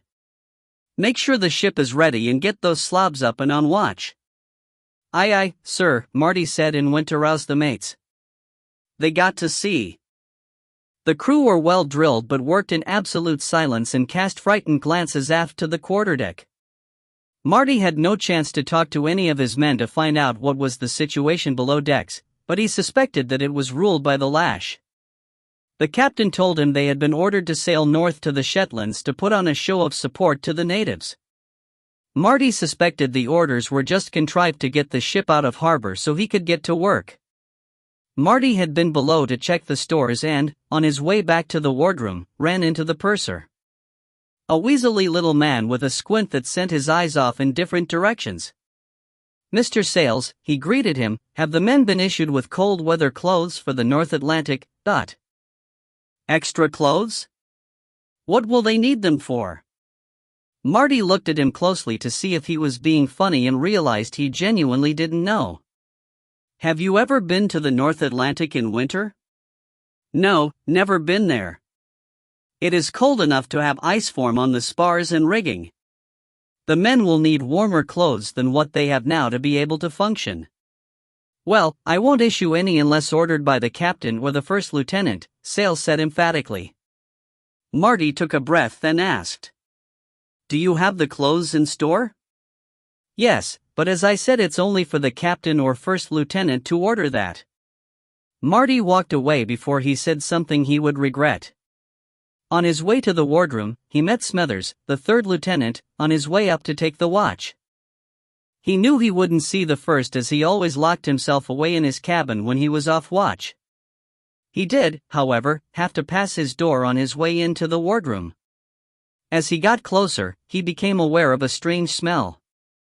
It was pungent and sweet, and it seemed to be coming from the first lieutenant's cabin. Puzzled, he went into the wardroom and wrote up his lists into a form that could be entered into the ship's books. They were sailing up past the northeast corner of Scotland and the temperature had noticeably dropped. The first stubbornly refused to have extra clothes issued. Marty searched out Tom while he was off duty and found him splicing a broken piece of the foremast rigging. So, on the pretext of monitoring his work, he took the chance to get a report on the conditions below. It was worse than he feared. The men were suffering badly. There were 4 men who should be being looked after by the surgeon in the brig awaiting punishment by flogging for being unable to work because of the cold. He thought about the first who didn't seem to notice the cold at all and thought that strange. He had read the punishment book and knew that there had been regular beatings with excessive amounts of lashes. Mainly for minor infractions that should have been handled by denial of privileges. "Tom, I have noticed an odd smell around the first's cabin when he is off duty. Could you find an excuse to pass by and see if you recognize it? I will wander down when he is off watch tonight. I will use the excuse that you asked for me if I is stopped." "Perfect. Let me know what you think as soon as you can." As it turned out, a storm hit that evening and they didn't get a chance to check out the smell as all hands were needed to manage the ship. But the next morning dawned bright and clear and Marty had the watch. The first, as usual, was nowhere to be seen. Tom came up from below carrying Marty's heavier peacoat and climbed up the steps to the quarter deck. He helped Marty out of the midweight overcoat he was wearing and helped him on with the peacoat. As he held it for Marty to put his arms in, he whispered, "It be opium. I smelt it when I were in India with the Falcon back in '92. He be smoking it. Marty had read something about opium smokers and how they could become addicted. He had a vague recollection that if they had their supply cut off, the outcome wasn't good. "Have Matai meet me by the bread room when the first is next on watch at 4 bells. The first lieutenant's cabin, apart from the captain's, was the only one with a lock on the door. But that didn't even slow him down. Marty had it unlocked in a couple of seconds as the lock wasn't worth the metal it was made of. Matai was positioned to see the approaches to the cabin as lookout. He searched his sea chest, also locked, and found a large package with a couple of pounds of a soft, dark brown resin which Marty could smell was opium. There wasn't any more anywhere else, just a couple of long pipes. So, he left the cabin as he found it, locking the chest and door on his way out. Marty took the package into the wardroom and making sure the third was asleep, opened the gun port and dumped it in the sea. He then went to bed and waited. At 15 minutes after midnight, he heard the first come down and unlock his cabin door. 30 minutes later, there was a howl and banging as if things were being thrown around. The door to his cabin burst open and the first stood in it with a pistol in his hand. His eyes were wild, and he was wearing little more than a pair of breeches. "Where is it?" he screamed at him, waving the pistol around. Marty didn't answer, just looked at him with as good an approximation of astonishment as he could muster. "Where is it?" He screamed again, and this time pointed the gun straight at Marty's chest. "I'm sorry, sir, you have me at a disadvantage," Marty squawked in mock fright. "What are you looking for?" The first got himself under control with a visible effort and said, "I want this ship searched from top to bottom," he said. "I want my package found." "Ah. What are we looking for?" Marty inquired. "Just bring me every package you find," the first ordered shrilly. Marty and the third hauled all the midshipmen out of bed and put them to searching every chest, satchel, sea bag, and hammock. They were very thorough. Marty insisted on it. It was dawn before they finished, and by then the first was found curled up in a ball, shivering and sweating at the same time. Marty had Tom help him to his cabin. By midday, he was in a very bad way. He appeared on deck and went from person to person asking, "Where is it? Give me a little bit if you have it. Just a little bit." Then he screamed and ordered the men to be flogged for disobeying him. Marty looked across the deck at Tom, who nodded. He walked up to the first and whispered something in his ear. The first went almost rigid and looked at Marty in horror, his eyes wide. His mouth opened and closed, and Marty whispered again. Just then, the captain came on deck and stood watching the scene before him with all the fascination of a rabbit in front of a stoat. Marty whispered something else and looked across at the captain. Johnny took a staggering step away from Marty and pushed him away with a hand to his chest. He pointed at the captain and stepped towards him. His face twisted in agony as he let out a howl, then reached out and took up a marlin spike. You fucking asshole. What have you done with my stuff?" "Your stuff? Your stuff? What are you talking about, Johnny?" said a completely surprised captain. "Johnny? Johnny. My fucking name is Jonathan, you deluded piece of shit. Now give me my stuff or I will beat your brains out." That was what Marty was waiting for. He pulled a pistol from his coat pocket and said, "Mr. Phillips, you have threatened the captain in front of witnesses. I must ask you to put the spike down and allow yourself to be placed under arrest." He cocked the pistol with a loud click to make his point. Phillips stopped and turned around, looking at all the men who were now watching the drama unfold. He turned in a circle, looking at all the faces once, then twice. Then looked at Marty, who had his killer's face on. He dropped the spike and walked over to the rail, and without looking back just kept going over the side. Marty made no attempt to rescue him or call man overboard. There was silence for several seconds after the splash, and then the men started to cheer. "Silence on the ship!" Marty shouted. Gradually, the cheering died down. Marty looked around and then walked over to the captain.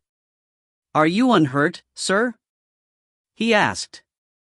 What? "I am fine." "What just happened?" "The first lieutenant had some kind of fit," Marty lied. "Oh, poor Johnny. He took his duties so seriously it must have gotten to him," the captain said sadly, but then beamed at Marty. "But every cloud has a silver lining. You can be my first now."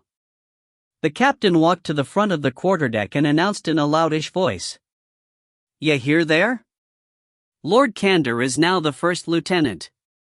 That elicited another round of cheering. Marty saw the captain back to his cabin with a promise to visit him later for tea, and then went on deck and asked Tom to get the purser. He ordered Amid to gather all the officers and warrants on the quarter deck. When they were all there, he addressed the purser first. "Mr. Sales, you will issue every man with extra clothing and the wherewithal to make gloves and scarves if they ask." Sales looked like he was going to say something, but one look at Marty's face and he spun on his heel and went below. "Master at arms, release the men in the brig and have them report to the surgeon. If he isn't sober enough to treat them, get him on deck and sober him up by whatever means necessary." He looked over the others. "From now on, you will not use starters on the men. Nor will they be forbidden to laugh or talk. If I catch anyone abusing any crewman or ship's boys, they will take a turn at the grating." He looked around their faces, noting which ones weren't happy. "Do I make myself clear?" he asked. They all nodded or said aye aye. "Mr. Smethers is the new second and Franklin is acting third." "Peters?" "Aye aye, sir," said the oldest mid. "You are now senior mid, and we will resume your educations as I believe they have been sadly neglected." He dismissed them. Tom and the boys appeared. "And what can I do for all of you?" Marty asked. "Oh, we was just wondering if you wanted us to pitch the captain over the side for you," John laughed. Wilson flexed his huge arms and grinned at him. He is harmless and living in his own little world. It was the first that was the real problem. However, I want you lot to keep your eyes and ears open. There are some on this ship who did well from the old regime, and they won't like me taking over. Now you slackers get back to whatever you are supposed to be doing." Marty looked around the quarterdeck and then up at the rigging. Satisfied, he handed the watch over to the new second. He had the old first's cabin completely removed and rebuilt with fresh timber and canvas. He also had a new cot built. It was the only way to get rid of the smell of the opium. While the carpenter and his mates were busy with it, he sat in the wardroom and wrote a report for Lord Hood. He had tea with the captain every day and dined with him when invited. He slowly and gently put the idea into his head that he needed to be back on land to help rule the people. They reached Shetland and ran into the harbor at Lerwick. Their orders stated they were to stay 3 days and to visit the local laird. He, however, proved to be elusive and they could only send messages. Marty went ashore with his boys and they took a walk to Fort Charlotte.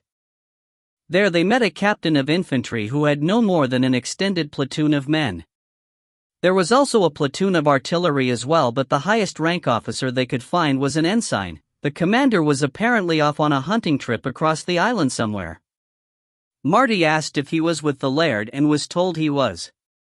Well, that explains it, he thought. They were preparing to leave on day 3 when they saw a group of horsemen appear on the docks. The horses were steaming in the cold air as if they had been ridden hard. One rider stood in his stirrups and waved his hat at them. Marty sent over a boat, with the third in it, to see what they wanted. The boat returned with 2 of the horsemen in the back. On a hunch, Marty ordered the side to be manned. The 2 men came aboard, climbing the side slowly and carefully as they wore heavy coats that impeded their movements. The Marines stamped to attention and the bosun's call shrilled out, scaring the seagulls. Marty stepped forward, greeted them, and introduced himself. The older of the 2 men, a ruddy-faced man of about 5 feet 4 inches with the look of a country squire, introduced himself as Ian McFarlane, Laird of Shetland. The other was taller and had ears that stuck out so far, he looked like a Toby jug. He was Captain Bridges, Royal Artillery. "Is Lord Candor available?" asked the laird, looking around. Marty glared at Amid, who was openly grinning, wiping the smile off his face. The 3rd lieutenant, who had just joined them from the boat, leaned forward and said, "You are talking to him, sir," and nodded towards Marty. Both men looked surprised. "My apologies, sir. We just received a message yesterday that you were on the island. Lord Hood warned us you were coming, but we didn't know when. We got here as fast as we could," Captain Bridges supplied. "So, the old fox expected me to be captain by now, did he?" Marty thought. "I am sure he did." Marty replied with only a hint of a snarl. "Mr. Davidge, please give the captain our compliments. Tell him that we have guests and we will be joining him shortly," Marty ordered a young mid with a runny nose. Marty then led the men around the ship, giving them an abbreviated tour. He kept an eye on the quarterdeck and soon spotted the captain's steward, who nodded to him. "I believe the captain is ready to receive visitors," he said, and started leading them towards the stern. "I must warn you that the captain has some individual peculiarities. Please humor him as this will be his last voyage." The men muttered their agreement but looked slightly concerned as they went down the stairs. The liveried Marine at the door stood to attention and looked embarrassed as he made the announcement and opened the door. The captain's cabin was, as usual, beautifully decorated, and there was a table set up with a light buffet. The man himself was splendid in a uniform richly embellished with gold and lace.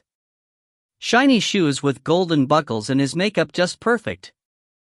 The laird had a sudden coughing fit as he saw him for the first time, and Captain Bridges assumed a parade ground, blank expression.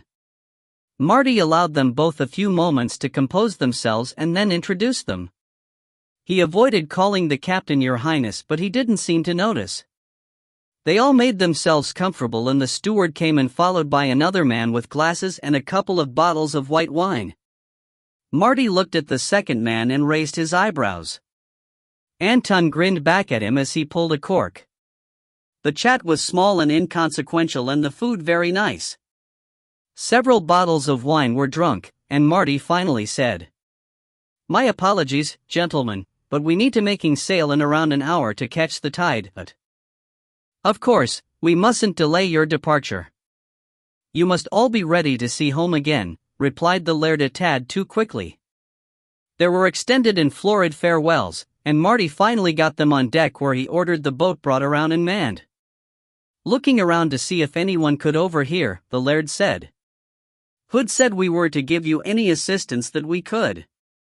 He was anticipating trouble. "Do you need anything?" "Thank you for the offer," Marty replied, "but the cause of the problem was eliminated some days ago." For days after their return to Portsmouth, Captain Carruthers was met at the dock by an entourage of liveried retainers, and he and his belongings left the Sunderland for good. Marty stayed for another day until the replacement captain arrived and read himself in. A new first lieutenant came aboard, and Marty and his men went ashore. Admiral Hood was waiting at the George to get Marty's report.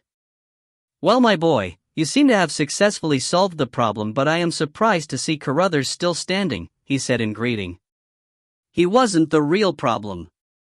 He is actually quite harmless, just deluded," Marty replied sadly. Hood looked at him quizzically. He was convinced he was the Prince Regent. He was always talking about fashion and his subjects. He knew he was on a ship and he knew he was the ruler, but he had no idea what to do. So, he relied on the first. And he was the real problem?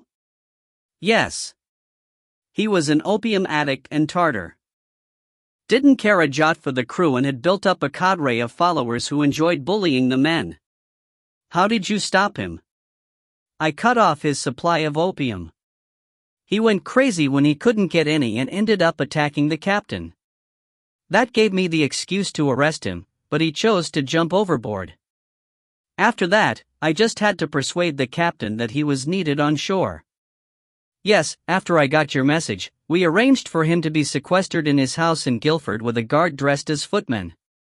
He will live out his life with his illusion undisturbed." A coach was waiting, and they set off back to Cheshire. They would make it in time for Christmas. Chapter 17, A Passage to India. Christmas 1799 in Cheshire was the best he had ever had. The house was decorated with pine boughs and holly wreaths. Caroline had fetched all his family from Dorset as a surprise, and they threw a huge celebratory party for all the estate workers and tenants. Armand came up from Kent and announced he was to get married to Susie, the innkeeper's daughter, in Deal. He asked them if they would attend and Marty if he would be his best man. Lynette was back in France and keeping an eye on Napoleon. Caroline teased him that they were keeping his other woman away from her. Marty wasn't sure if she was joking or not. Everybody went home after 12th night. Marty sent a letter to his bank and asked them if they knew an agent who could find him an estate in Dorset. He wanted to set his family up and, having talked to his brothers, farms were the preferred option. He would own them and, on his death, his brothers or their descendants would inherit them. He turned his attention to the estate. He was becoming convinced that the new farming methods he had read about would revolutionize the production of food and therefore the profit to the tenants. Crop rotation and cooperation between tenants to make bigger areas of land that could be managed were at the core. Along with the proper use of manure and other soil enhancers, he figured he could double the yield at least. On a map, he broke the estate up into 50-acre areas and adjusted so he didn't cut tenancies in half. Then, with the estate manager, he called in the tenants in each area in turn and explained what they were going to do and why. Some didn't like it, others embraced it willingly. The next 5 years would tell if he was right. They lived in bliss undisturbed by the Navy until the week after his birthday. Then the dreaded package arrived. He sat in his study and read it. General Gerald Lake, 1st Viscount Lake, was taking over as Commander-in-Chief of India, and Marty was ordered to go to India with him. There was discontent amongst some of the native rulers, which was being aggravated by French agents. Marty was to find the agents, who were so mobile they might be traveling by ship, and put a stop to them. He would be given the use of the Honorable East India Company marine sloops. The Marine were a private navy and used to guard the company ships in Indian waters. There had to be a price attached to the half-price shares he had bought. The company very rarely gave with one hand without taking something with the other. He was to join a company ship called the Hindustan. A typical East Indiaman, he guessed. There were berths for 6 men to go with him as well. There's a surprise, he thought with more than a hint of sarcasm. This wouldn't be a short trip, he could be gone for up to 3 years. Oh well, I better go tell Caroline, he thought sadly. What do you mean I can't go with you? Caroline said in a voice that was full of warning and danger. She had stood in front of him and was leaning forward over him as he sat in the chair he had pulled up to break the news. It is India. It's too dangerous, Martin started to say. All he managed was, it's India. And don't you tell me it's too dangerous, she snapped. I know all about the dangers of fever and the rest, and I don't give a damn. Beth and I are coming with you. Marty tried a different tack. Who will look after the estate? Farrell Mountjoy is more than capable. You have put the 5-year plan in place and he can see it through. The bank and your agent can take care of the land purchases in Dorset. Blaze came and laid his chest on Marty's lap, trying in his own way to calm his people down. Marty absently stroked his head. He had run out of arguments and knew that forbidding Caroline wouldn't get him anywhere.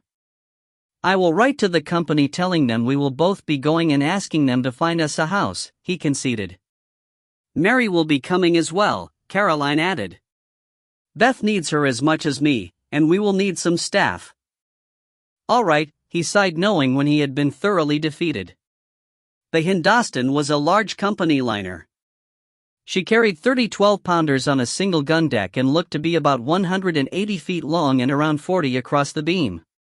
When they boarded, they were greeted as Lord and Lady Candor and were shown to a small suite of cabins in the privileged area of the ship. Marty was amazed at the amount of room they had, as it was easily 10 times the area he had on the Snipe. Caroline took it in her stride and supervised the unloading of her numerous chests. They had brought only 4 servants, the nurse, a footman, cook, and maid of all works. Looking at other families who were boarding at the same time, they had been frugal. One of the things Caroline had commissioned for Marty's birthday was a chest that had been designed to be a mobile armory. It was made of oak, had steel bands reinforcing it, and 2 mortise locks and a padlock. It was covered in leather and looked quite normal.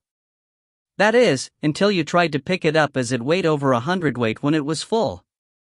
Inside were his pistols and knives that he usually carried. He had added 2 William Parker-made, double-barreled, 10-gauge shotguns, and his pride and joy, which was a very rare, Durzeg-designed, breech-loading, rifled, cavalry carbine. It was a bit high maintenance but was lighter and faster to load than the Baker rifle and about 6 inches shorter. It had been trialed by the Army a few years earlier and had been rejected as too complex to maintain, and a few had found their way onto private hands. He had removed the spear bayonet and saddle ring to lighten it, and with practice could get 6 shots a minute out of it. Mary the nurse and baby Bethany were in the smaller of the 2 bedrooms. Blaze had made his way in there the instant that Bethany's cot was in place and took up position between the cot and the door.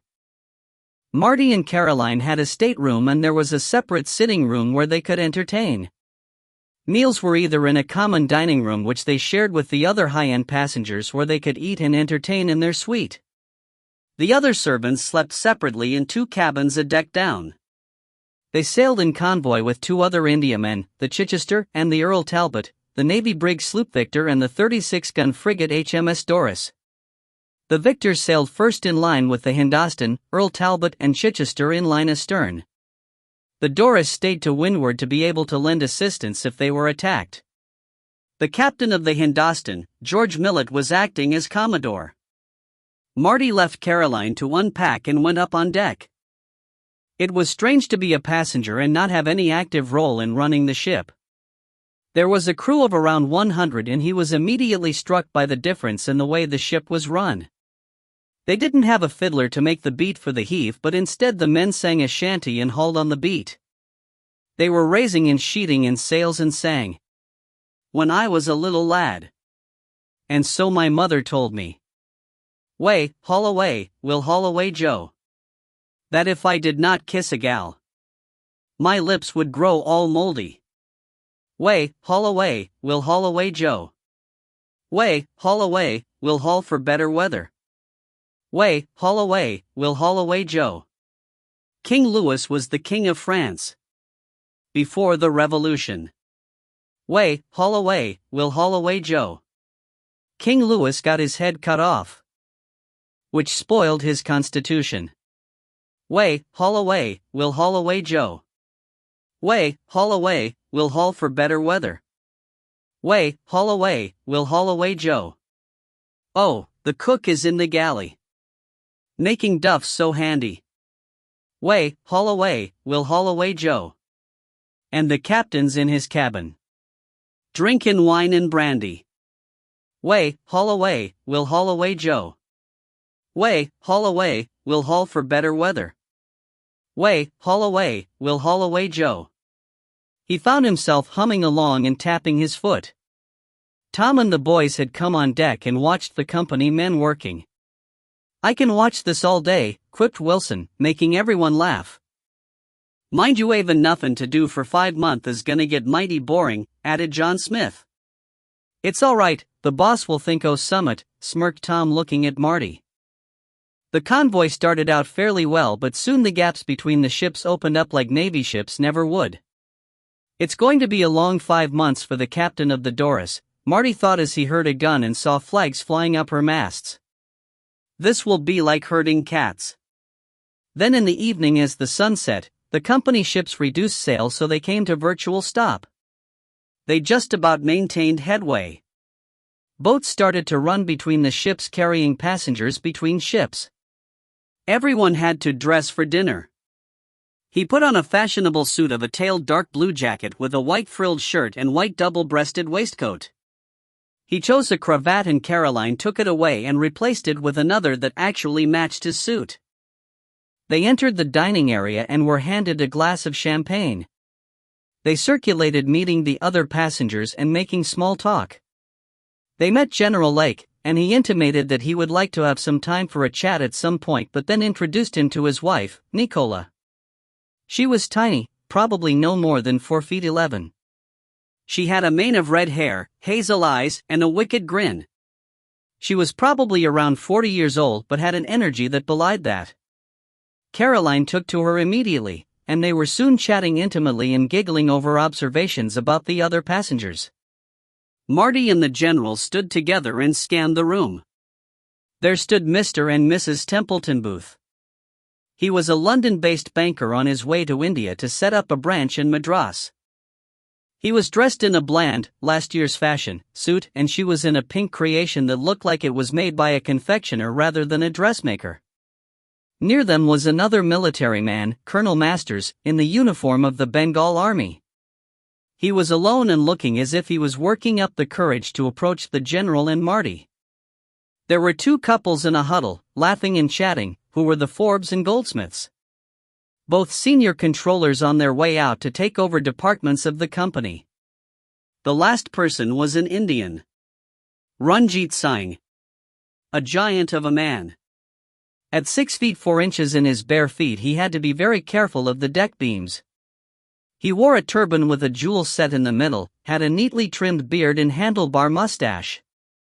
His suit was made of silk of a pale cream and the buttons were gold inset with diamonds. He had a ceremonial dagger at his waist and wore iron jewelry that Marty noted could probably be used as weapons as well.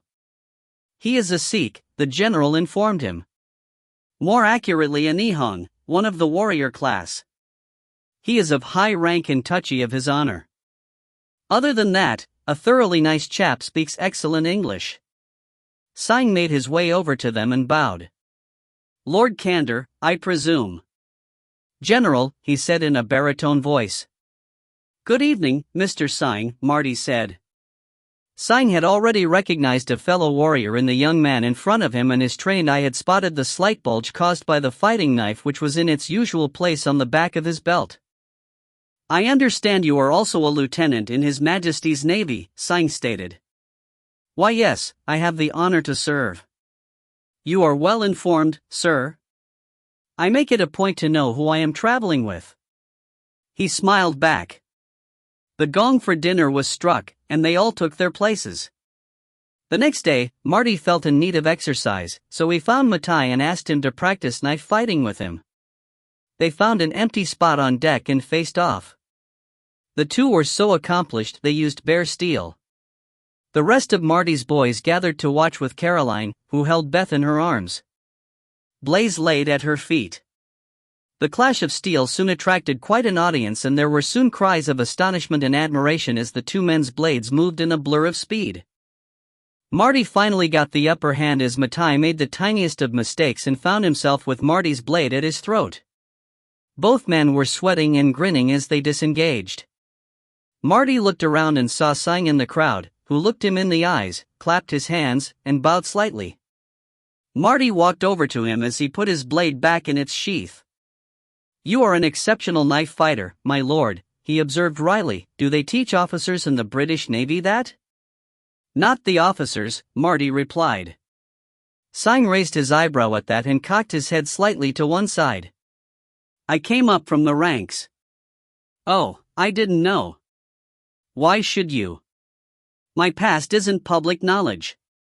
Do you want to join me and my men at weapons practice? Singh looked surprised and then nodded. I would be honored to. Do you practice every day? We try to. It pays to be honed in our profession, doesn't it?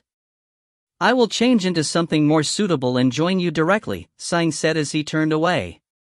Marty had the boys pair up for sword drill next and found that a number of passengers were asking if they could join in. Marty was organizing pairings when Singh returned. He was dressed in a blue coat that was longer at the back than the front, white, baggy, knee-length trousers, and a conical turban with a trident mounted on it. He wore his knife and a straight-bladed sword. Are you rested? He asked Marty. Marty grinned and said, You want to fence? I doubt you fence. Singh grinned back. Well, you are a sight bigger than me, but I'll give you a go. Marty laughed. Marty drew his hanger and Singh his khanda. Marty evaluated it in a glance. The blade was broader at the point than the hilt and the point was blunt, both edges were sharp, and one side had a strengthening plate along most of its length. The hilt had a large plate and finger guard connected to the pommel, which was round and flat with a spike projecting from its center. Marty was also evaluating Singh. He had extraordinary reach due to his height. He looked balanced in his stance with his weight evenly spread and knees bent. He held his sword upright with his left hand flat against the blade. His eyes were fixed on Marty's. Marty held his sword low and circled to his left. Singh matched him. Marty feigned an attack from low to high. Singh swayed away and attacked with a wide sweep of his sword at Marty's head. Marty ducked under it and made a backhand swing of his own, forcing him to jump back. Singh smiled and went back into guard position. Marty settled again. Singh stamped and yelled and launched a flurry of slashing blows, which Marty parried or deflected as he waited for an opening. There! He overextended a fraction, and Marty launched a counterattack. Alternate high and low, then a swing to his sternum. Sign swung away and kept spinning, bringing his sword around in a spiral from above his head to plant the point firmly against Marty's breastbone. Marty sat down with a thud, all the wind knocked out of him. Sign stepped forward, sheathing his sword, and held out his hand. Marty took it and was helped to his feet. "You fight well, my lord," Sign said, "but you should expect the unexpected." Marty looked down and said, "So should you." Sign looked down and saw the fighting knife in Marty's left hand just touching his coat under his ribs. He burst out laughing and clapped Marty on the shoulder. "So I should. So I should. I think we can call that a draw." Marty put the knife away and shook the big man's hand. "Would you and Lady Candor give me the pleasure of your company at dinner tonight?" asked Sign. "My cook is especially talented." Marty grinned and replied, "It would be our pleasure, and my name is Martin and my wife is Caroline. And mine is Ranjit. Would 7:30 suit?" "Perfectly. I will see you in my suite then. Dinner with the Indian? What do they eat? Can we eat the same food as them?" Caroline asked with concern as she put the finishing touches to her hair. "I am sure we can, and I don't expect they eat anything that different from us," Marty replied as he tried to tie his cravat. Caroline took over, got it in place, and pinned it with a diamond-tipped silver pin. "Do they even eat at the table like we do?" "Well, we will find out soon. It's time to go," Marty said as he pulled on his jacket. They left their suite and found their way to Ranjit's. Marty knocked, and the door was opened by a servant. They were bowed in. Inside the living room, a dining table and chairs had been set up, and there was a wonderful smell coming from what must have been the kitchen in what, in their suit, was the second bedroom. Ranjit was there and greeted them with a smile and a bow with his hands together over his heart like he was praying. "Namaste," he said to each of them, then explained that it was the traditional greeting in India and translated to "I bow to you." Marty filed that away as the first word in his new Hindi dictionary. They were shown to the table and served a glass of dry white wine. "An indulgence," Ranjit explained, "I developed a taste for wine during my travels around Europe. In India, we drink an alcoholic beverage made from sugar cane juice. It is more alcoholic but nowhere near as nice." Just then, a beautiful woman entered from the bedroom. She was moderately tall, probably about 5 feet 6, slender and dressed in a silk dress that was wrapped around her in an intricate style. She had gold jewelry on her hair and face with an opal drop hanging to the middle of her forehead. There was a gold chain running from her left ear to a stud in the side of her nose. She had huge brown eyes and was delicately made up. Marty stood and Ranjit introduced her as Surinda, his wife. Looking past her to the bedroom, he could see a small face peering at them. Seeing him look, Ranjit spotted the boy and went to the door and picked him up. "This is my son, Aparanjit. He is 4 years old and it is time for him to be in bed." With that, he went to the door and handed him over to a woman they assumed was his nane. The door to the kitchen opened, and the servant brought in a tray with what looked like pastries and fritters on. It was placed on the table with small bowls of different colored condiments. "These are little appetizers," Surinda explained in a deep and strongly accented voice. "The triangular ones are samosa and are pastries filled with spiced vegetables and fried. The round ones are pakoras, which are batter balls with vegetables. The last is onion bhaji. That is onion coated in a spiced gram batter. You can dip them in the different chutneys." She went on to describe each of the different chutneys and whether they were sweet, or sour, or spicy or cooling. Marty found them all wonderful except the lime chutney that was also very, very hot. They chatted as they grazed and soon realized that an Indian meal was as much about chatting and getting to know each other than just eating. They found out that Ranjit was an emissary for one of the major Maharajas who was a strong supporter of the British. He had many dealings with the company and was privy to Martin's real purpose for being on this trip. He was a font of knowledge and was generous with it. The second course arrived and was a selection of fragrant dishes of meat in rich sauces. Serinda explained what each was. "Here we have merg makni," she said, pointing to a dish of chicken in an ochre-colored sauce. "It is quite mild and has a lot of butter in it." The next dish looked like pieces of red roasted chicken. "This is tandoori chicken. It is chicken that has been marinated in yogurt and spices and then roasted in a tandoor oven at a very high temperature. It is difficult to make on a wooden ship and we had to make a special oven with extra layers of firebrick to protect the floor." She went on to describe the other 8 dishes on the table. Some were made of something called lentils and looked like a paste but tasted wonderful. There was rice flavored with saffron. There were potato and vegetable dishes and breads. It was a feast. They tried everything. One of the dal dishes was fiery, causing Marty to reach for his wine, but Ranjit stopped him and passed him a glass of what looked like milk but tasted of fruit with a slightly sour taste. It was called lassi, was delicious, and killed the fire. After they had finished and thought they could eat no more, a tray of sweets was brought out. There were spirals of batter soaked in sugar syrup called jalebi, balls of dough made from whey also soaked in fragrantly spiced sugar syrup called gulab jamun, pistachio-flavored sweet cakes and many more. The servants quickly cleared the table, and they sat in comfortable chairs to talk. The ladies together and the men slightly apart from them so they could talk. "Do you have any ideas where the French might be based?" Marty asked after they had talked about the political situation for a few minutes. "Nothing definite," Ranjit replied. "The discontent is centered in Tamil Nadu. Madras is the headquarters of the company in that area. There are a number of leaders. Umathurai, the younger brother of Katabaman who led the uprising last year and was captured by the British. Marutha Pandiyar. He and his brothers are chieftains in Sivagangai province.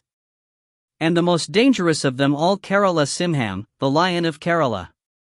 That is a province to the west of Tamil Nadu. They are getting arms and advice on modern tactics from somewhere and we believe it is the French supplying it. Who is on charge over there? Arthur Wellesley is the governor of Mysore, and he will take command of the joint British Army and company regiments. He is an officer making a name for himself.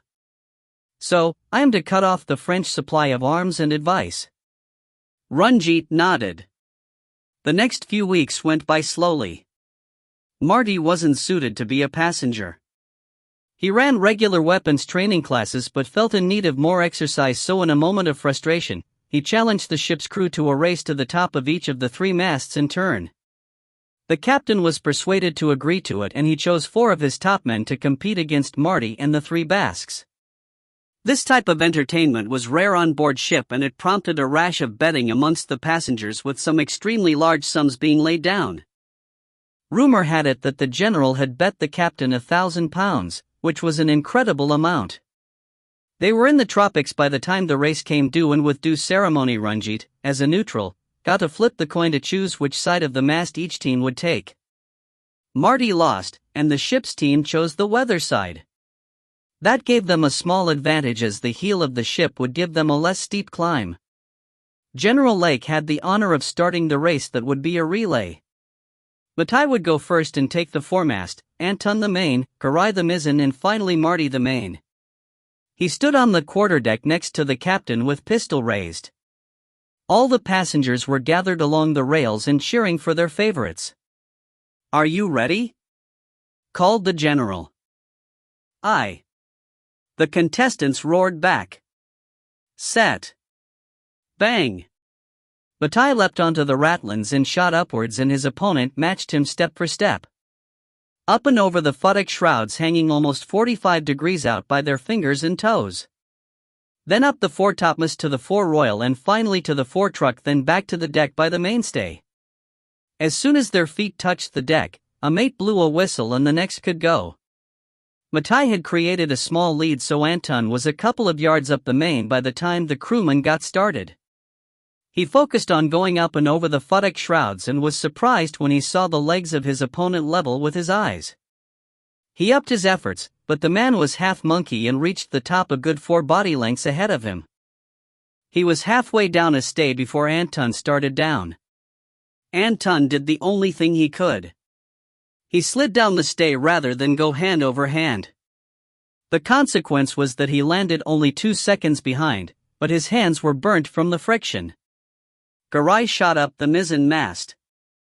If anything, he was the most agile of the 3. He overtook the other man by the time they got into the futtock shrouds. As they got into the mizzen to gallant shrouds, he had a length on him. As he passed him on his way down the mizzen truck, he felt a blow to the side of his head. "That bastard just kicked me," he thought as he shook his head to clear it. By the time he recovered and got moving again, his lead was gone and it was a straight race to the bottom via the stays. Marty waited at the foot of the mainmast ratlins. His opponent opposite him. He was watching Garai and saw the kick and held his breath as he regained his hold. The 2 men hit the deck almost at the same time and he turned to climb and saw his opponent had already left. He set off fast but made sure he paced himself. It was a long climb and he needed to keep the pace up all the way to the top. The gap to the other man was about 2 body lengths and holding. Up and over the main futtock shrouds hanging by his fingers and toes at 45 degrees. Then up the main topmast to the topgallant and the royal. He was now neck and neck. He looked at the other man who was red in the face and blowing hard. Marty put on a sprint and reached the masthead first. He started down heading for a backstay, passing the other man and watching him carefully for any kicks. He hit the backstay and started down. His opponent, in desperation, started to slide and howled in pain as his hands burnt. Then as he was level with Marty, he let go. He fell the 40 feet to the deck, landing with a sickening thud. There were screams from the onlookers as Marty got to the bottom and ran to him. He was still alive, but both his legs were broken, and Marty wasn't sure he hadn't broken his back as well. Caroline was suddenly beside him, knelt beside the stricken man and cradled his head. "What is your name?" she asked. "Eddings, Andrew Eddings, ma'am," he croaked in reply. "Someone call the surgeon," Marty cried. "I am here, sir," said a gray-haired man in a dark suit who knelt beside him and started an examination. He felt Eddings' legs, then took a pin from his lapel and stuck it in at several points running up from his thigh to his chest. There was no response until he got to just above his sternum. "Bring a plank," he ordered. They gently maneuvered him onto the plank, and his mates took him down to the orlop. The captain and general had been watching the whole drama unfold from the quarterdeck. As the man was taken below, he called for everyone's attention. "What should have been a contest between men has had a tragic end," he said in a voice that carried to everyone on the deck. "By the rules, the Hindostan crew forfeit the race as they didn't complete the climb." Marty looked up and was about to say something, but the general stopped him by raising a hand. "Our decision is that the result," he paused and cast an eye across the deck, "will stand." There were cheers and groans from the passengers and crew as money changed hands. Chapter 18, Stormed. Marty had protested that he felt that the result should have been declared void, but the 2 older men had stood their ground. "We had to let the result stand," explained the general over dinner. "To void the result just because a man was hurt wouldn't have gone down at all well. We have to think of the passengers as well." "I could have saved myself a lot of money," chipped in the captain with a wry smile. "That fall cost me £1,000. Just then, a crewman entered the dining room and made his way to the captain and whispered something to him. "Excuse me," he apologized as he folded his napkin onto his plate. "There is bad weather building, and I am needed on deck." He left, and Marty could feel the deck beginning to move as the sea picked up. They were in the South Atlantic, 9 weeks into their journey, and had been lucky with the weather so far.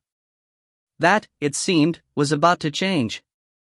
Before brandy was served, the ship was beginning to roll and pitch heavily, and a crewman came and asked all passengers to return to their suites. That in itself would have been difficult with the ship's motion, but as half of the passengers were drunk it became quite chaotic. Marty got Caroline back to theirs and then went to help some of the others. He returned after an hour and gave her a wicked grin. Some of them are regretting the extra brandies. He laughed, it doesn't sit well in a storm. I can imagine, Caroline said, looking pale and holding one hand to her stomach. You too? Marty grinned as he led her into the bedroom and got her sat on the bed. He got the washbowl from the stand and put it on the pillow beside her. Go away, she said wretchedly as she cast the first of her accounts. He left her to it and went to check on Bethany and her nurse, who was bearing up better than Caroline. He then gave instructions to the maid of all works to attend her ladyship. He pulled on a coat and went to see what was going on up in deck. The storm was building, and the wind was screeching through the rigging. Waves were crashing over the bow and he could see that they had only got storm sails set. Permission to come on the quarterdeck, he shouted towards the captain, who was hanging on to a stay on the weather side. Granted, he shouted back. Marty made his way over. Cutting up a bit. He grinned. You must be the only passenger enjoying it. How is her ladyship? Casting offerings to God the last time I saw her. It's going to get worse, I fear, my lord. Just Lieutenant Stockley, Royal Navy right now. Anything I can do to help? I could use your men if that would be possible. I have lost half a dozen injured by falls and one overboard so far. Certainly, they will prefer to be busy. Are we in sight of the rest of the convoy? Not seen them for the last couple of hours. Marty roused his lads and they all went on deck and reported to the first mate. Wilson and Tom were assigned to the main mast, John sent to the quarter deck to relieve the helmsman, and the Basques joined the topmen. Marty was worried about Anton's hands, but he assured him they were fine. The storm built and reached a peak after 2 days. The men were exhausted and the passengers wretched. At its height, all they could do was hang on and pray. The captain tried to run before it and they were driven further south than they expected. It finally broke and the winds started to die down. The waves dropped from enormous, to huge, to large, and settled down to big smooth rollers. The temperature had plummeted. Berg! A pointio starboard off the bow, cried the lookout. A what? Asked Caroline, who was on deck for some air, swathed in a fur coat and hat. Iceberg, replied Marty and walked her forward to where they could see it as it passed. It didn't disappoint as it was easily as high as their foremast and 200 feet across. The ice was a cold blue and they gave it a wide berth. The captain told them at dinner that icebergs had more ice below the surface than they did above and could rip the bottom of an unwary ship. Then a gray shape rose out of the steely gray waters and blew a fountain of spray high into the air. They grabbed each other and laughed in joy as the whale sounded, lifting its tail high in the air before sliding down below the surface. They saw several more and some dolphins as they turned north towards Cape Town. Cape Town was much as he remembered it, and as they came in, they could see the other ships of their convoy moored up in the bay. The convoy stayed there to make repairs and to reprovision. They had dinner with the admiral, who was enthralled with Lady Caroline. As they left his residence, she said, "He is a lecherous old man. He was looking at my breasts the whole meal." "I can challenge him to a duel if you want," Marty joked. "No, that won't be necessary, my love," she sighed at his gallant offer. "I made sure his wife noticed. I can imagine he is having a wonderful time right now." Just then, they heard a crash from an upstairs room. "Retribution seems to have begun," Marty quipped. They held each other close as they ran to the coach, giggling all the way. The fleet got underway for the last leg of the trip to Madras. It was the end of June and the weather was on the turn from midwinter. Caroline hadn't known the seasons were inverted south of the equator and she was tired of winter weather. "You will be complaining you are too hot once we get to Madras," he told her. They got hit by a winter storm as they rounded the corner and headed northeast up the coast. This one was nowhere near as bad as the one in the South Atlantic, but it managed to scatter the convoy all the same. Marty had a strong, but private, view that merchant captains were too shy with their use of sails in bad weather and could manage much better than they did. But they woke up one morning all alone on the ocean, miles off their planned route in spite of the efforts of the captain and crew. Marty gathered the boys together to give them, and him, some exercise. So, they all had weapons in their hands when the cry came.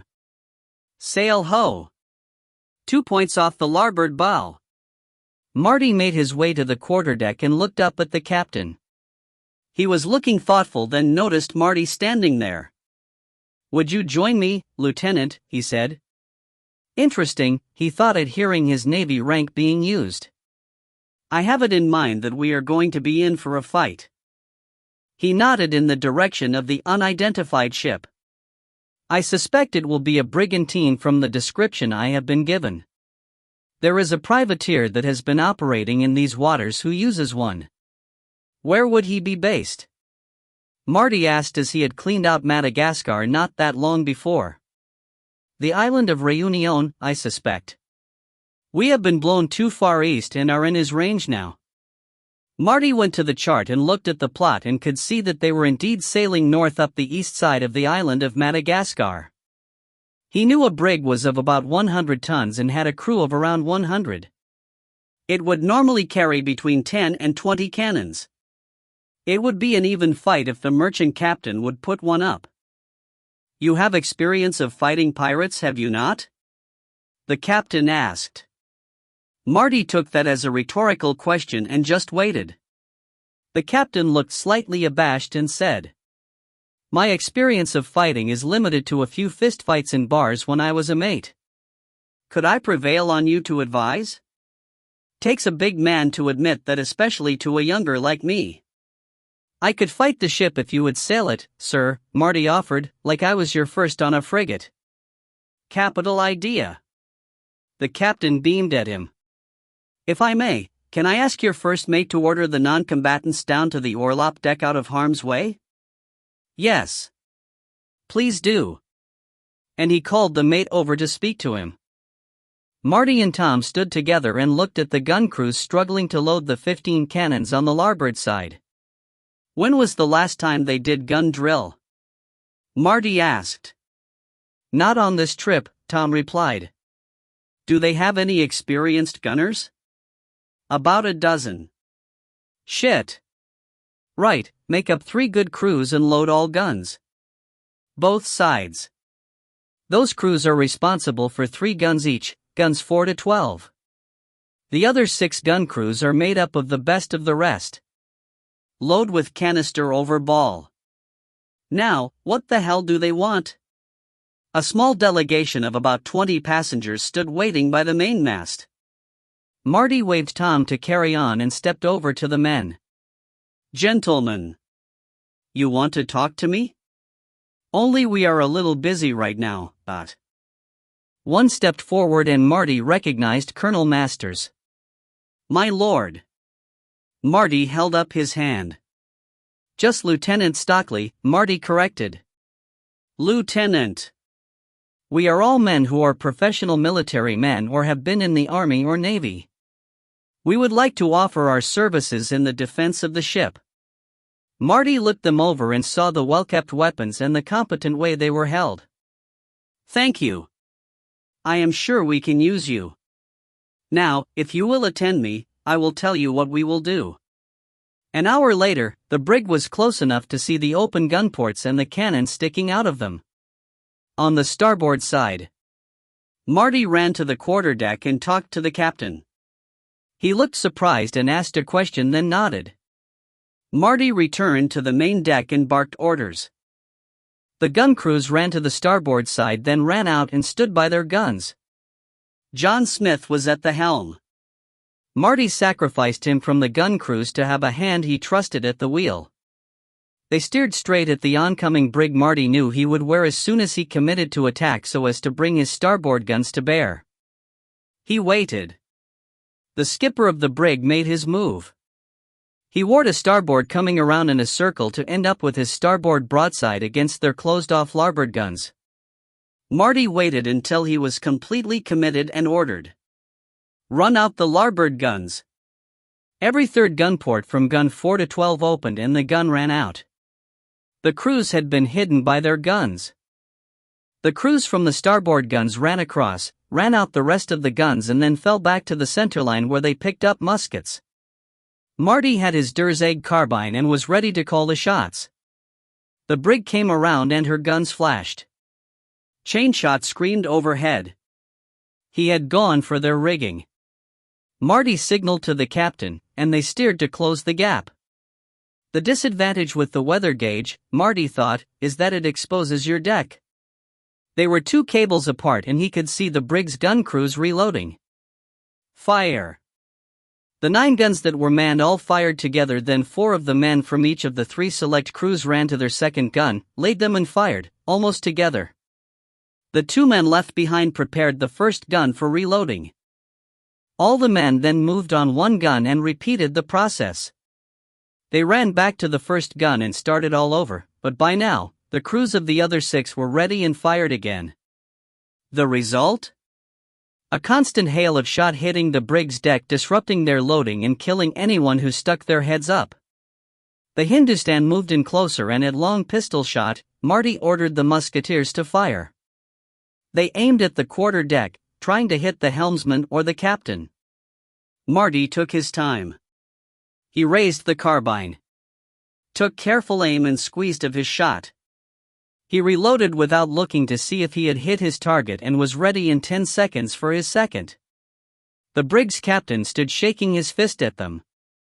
His first shot had tugged at his coat as it passed through, narrowly missing him, and he was screaming abuse at his attackers. So, when Marty's second shot blew a hole through his chest, he had a confused expression on his face as he looked down just before hitting the deck. His next target was the helmsman, who stood as the musket balls buzzed around him. A headshot was all he had to aim for. So, he took a breath, held it, breathed out slowly, and squeezed. The helmsman's head exploded like one of the pumpkins he had practiced on. The brig fell away on the wind, closing the gap even more. Marty signaled again and the captain ordered, "Wear ship." They swung to starboard and circled around behind the brig, bringing their starboard guns into play. Marty kept up a steady fire on anyone who tried to approach the wheel, keeping it unmanned. The gun crews ran across and this time, an experienced man took a gun each. The rest of the men just concentrated on shifting the gun to their instructions. As they passed the brig's stern, the guns fired one by one. They wore once more, but the brig's crew had had enough and stood along the side waving their empty hands in surrender. Marty led his men over to the brig to secure it.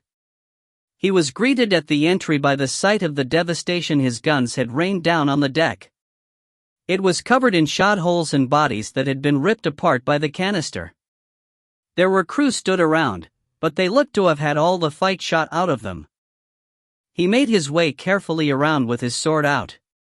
He stopped when he was confronted by a man who stood in front of him and said, "You.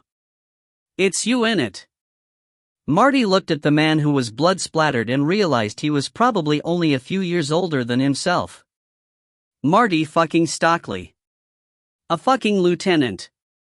He leaned towards Marty as if he was letting Marty see his face. "Ya don't recognize me, do ya? It was 'cause o' you that I was thrown of the Falcon. Remember me now?" Recognition clicked in Marty's mind and he said, "Billy Smith? Yeah, and now I'm gonna do for you."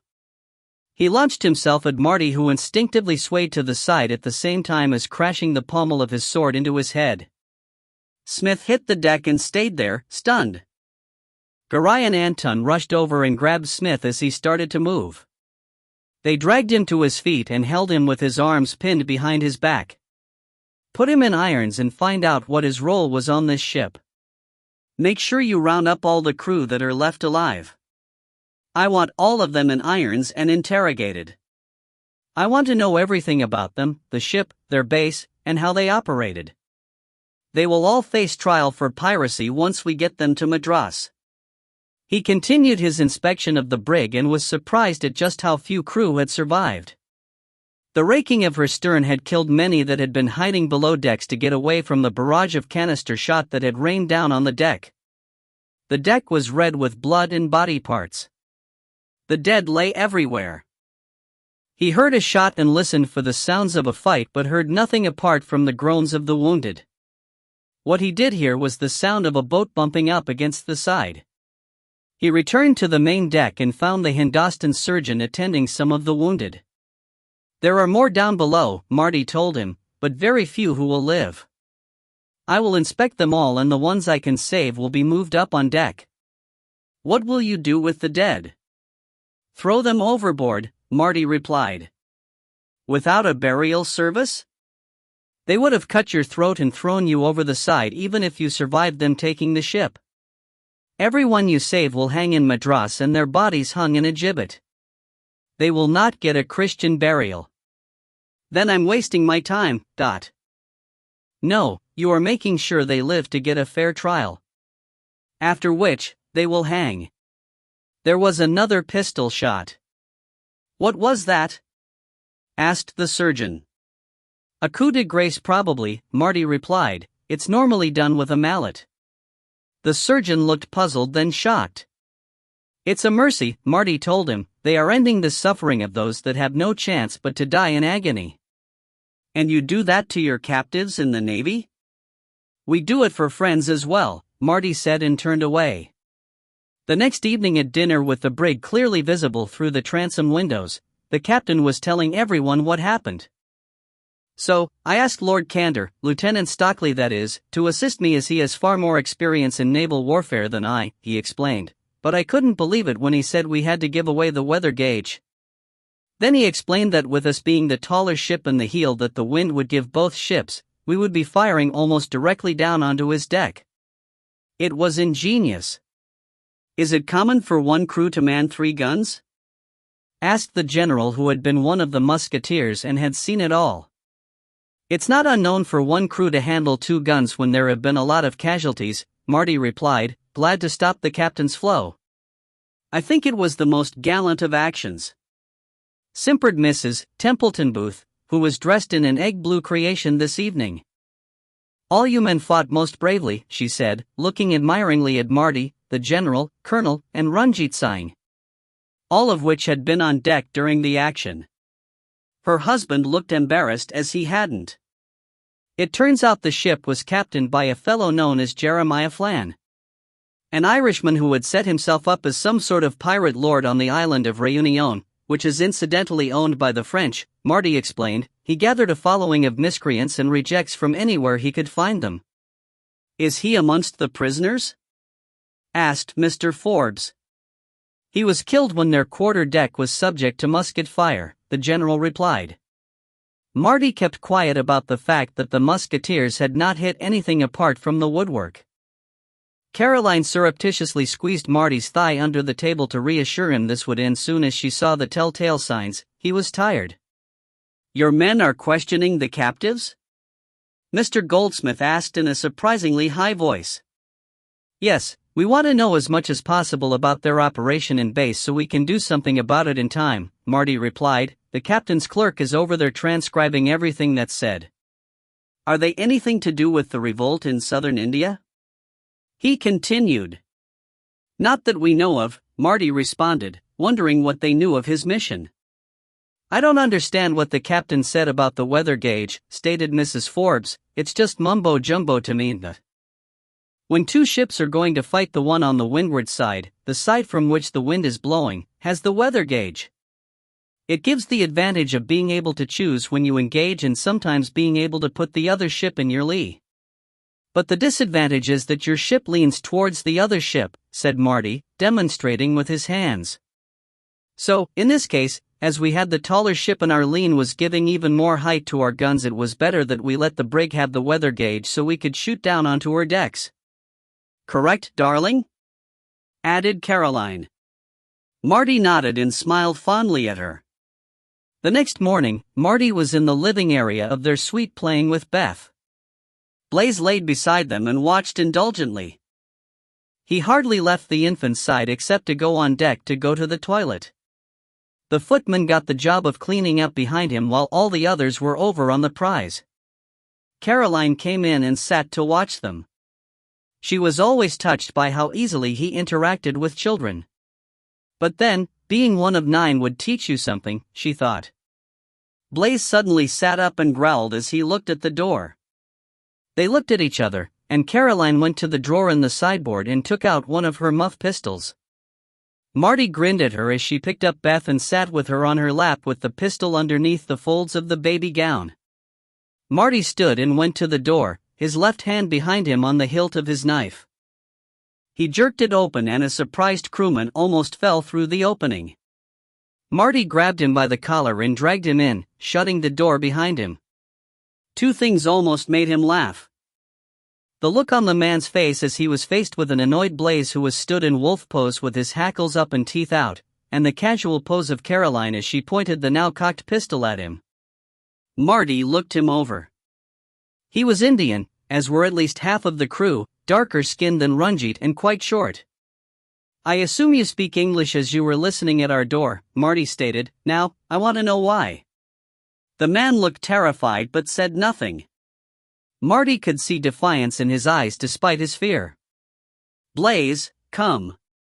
Blaze stepped closer to the man and growled deep in his throat. "You know this breed of dog bites people in one of 2 very painful places," Marty explained conversationally, "in the armpit," which he pointed to, "and in the groin." His finger traveled down his body until it pointed at his crotch. The man's eyes got even wider. "Or," he drew his knife, "I can cut them off and just feed them to him. It's up to you." He smiled. Just then, Mary walked into the room and stopped dead at the scene in front of her. She took it all in at a glance. Then with a murmured, "Milady," she stepped over, took Beth from Caroline and went back into the nursery. "Thomas," Marty called, and a second later their footman came in.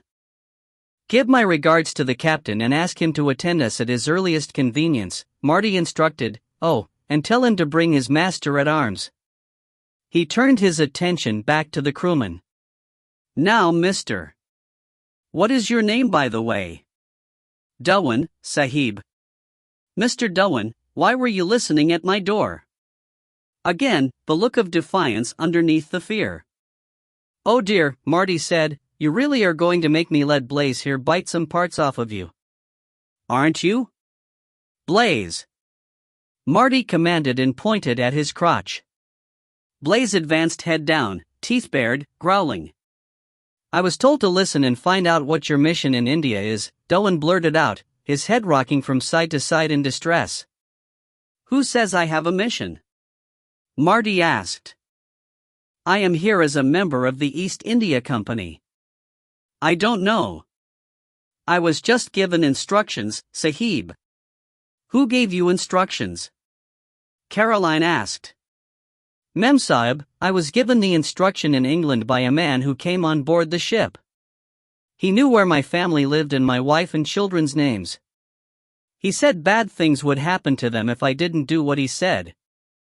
Just then, there was a knock on the door and the captain walked in with his master-at-arms. "Is there a problem, Lord?" he asked, looking at Dowan. Marty was thoughtful and said, "No, I think we have an opportunity." Chapter 19, Sleight of Hand. They arrived in Madras to find they were the first of the convoy to arrive. They caused quite a stir with their prize and the news of what it was. The passengers disembarked and were met by carriages on the dock. Lord Candor and his wife were no exception. They were met by 3 carriages. 1 for them and 2 for their 8 servants and luggage. They were taken to a villa, or bungalow as it was called locally, on the outskirts of Georgetown in a leafy suburb. The house already had some native staff. A butler, a cook, and several girls.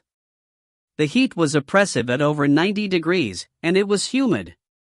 A typical Madras September by all accounts.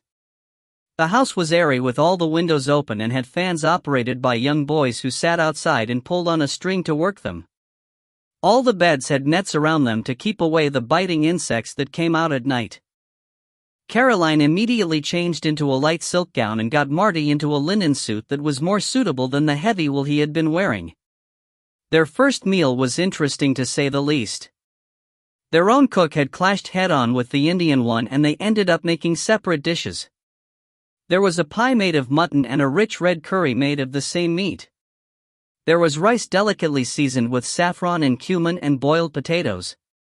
Beth didn't like the heat and was fractious, which worried Blaze, who growled and snapped at anyone who got near her except Mary and Caroline. But they endured and settled in. The cooks worked out their differences and learnt about each other's cuisines. The butler learned how Caroline wanted the house to be run. For days after they landed, Matai arrived on the porch after dark and stayed in the shadows away from the lamplight falling from the windows. Marty went out when he heard the call of a particular bird that was native to the mountains in the Basque homeland. He stood in the light and sipped a glass of port. Doan made contact as he was instructed and passed on the information we gave him. We followed the man he met and found out he is a merchant based in Madras who deals in silk, Matai whispered. We have been watching him ever since and have identified 3 people who we think are interesting. Marty nodded to show he had heard and understood. Anton is watching the merchant, and I have followed 2 of the 3 and have their home addresses. We could do with more manpower, Adot. Marty nodded and turned to go back indoors. He went to the stables where the rest of his men were billeted and detailed Garai and John Smith to help Matai.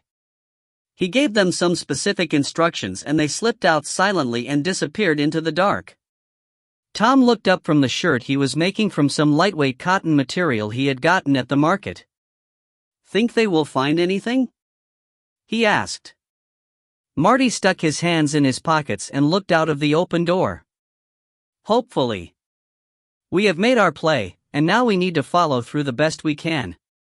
Well, if we have to search every French enclave, we're going to be out here for a long time. I know. That's why we need them to find something. The next night, Marty was gotten out of bed by his footman Nigel. He went into the living room and there were all 4 of his men. They looked like they had been in a bit of a fight. What happened? We were ambushed, said John. They must have seen us doing the last bloke's house and jumped us as we were on our way back. Any survivors on their side? No, none, Matai stated. Any idea if they were attached to any of the men you have been following? No, they look like your general run-of-the-mill thugs. I think they thought we might have lifted some valuables, replied John, mangling the English language as usual. The bodies? Chucked them in the river. The 1,000-pound question. Did you find anything? We wondered when you'd ask that, smirked Matai and held out his hand. The others all put a sovereign in his palm with looks of annoyance or regret. Marty grinned and raised his eyebrows in question. I won the bet, Matai said. That, I can see. Did you find anything? Oh, that. Yes, we did. Matai had to do his thing with a couple of sealed envelopes, but we found this. John passed over some papers. Copies, I hope. Of course. He will never know they was opened. Marty scanned the documents, then looked up and softly said, Mahe, the agents are based in Mahe. Get Dawan and his family moved to Calcutta and give them the new identities we agreed on with the general. We need to keep our word on that. Make sure the French agents don't see it. Marty met General Lake and Ranjit Singh at Fort St. George. There was a tall man there in military uniform. He had a long face, a prominent hooked nose, dark hair, and piercing brown eyes. He introduced himself as Arthur Wellesley, the governor of Seringapatam and Mysore. The 4 of them sat around a large table with glasses of chilled lemonade in front of them. So, the agitators are based in Mahe. That makes them unreachable unless we can catch them outside of their territory, concluded Wellesley after Marty had told them what they had found. Marty sat back in his chair and thought about the problem. Mahe was the other side of India to Madras on the west coast. It was a long-established French colony. France and England were at peace. "It couldn't be simpler," he said. "Ranjit, what do you think to a little trip to Seringapatam with Governor Wellesley escorting a number of the pirates that were captured on the trip over?" The general sat back and lit a cheroot. "William said you were a bright boy when he recommended you to us. You obviously have a plan." "Well, I have the beginnings of a plan," he admitted, slightly irked at being called a boy. "The details can be worked out later as we get more information. But right now, I need to get my team closer to Mahé and I don't need the French to know we are coming. So, we are going to sail that brig out of here and you are going to arrange for a marine sloop to take us off when we are out of sight." General Lane agreed and asked, "And how would you like to be reintroduced to shore?" "As prisoners. You will want them taken to Seringapatam to stand trial and hang as examples," Marty replied, nodding towards Wellesley. "Won't 7 prisoners stand out?" asked Wellesley. "That's why you will take some of the prisoners from the brig as well.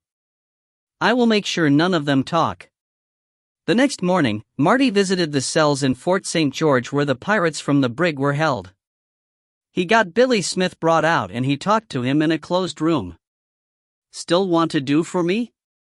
Marty asked. "Given half a chance but they am gonna on me first ain't they?" Billy replied scornfully. "Well, I have a proposition for you that might change that." Billy looked suspicious but nodded for him to continue. "I want you to be part of a group of prisoners that are going to be transferred to Seringapatam. Me and my boys will be part of it too. All you have to do is play along and make sure the others do as well. In payment, I will guarantee a pardon for all of you." "How can a lieutenant guarantee that?" "A lieutenant can't, but a lord can." "Who's that then?" "Me." "What? You? You ain't no lord. You be just a miner's son from Dorset." "That's where you are wrong," Marty reconsidered. "Well, you're right about the miner's son bit, but I am Lord Candor." "You be him?" They were talking about him on the way back. "Sayin' what a brilliant bloke he was to take our brig with a company ship." Marty leant against a wall and let him talk. "You be married then, Dot?" Marty didn't answer any more questions. Instead, he asked, "Will you do the deal? Do I have a choice?" "You can hang." Billy hardly had to think about it as he really had no choice. "All right, I'm in." Marty held out his hand and Billy took it. "One more thing. If you or any of the others fuck this up, you will all hang. Clear?" "Yeah, I expected as much." "It's clear and I expect you will do it yourself if it comes to it." "Good, now go and get me 9 more volunteers." They sailed out on the brig at the beginning of October and, as planned, transferred to a marine sloop as soon as they were over the horizon. They changed into typical pirate clothes and dirtied themselves up to the point no one would recognize them. They weren't treated kindly as they left the ship in chains. The Marines playing it up for all they were worth. Wilson growled that he would find one particular Marine and teach him the true nature of pain if he met him again. Thrown into a cell which already held 10 men, they made themselves at home. They had no visible weapons, but Wilson's extreme size and the mere rumor of their competence at street fighting kept the peace. The next morning, they were herded out and into prison wagons, simple cages on wagon beds, and set off in a convoy with a brigade of cavalry led by Wellesley himself. It would take 7 to 8 days, depending on the weather, to make the trip. They were let out to walk in line behind the wagons once a day, and at night they were chained together and slept under blankets on the ground. They were never out from under the muskets of the escort even to go to the toilet. Marty insisted the facade was maintained as they couldn't take the chance that someone would smell a rat before they got to Seringapatam. As it turned out, they got there in 7 days as the rain held off and the roads were dry. They crossed the bridge onto the island formed by the northern and southern branches of the river Kaveri. The eastern end of the island was taken up with a fort, which had been the stronghold of Tipu Sultan until the East India Company besieged it in 1799 and killed Tipu with a hail of bullets, 4 of which actually found their mark. Their destination was the fort, and once inside they were released from their shackles. Wellesley walked over and invited Martin and his men to join him in the main building. The pirates were taken to an empty barracks and locked in under guard. Inside the building they were taken to rooms with baths and clean clothes. Marty had a bath, then dressed in silk shirt and loose-fitting trousers. He donned a weapons belt with a sword that had been lent to him by Wellesley, then pulled on a light blue long jacket that came down to his thighs. A servant came and informed him that dinner was served, and he followed him to the dining room. Wellesley and Ranjit were already at the table. Marty took a chair that was held out for him and had a napkin laid on his lap by an attentive servant. "Good evening, Governor Wellesley," Ranjit, Marty greeted them. "Good evening, and please call me Arthur," replied Wellesley. "Then please call me Martin." The first course was served, a delicious mulligatawny soup. "What do you plan to do next?" Ranjit asked as the bowls were cleared away. "Well, we need to get me and my team into Mahe, with a believable cover story." The second course was delivered. A lightly battered, spiced, fried fish served with a salad. "As escaped prisoners, perhaps?" Arthur suggested. "If we can contrive a suitable escape, it would work," Marty conceded. The three of them became thoughtful as they ate. Every now and then, one would go to say something, then shake their heads as they realized their idea wouldn't work for some reason. Marty turned the conversation to general matters as they finished their meal. The meat dish was a chicken dish with onions and rice. Marty thought it was delicious. "May I make a suggestion?" Marty asked. The other two nodded. "Bring my men in and let them and us throw some ideas around and see what we can come up with." "Unconventional," observed Arthur. "Do you usually include your men in your planning?" "It depends on how unconventional the situation is," Marty responded. "In our business the lines are a little blurred at times." "But you are still the leader," stated Ranjit. "Oh yes, I always have the final word, especially if we are on ship." A servant was dispatched, and 10 minutes later, the men arrived. They were suitably respectful of the ranks of their hosts. Marty explained the idea and put a large map of the island with the surrounding countryside on the now cleared dining table. He asked for suggestions. All of them just studied the map for a long moment. Mattai pointed to the west of the town and asked, "Is the river navigable to this lake?" "Yes, the locals fish there," Arthur answered. "Where do they land the fish?" asked Tom. Arthur pointed to the north shore of the river just west of the tip of the island. "Here at Agram. If we wanted to avoid Mysore, we would want to go down river to here," Marty added, and pointed to an area where the river seemed to open out into a lake, "and then take this branch down to Katmalalawadi. But if I can have some paper and writing materials, I can make a copy of the map," John Smith volunteered. Arthur called a servant and the necessary materials soon arrived. "But how are you going to stage an escape?" the general asked, a little exasperated by the whole process. "With respect, sir," said Tom, "it ain't no good planning a breakout if we can't get away. So, we looks at the escape route first and then works backwards to that." Marty suppressed a grin and saw Arthur had covered his mouth and was having a small coughing fit. "So, we need to get to the boats and lift one of them. How do we get to the dock from the fort?" Wilson asked. "You can pick us up and carry us," joked Mattai. "And I'd hold your head underwater all the way across," Wilson responded. "There is a bridge here," Anton observed, pointing to one on the northwest corner of the island. "That one was severely damaged during the siege. We don't trust it enough to use it," Arthur supplied. "But can it still be crossed?" Anton persisted. "Well, yes, I suppose it could, but there are gaps and parts are still falling off," Arthur confirmed. Marty grinned at the team and got grins in reply. All they had to do now was figure out how to get out of the fort. "One thing about forts is they be designed to keep people out, not in," Tom observed. "And the guards carry the keys on their belts," John chipped in. "How do you get the keys off the guards?" asked Ranjit. "Same way I just took your watch," said John Smith, who had brushed past Ranjit on his way to the map to check a detail for his copy. "What?" said Ranjit, patting down his empty waistcoat. "It was attached through a buttonhole." John dangled the watch by its chain and gave it back. "Nothin' to it." "I must say your men have some unusual skills," Arthur noted a little nervously. "Specially chosen for their unique abilities," Marty explained. "We cover all of the required skills for entering enemy premises and leaving with their secrets without leaving a trace." "Fascinating," said Arthur thoughtfully. "There was an incident in France a few years ago where a large consignment of gold went missing under mysterious circumstances," the general recalled. "Yeah, that were us," John confirmed without looking up from his drawing. The three officers looked at each other and Marty could see the thought pass around them.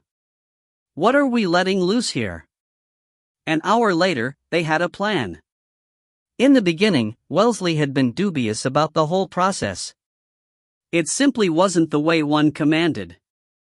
But he had to admit that this special team had a unique way of coming up with solutions to problems and, amazingly, still deferred to Marty as the undisputed leader.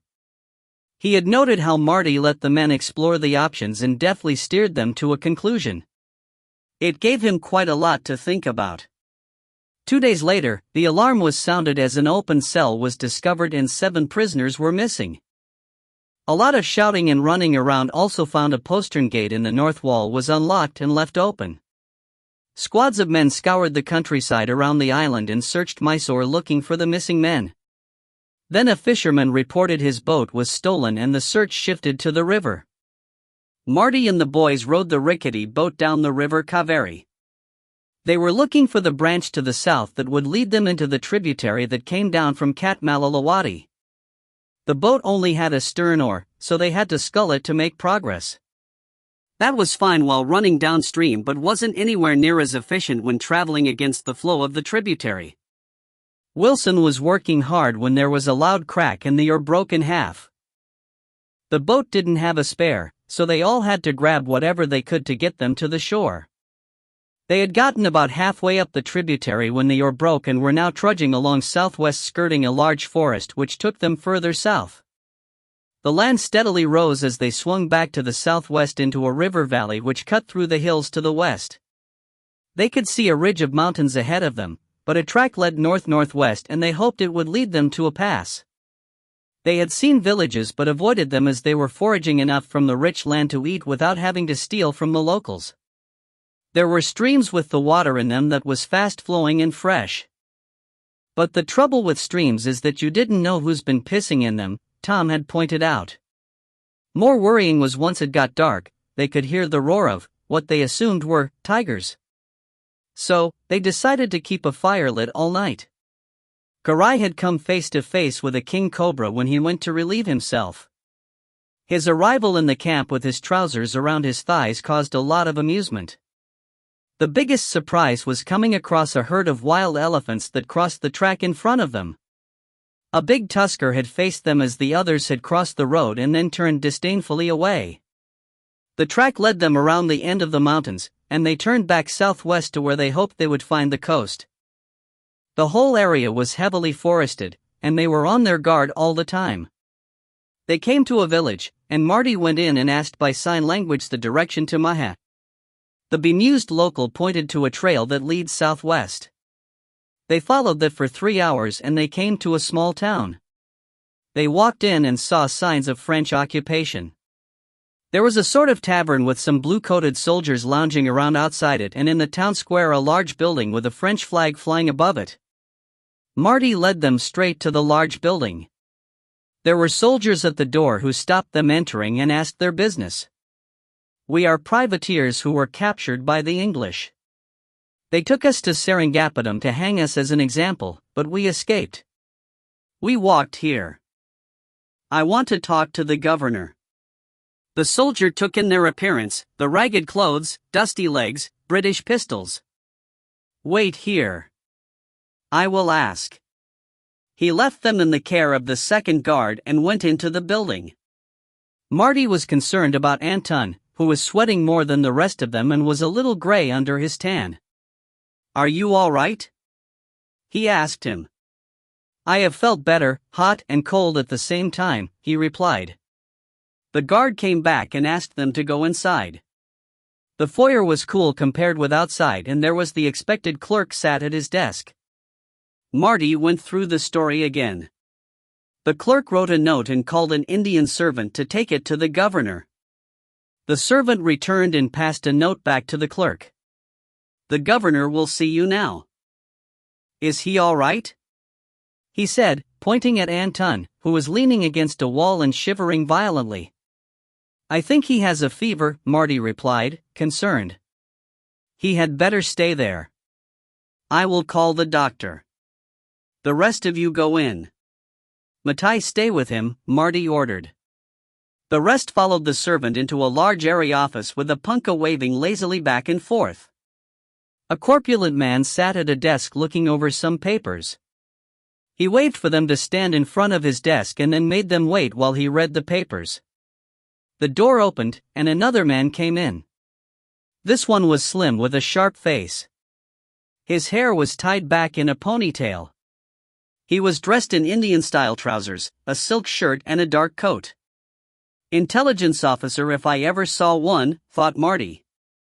"I am told that you claim to have escaped from the fort at Seringapatam and walked here from there.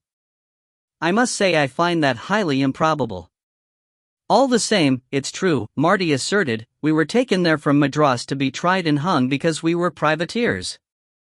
"How were you captured?" the second man asked. "We attacked a company ship called the Hindustan. We expected it be as incompetently defended as the other company ships, but they had some Navy men on board and we got a real whipping. Our ship, the Tanya, didn't stand a chance. They killed almost half the crew and the rest were taken prisoner. Then some man called Wellesley turned up with this great big Sikh, and we were picked to be taken to Seringapatam for trial as some kind of example. One of ours was a pickpocket in the past and stole a set of keys from a guard. He is an Englishman, but he is now a privateer." "A traitor?" "No, a refugee. They were going to hang him." The intelligence officer whispered something in the governor's ear. "Please wait outside," he asked, and Marty led them out into the hall. 5 minutes later, the security man let them back in. "It appears your account agrees with information we have received from our sources." He made some notes on a piece of paper. "You may stay in Mahé until we can arrange transport back to Réunion. We will allocate you a house to stay in the meantime." He reached into a drawer. "Here is some money for you to buy food." He waved them out.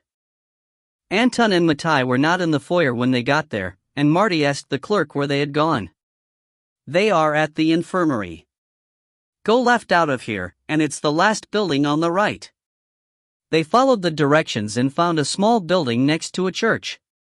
They went in to be greeted by a nun. "I am looking for my men. They said they had been taken here." The nun said nothing, just led them through to the back where there were a number of beds. Anton was in one and Matai was sat on a chair beside him. Anton looked terrible. He was gray, sweat beaded his face, and he was shivering.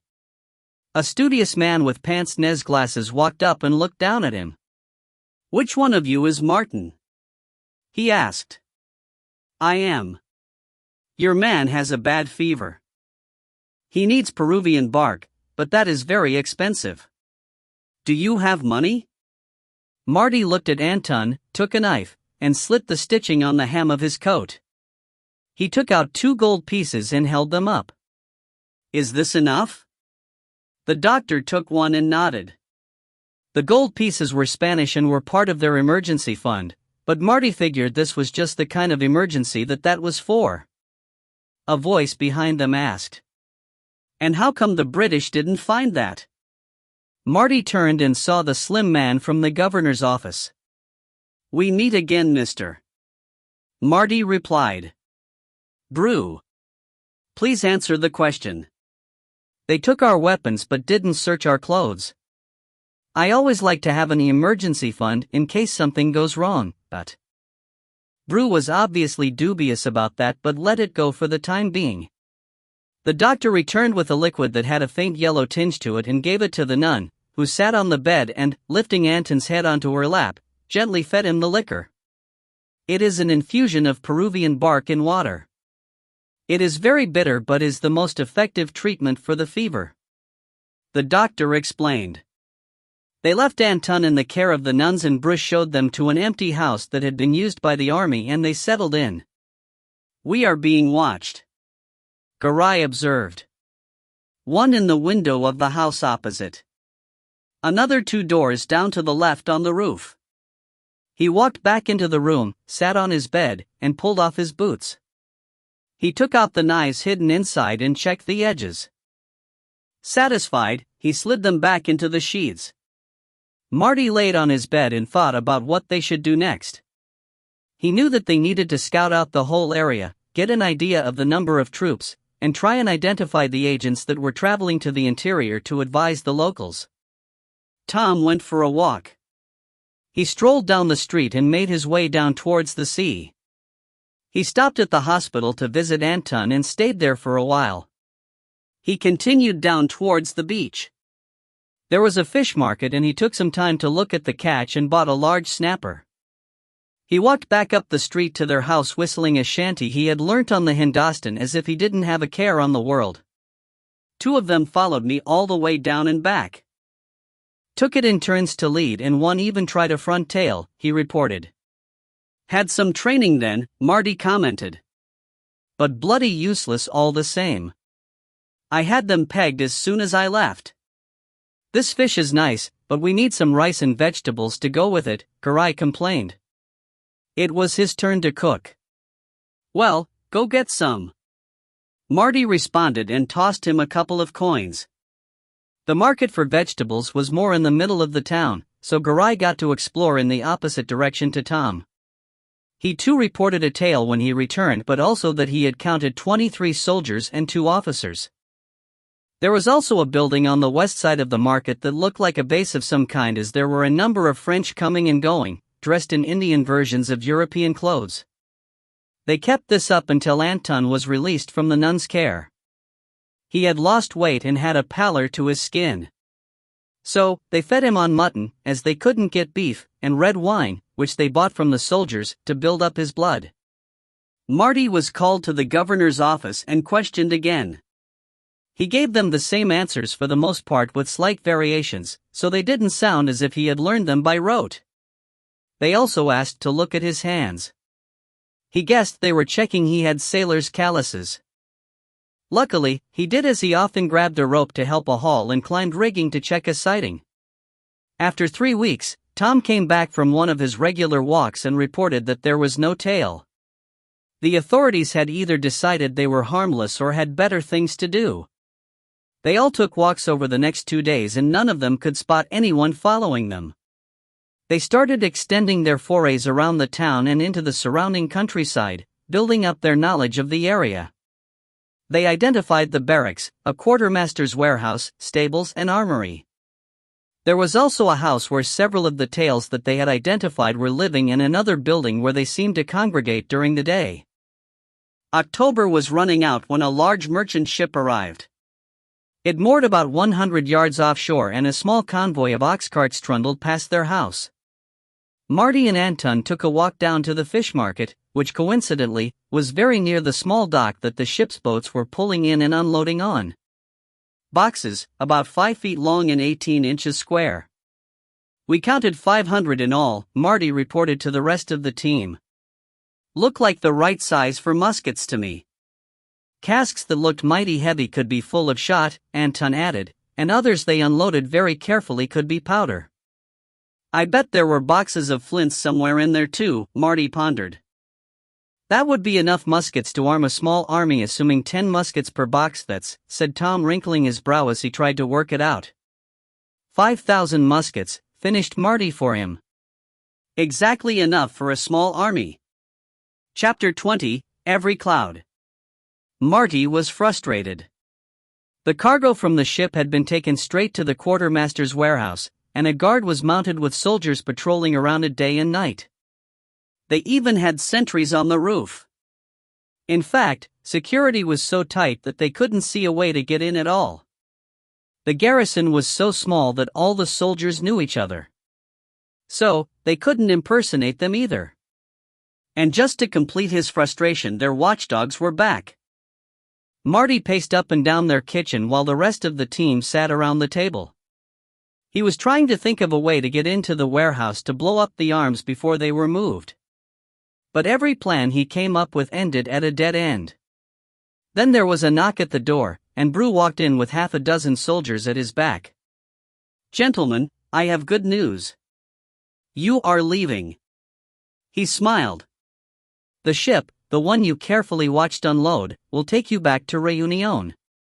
I am sure that your fellow privateers will welcome you with open arms," he said with a smile that belied the lie. He beckoned the soldiers in and commanded, "Search them and remove their weapons." They were searched, and their knives removed. Even the ones in their boots. An hour later, they were climbing the side of the ship. She was a merchantman and they were shown to their berths, which were in one of the empty holds. There were hammocks slung for them and a bucket for them to relieve themselves. Garai talked to the other two Basques, then stood and raised his head to the grate above them. "Yip, yip, yay, yay, yay, aha," he called. Marty looked up, wondering what he was doing, and then heard, "Yay, yay, yay, ah," from the deck above. Garai looked down with a grin on his face. "Help is on the way." Marty, Tom, and John looked at each other, puzzled. "I recognized two fellow Basques in the crew as we boarded. I just asked them to come to me, and they said they would. Damn, you people can have a whole conversation with that yippin and hollerin'," Tom observed wryly. The ship got underway soon after that and was plodding along at what felt like no more than 5 knots. It slowed down even more at nightfall. There was a sound from above and a hatch opened. A ladder was lowered, and 2 men climbed down. The hold was lit by the starlight coming through the hatch, and Marty could just make out that they were of similar height and build to Garai. The 5 men greeted each other with hugs and a lot of whispered chat in what Marty assumed was native Basque. Anton turned to Marty and, switching to French, said, "This is Martin. He is a lieutenant in the British Navy and a lord. He is our leader. We need to get back to Mahé and destroy the shipment that you brought in. By the time we get back, it would be too late." "They will move the guns tomorrow," replied one of the men. "What are your names?" Marty asked. "Christo. Franco," they replied. "Do you know where they are being taken?" "We heard the French saying that they would be taken to Kanchipuram to arm a new rebellion against the British." Marty pictured the map of India he had memorized. If he had it right, Kanchipuram was in Tamil Nadu and was close to Madras. It was a religious center for the Hindus and would be a symbolic place to start a rebellion and could threaten Madras itself. "We need to get back and warn Wellesley and stop those guns from getting there," he stated.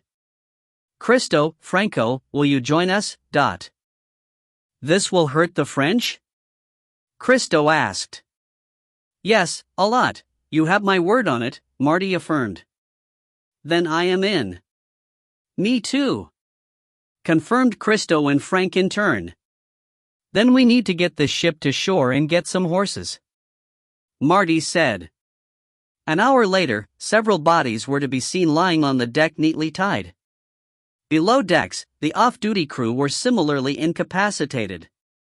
Marty and his men were, once again, fully armed with their choice of edged weapons and pistols. They had found a couple of boxes of muskets which the captain had stashed away for later sale and helped themselves to powder and shot as well. Marty steered for the coast, hoping they could find a suitable landing place. As the sun came up, they could see a village, so they took a boat and rowed ashore.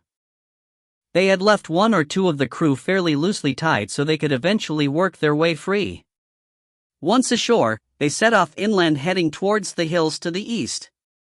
Like before, they found a trail leading in the general direction they wanted to go, so followed it, and after a few hours' walk they entered a pass through the hills which were heavily forested. They set up camp on the road, made a fire and gathered enough dry wood to keep it going all night. Then it started to rain, and the road turned into a muddy river. They had no choice but to move under the trees. At dawn, it was still raining, so they set out trudging west until around midday when the clouds broke and the sun came out. Now, instead of being cold and wet, they were hot and wet as the temperature soared and the humidity with it. The only good thing about this, Marty thought, is that heavily laden ox carts will be having an even harder time of it. By the next morning, they hit a track which had obviously had a large number of heavy carts on it. There were fresh ruts and the hoof prints of oxen. On the margins were the spoor of shod horses. They knew when they were getting close to the rear of the column when they found fresh, still steaming dung. Marty quickly outlined a plan to try and get them some horses, and when the pass through some trees sent Mattai ahead as the fastest and then set up a trap. They waited and heard a shot, and a minute later. They readied themselves, and a few seconds later saw Mattai running down the road as if the devil himself were chasing him. About 40 yards behind him, a squad of cavalry were hot on his heels. For a moment, Marty thought Mattai had misjudged his run and would get caught, but he put on an extra spurt and ran past them no more than 10 yards ahead of his pursuers. As soon as he passed, they hauled up a vine they had strung across the road, to chest height of a mounted man. The 3 leading riders ran right into it and were lifted out of their saddles and crashed to the ground. The riders behind them pulled their horses up and milled about in confusion as they suddenly bunched up. A volley of musket fire brought another 3 off their steeds. Before the remaining 4 could react, they were hauled from their saddles by main strength and dispatched with knife thrusts or hatchet blows. Marty quickly assessed the result. 11 horses stood bunched together and were being collected by the men. 1 horse was on the ground, its leg broken. Marty put it out of its misery with a shot behind the ear with his pistol. They were lucky. They had the 9 horses they needed. Plus, the cavalrymen's carbines and swords. They mounted and set off, cutting away from the road into the country to observe the column of carts and escorts from a safe distance. Marty considered his options. He could report back to Wellesley and return with a larger force. That would risk losing the column, or if the column split, they would never know. Stay with the column, try and whittle it down using hit-and-run tactics, and send one of the men back to Wellesley. Try and destroy the column himself. He didn't particularly like the first or the last. The second was probably the best option. It gave him the chance to harass the column and slow it up, and for Wellesley to send him some reinforcements. If he got an opportunity to do the third, he would take it. Having made his decision, he detailed Wilson to ride back to Seringapatam and bring what help they would offer. He was the least mobile and the worst shot, so that decision was easy. Then he set out with the rest of the men to do a detailed reconnaissance of the column and the route ahead. By the following morning, they had a good idea of how the French were forming up. They had around 30 mounted troops plus a soldier on each of the wagons riding shotgun. Brew was at the head of the column with another man that Mattai identified as one of his tails. When you added the cavalrymen they had ambushed, that made 2 platoons of 20. All the French soldiers were dressed in civilian clothes, and when they had quickly searched the bodies of those they ambushed, they found no identification. The road ahead passed through mainly flat, open country, but they had found a couple of gullies that they could use to get within musket range. Further on, the track went up into a low range of hills, which would provide more opportunities, especially with the mountain fighting skills of the Basques. He estimated it would take 3 of 4 days for Wilson to get to Seringapatam and for Arthur to organize a mobile force and catch him up. So, he got to work. He sent Garai and Anton out as skirmishers.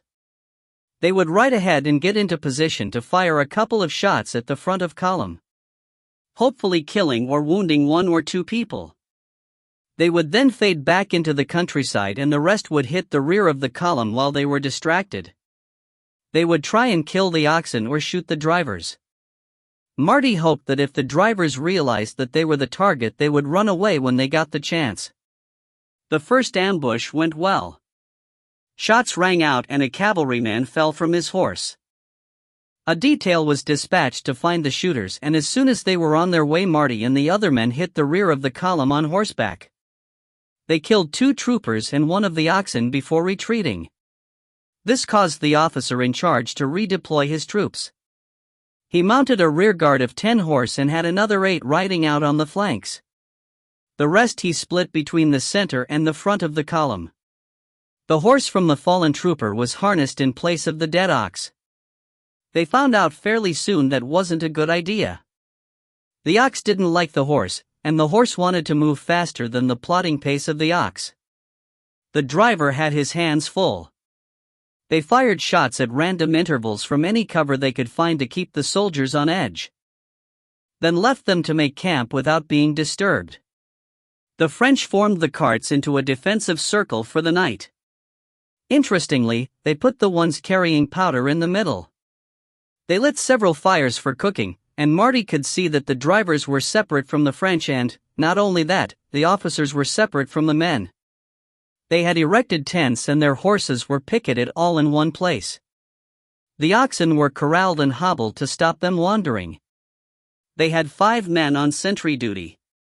Marty sent Christo up the road away and Garayev out to the left. He and Matai crept as close to the perimeter as they could from behind, and Anton and Franco were doing the same off to the right. An eerie wail split the night. It was answered by a shriek from out in the dark to the left. The guards all looked that way and men rushed out of their tents grabbing their weapons. A scream of agony. A shot. Panicked soldiers started shooting randomly into the dark. The officer stood, shouting conflicting orders, and then one dropped down dead with a bloody hole in his chest. The drivers were panicked and had to be herded together. The other officer in Brew finally got the men to douse the fires. Marty started his own. He and Matai had crawled up to one of the carriages and set fire to it. By the time the soldiers realized it was burning, they were back in the brush and waiting for someone to silhouette themselves against the flames. Marty took careful aim and dropped the first man that did.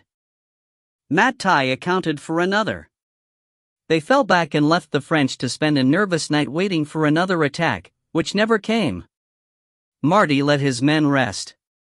The next morning, the French found the sentry that Anton and Franco had killed. He was lying spread-eagled with his guts spilled out on the ground, his throat cut as well. A driver died. Shot by Christo from a clump of trees 30 yards from the camp. He had waited there since before dawn and made his escape up a gully to where his horse was picketed. The column nervously moved out. They now had 4 horsemen riding around the column 100 yards out looking for, well, anything. Christo rejoined Marty and the rest as they moved ahead of the column in a large arc to avoid being spotted. They rejoined the road about 2 miles ahead. It took about 15 minutes to drag brush and rocks across the road as a barrier.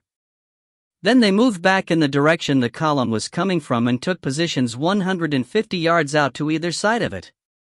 As soon as the lead troops saw the barricade, they stopped, and the column pulled to a halt just behind them.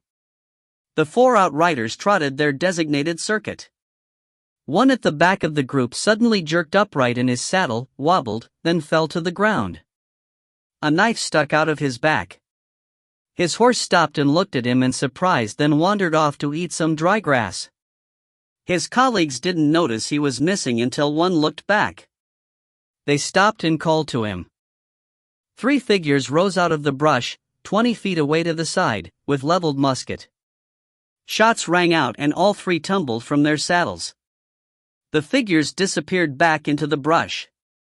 Nothing else happened until the afternoon as they were moving up a pass into the hills. A single figure was seen stood atop a ridge to the left of the pass. It raised a musket horizontally above its head and shrieked a war cry. Another appeared on the top of a hill to the right and answered with his own. A third and then a fourth joined them. It was too much for the native drivers. Half of them jumped from their wagons and ran back down the road from where they had come. The French guards riding shotgun on the wagons tried to stop them. The echoes of the war cry spooked the horses, who bucked and fought the bit. The four added to the confusion by shooting their muskets down into the pass, sending ricochets whining around the men. Then there was the mother of all explosions as one of the carts full of powder exploded. John Smith had crept up to it in the confusion, had opened one of the barrels and inserted a short fuse he had made earlier by taking a piece of cord, loosening the threads and gently rubbing gunpowder into them. He had said at the time, when asked why he was making it, that if there were an opportunity to get at one of them wagons he wanted to be away from it before it bursted. The next morning, Wilson, Arthur Wellesley, and Ranjit rode up the road with 60 horse at their back towards the column of smoke they could see ahead of them. They passed small groups of natives heading back towards the coast and let them go. Any Europeans on horseback were chased down and captured. The sight that greeted them in the pass was one they would talk about over dinner for quite a while. They passed a couple of carts loaded with musket boxes that were at odd angles to the road, the shafts broken and the oxen missing. Some of their cargo had spilled and the crates burst, spilling muskets on the road. Just past them was a cart that looked like someone had picked it up and tossed it in the air, oxen and all. What was left of it, and them, was piled up in the middle of the road surrounded by its cargo. In front of that was a scorched area that was quite empty, and sat to the side of that, eating roast ox steaks, were Marty and his men. Bruce sat miserably beside them, hands tied, and tethered to a tree. Epilogue. Admiral Lord Hood sat in front of a fire in the drawing room of his home with his friend and colleague William Wickham. They were each reading a report that was 3 months old and had arrived by fast packet. Wickham chuckled and turned a page. Hood glanced at him and smiled as he carried on reading the page he was on. When they both finished reading, Hood called his servant and ordered coffee and brandy. They both watched the flames as they sipped, for a long moment. Ranjit said in his letter that the fellows they picked up were gabbling about demons and spirits, Hood observed. Probably those damn Basques, Wickham replied. Have you ever heard that shriek they used to talk to each other across the mountain passes? Bloody horrifying. Shock and awe with a dose of terrorism. Typical Martin, if I may say so, Hood added. That French agent provided a lot of information, Wickham added, probably persuaded to be forthcoming. He grinned. Martin has made a firm friend of Wellesley mind, Wickham commented with a smile, two of a kind. Downright ruthless and smart with it. Wellesley wants us to leave Martin there, Hood said with a frown. Well, he can stay there until Bonaparte gets tired of peace. Armand is running the SO. But at some point, we will want him back under cover. Campbell and Thompson are working out all right. Wickham stated. Yes, when the war starts again, we will face a France with Napoleon in sole charge. Damn fellow is going to pronounce himself emperor soon enough, Hood replied grimly. Well, we will bring him back and put him in command when that happens. He will be, 21 or 2 by then? Wickham just nodded. More brandy? Author's note. I hope you enjoy Marty's adventures and the way he is growing as a person and a warrior. As usual, all the settings are real, and I try to keep the main background events in an accurate time frame. But, as the story comes first, I do bend history a bit here and there to make it more interesting. One thing that is misunderstood is his early promotion to lieutenant, with so few sea years under his belt. Marty is a peasant, gifted, brilliant, and cunning, but still a peasant. His masters use him to do what an officer from a higher class background wouldn't do. He is dispensable, even after he gets his title, because in the eyes of the hierarchy, he is still a peasant. Promoting him was their way to give him authority and the veneer of gentlemanliness so he could do what they needed. The other social comment is that neither he nor Caroline are of aristocratic blood, so, even though they are titled, they are treated as new blood, which was as bad or even worse than being in trade in the eyes of the nobility. I hope you enjoy the books in the spirit that they were written.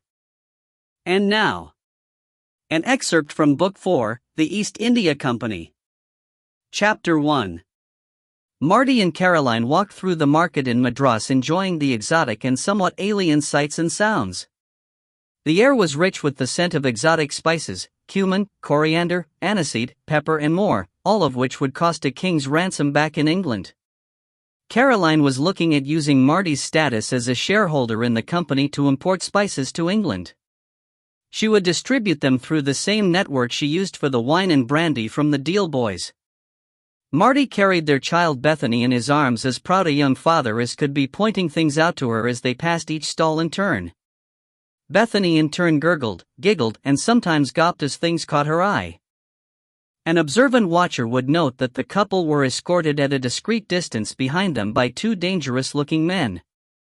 A really expert one would also spot another two that walked 30 feet in front of them. Caroline stopped at a silk merchant's stall and looked at a delicate blue bolt of silk. "Oh, that would be just perfect for a gown for the governor's ball next week," she exclaimed. "What does this cost?" Marty asked the merchant in Hindi. He had been studying the local language and had learned quite a few key phrases. "Oh Sahib, this is the very best silk, perfect for making saris, and only 1 onlina a yard," the merchant boasted. An onlina was a silver coin and was worth around a shilling. "Don't think I am a fool and you can rob me," Marty replied. "I think it is worth no more than 20 kaparun a yard." A kaparun was a copper coin and 50 kaparun made an onlina. "Oh, Sahib is very wise, is blessed with a beautiful wife and a beauteous baby, and surely knows that this wonderful silk is worth at least 40 kaparun a yard." Marty was enjoying himself, but a sharp nudge from Caroline's elbow brought him up short. "I will pay 30 and no more," he offered, splitting the difference, knowing he could have gone lower. The merchant agreed and Caroline asked for 10 yards. Marty beckoned to a young Indian boy who was standing nearby watching them hopefully. "Do you want to earn a kaparun?" The boy nodded vigorously, and Marty handed him the roll of silk. They bought a number of other items and ended up with a small group of children following them carrying packages. They were led by the strutting boy who was first and had made himself the leader of their baggage train. Back at their bungalow, Caroline sent for her dressmaker, a talented Indian lady who was able to make Western-style clothes from silk, which was a notoriously difficult fabric to work with. They ensconced themselves in her bedroom to create the ball gown that Caroline had in her mind. Marty in the meantime was in his study entertaining an officer of the company marine. Edward Cooper Esq was the 30-year-old captain of the company frigate Endeavour. "When do we leave for Réunion?" he asked, eager to complete their mission to root out and destroy the pirates that used the French-held island in the Indian Ocean. "Not until after that damned ball," Marty relied. "We should have the intelligence from the Belle by then." The Belle was a brig that had been captured the year before. It had made the mistake of attacking the East Indiaman that had carried Marty and Caroline to India. Since then she had been repaired and brought into the marine.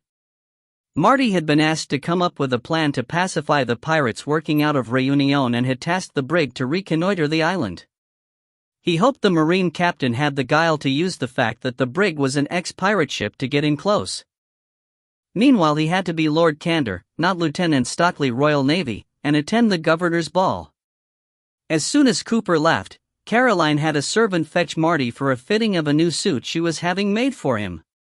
He stood impatiently as the little Indian tailor fussed over the fit of the suit, which was cunningly made of lightweight material but looked like the current fashion in London. It had taken Caroline quite a while and a lot of patience to get the tailor to understand what she wanted. But they had got there in the end. There was a childish shriek from the door and 1-year-old Beth toddled in, pursued by her nurse.